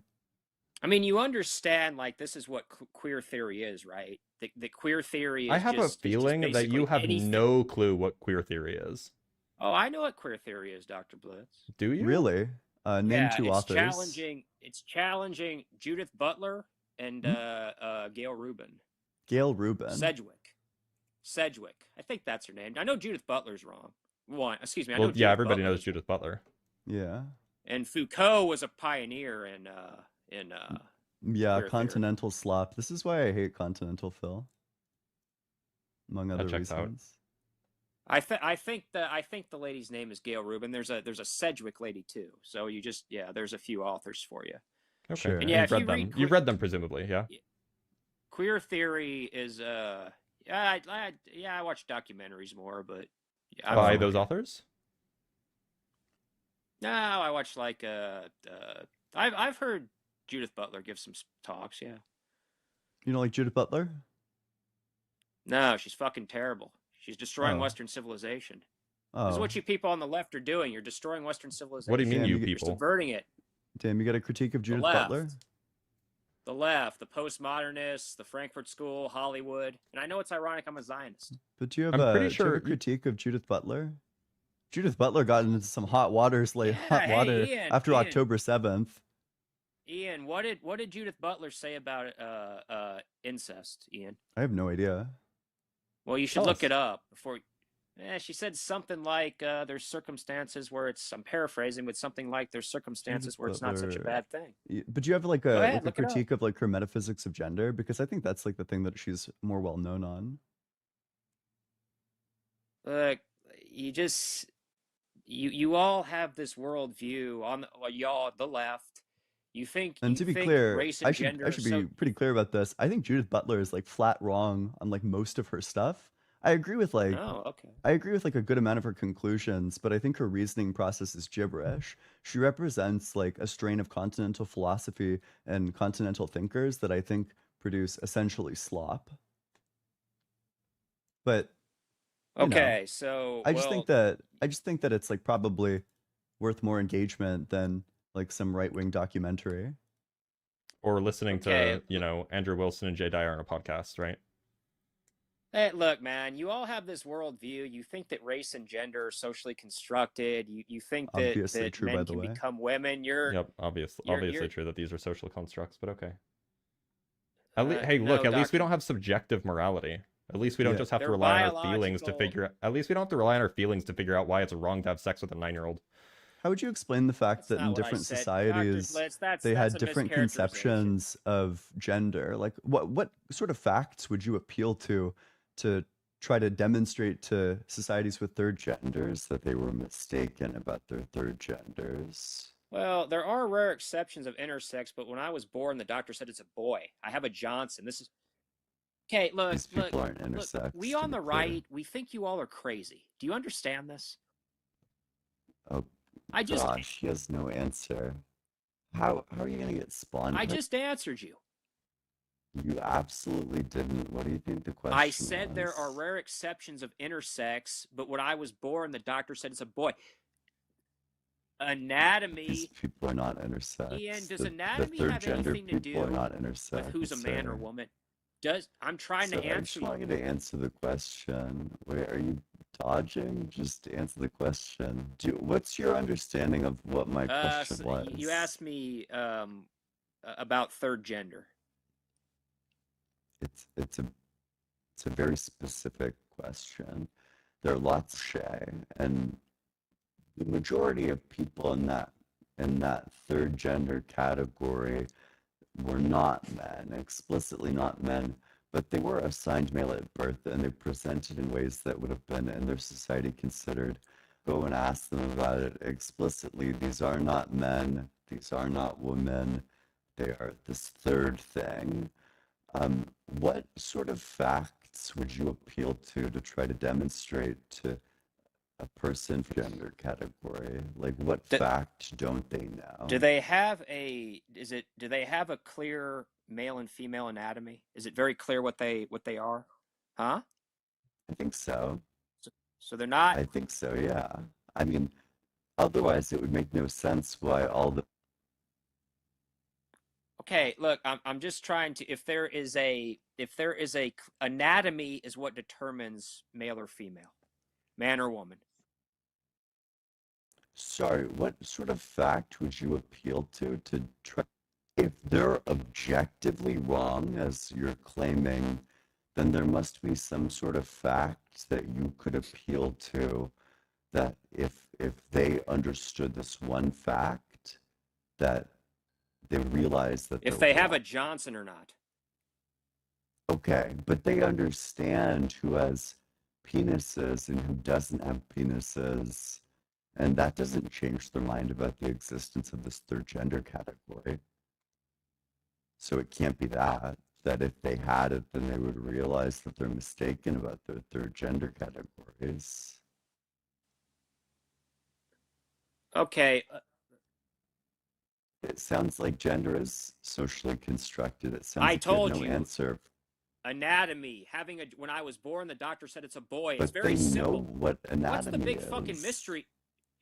Ian. Oh, the crash out is starting. They know what their anatomy is, but they still insist on the existence of that. It's called it's called gender dysphoria. It's a mental illness. I don't think all Mushe people have gender dysphoria. In fact, I don't even know if any of them do. Okay, look, man, I don't know.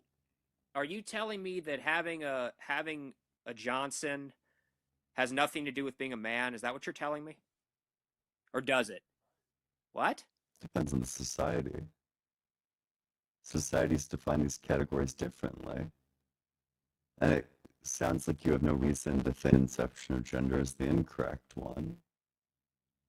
Dude, we all knew this was like when we were young, boys' room, girls' room. This isn't a big fucking mystery, Ian. Again. I understand that in our society we have specific gender categories, right, and who's wrong. Ian, I have a Johnson. XX chromosomes, XY chromosomes. Women don't have a prostate, do they? He just did the thing that I did. Men can't, typically no. Men can't get pregnant, can they? Women. Holy shit, dude! This is like the one thing that they have. Why are people in Zapotec era that would change their mind? Dude, I just keep repeating the same. Do you think that there's a contradiction in their view about gender categories? It's very clear to me that dodge in 99.999% of cases, if the anatomy is clear. Duck. Well, there's no dodging. Dodge. I'm trying to answer you. You asked me what they're. Do you think that there's a contradiction? Yes, I do. I've explained this. What's the contradiction? The contradiction is men with the rare exceptions of intersex, anatomy is what determines gender and sex. Oh, but that's not their view. They don't grant that anatomy determines that. So is there a contradiction in denying that anatomy determines that? Is there a contradiction? No, man, this is very simple. I don't know, but this is postmodernism. It's a Is there a contradiction or is there not a contradiction? yeah, if they have a Johnson, they're not a woman. I don't know how else more clear I can make If this. he just repeats the assertion, then it's true. Do you think that answers the question? I'm just asking. So, okay, they believe both anatomy determines gender categories, but also anatomy does not determine gender categories. But they don't think anatomy determines gender categories. They deny that. So is it an objective otherwise? Dude, I don't. By the way, if you don't have an answer for this, it just follows that it's socially constructed. Dude, it's not. This is why we think you're crazy, man. Okay, well, this is why I think that you guys are full of shit, because I ask you this basic question, you have nothing. You can give no explanation, no argument, no piece of evidence that would suggest that these people are in some way mistaken. I told you they have gender dysphoria. They have Not a mental necessarily. illness. No, but I don't know if Mushe people have gender dysphoria. I don't think that's true. Look, if the way gender dysphoria would be not wanting to accept a person's assigned sex at birth. So again, if they have male or female anatomy, there's like two major things wrong about that.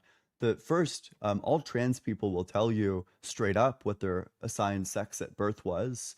Otherwise, if they, for example, if a trans woman wasn't assigned male at birth, then she would just be a cis woman. If a trans woman were assigned female at birth, well, that's just a cis woman. So all trans people, their identity is going to be based on the sex they were assigned at birth. They're not rejecting that. And second, I mean, it's a question not of sex, but of gender. What percentage of people of Gen Zers do you think are suffering from social contagion? John Stone, if that's your real name.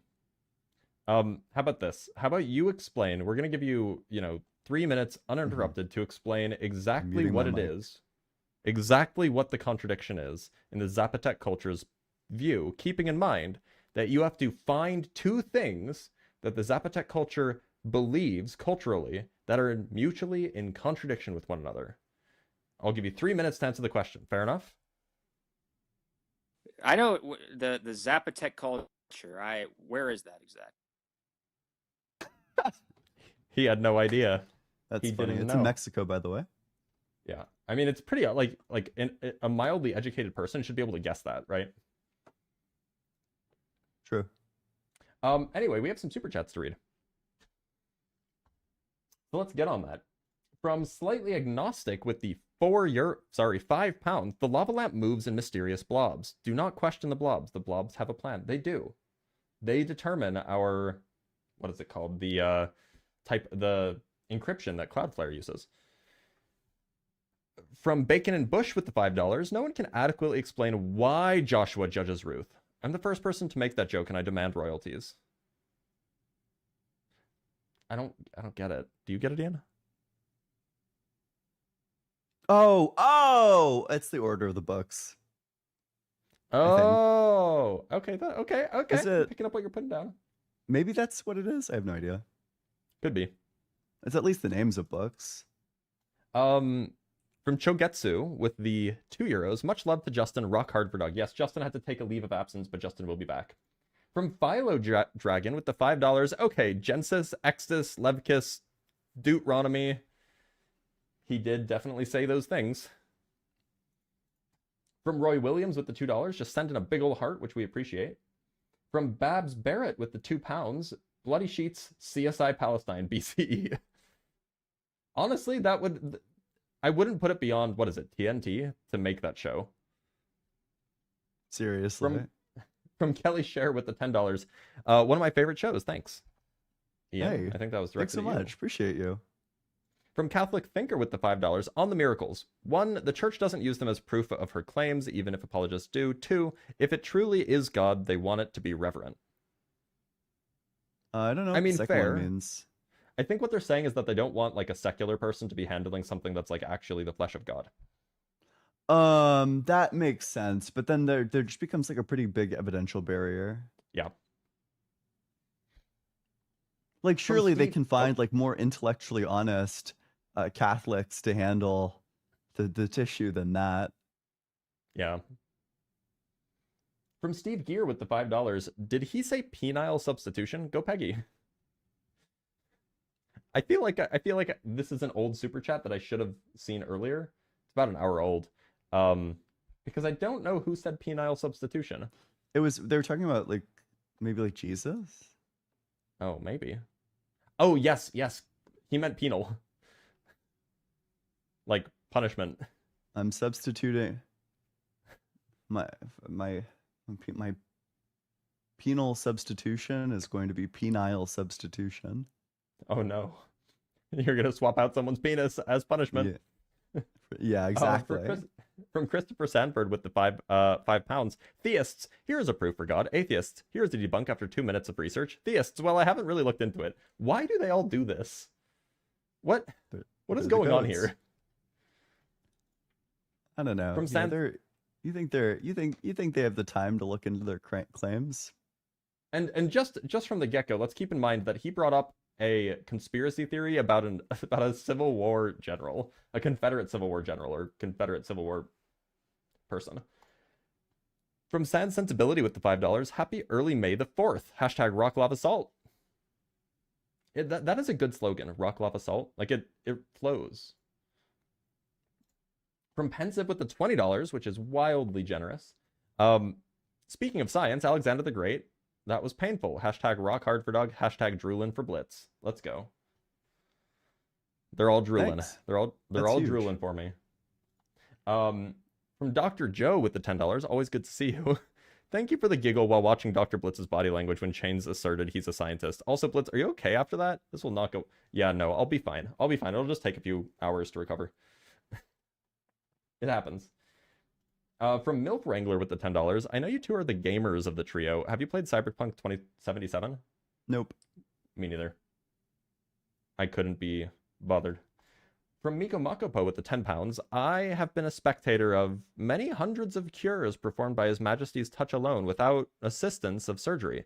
Written by Charles I's surgeon. Vespasian Pa. Second-rate miracle worker. Yeah, I mean, like, bro just touched people and then they were cured. Bring me the miracle worker. If only. From Christopher Sanford with the £5, seems my super chat was prescient, and I predicted this caller's lack of having researched his own claim. Maybe that now means whatever I say is true. Oh, good point. True. At least as much as that Michael Aquino, or not Michael Aquino, the other guy. Whatever his name was. From Kane Malice with the $2, I am the Lightbringer. Well, no, you're not. Because I am the Lightbringer. See, I have a lava lamp, like, right there. From Josiah with the $5, God and Satan are real because Lady Gaga had a spooky music video. It's so Andrew Wilson coded, too. Like, it's so satanic panic. Oh, Andrew Wilson was born in the wrong era. He wishes he lived in the 1950s so he could yell about teenagers playing Dungeons and Dragons. True. Also, I sent you the Andrew Wilson versus Divinity. You did. I'll have to take a look. Yeah. From Shag with the $2, you're making it up, but I'm definitely not. Yeah, I mean, that's how you all these, divine, what are they called? The Andrew Wilson types who get their morals from, what is it? Divine command theory. They have no reason for these things besides they want to not go to hell, right? Mm-hmm. Yep. That's where it it's bottoms all out generally. Ultimately grounded in like some preference to prefer, hell over not hell. From Adam Carmona with the $5, the fascism-subjectivism connection is strong. Giovanni Gentile's actual idealism was hyper-subjectivist. I don't know anything about that, but it sounds right. Yeah, I don't know. I don't know anything about him. From Shag with the $2, this guy doesn't think it's wrong either. I think he has the intuition that it's wrong in the same way that, most people in the West do. Probably most people do. But he has a really hard time justifying it, doesn't he? From Exploding Tiger with the $2, thank you for your collective efforts and talents. Hey, you hear that, Ian? We have collective efforts and talents. Whoa. between the two of us, they're collective. Yeah, they're shared. Indeed. We share one talent. No, it's a talents. Oh.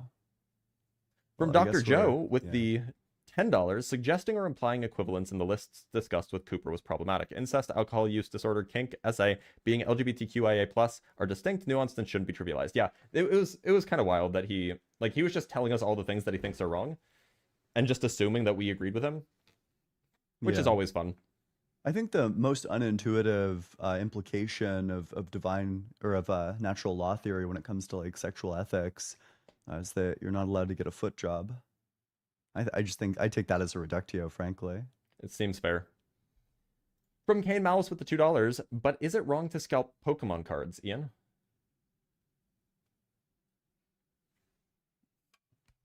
I don't know. In a capitalist society where we judge our wealth by the value that we ascribe to material being, I think probably what seems like true to me, because Pokemon cards are like a thing that are a source of entertainment. I think under the Gowerthian framework, you'd probably want to say that people have permission rights to Pokemon cards. You're free to pursue Pokemon cards, but you don't have like an entitlement to them in the same way that like if you're in a race, you know, you're free to run the race, but you're not entitled to win. Yeah, but you're hurting children. They get so sad. Yeah. I mean, you know, it's a skill issue. But I think virtue folks. I think that's probably what Gowerth wants to say. And then I think the virtue ethicist would probably point to like the bad moral character that goes into a thing like this. Yeah, you do have to be a scumbag to steal Pokemon cards from kids and then upcharge them.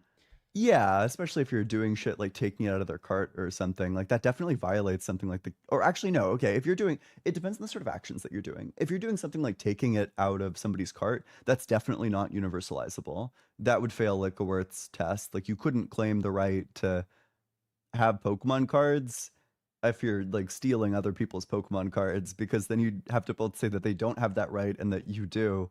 So agency would be sufficient for having the right to Pokemon cards and not having the right to Pokemon cards. So that would fail a universalizability test. Yeah, so yeah. Reverend Nate with the 5 Canuck bucks. Cooper has severe windburn from the point going right past him over and over. Also, how do you have 12 bad talking points and 14 IQ points? Well, and the worst part is he probably can't even open a pickle jar either. From Furtive Pata with the $2, Johnson. Gretchen with the $5. Check out his bestseller, Big Truckin' Mysteries of Luciferian Zionists and How They Ruin the World with Gender by Cooper Johnson. By Johnson Johnson. By John Johnson. From the Rabbit Squirrel Sage with the $2. All hail the emissary of the lava lamp. Click clack. Click clack. And from Space Lord of 75 with $2, our last super chat of the day. You guys played Slay the Spire? Hooked here. I have not. No. Is it good? Look, people keep on talking about it. Maybe I should. That's what I've heard. Look, Ian, do you have anything going on today? Are you doing anything? Like, you gonna be gonna go live or anything? All right. Well, I don't either. So everybody, make sure that you go watch Dalton. I think Dalton's live. That's the Bible guy. Sure. So everybody go there. I don't know where. Somewhere in cyberspace. Go there. Anyway, goodbye, everybody.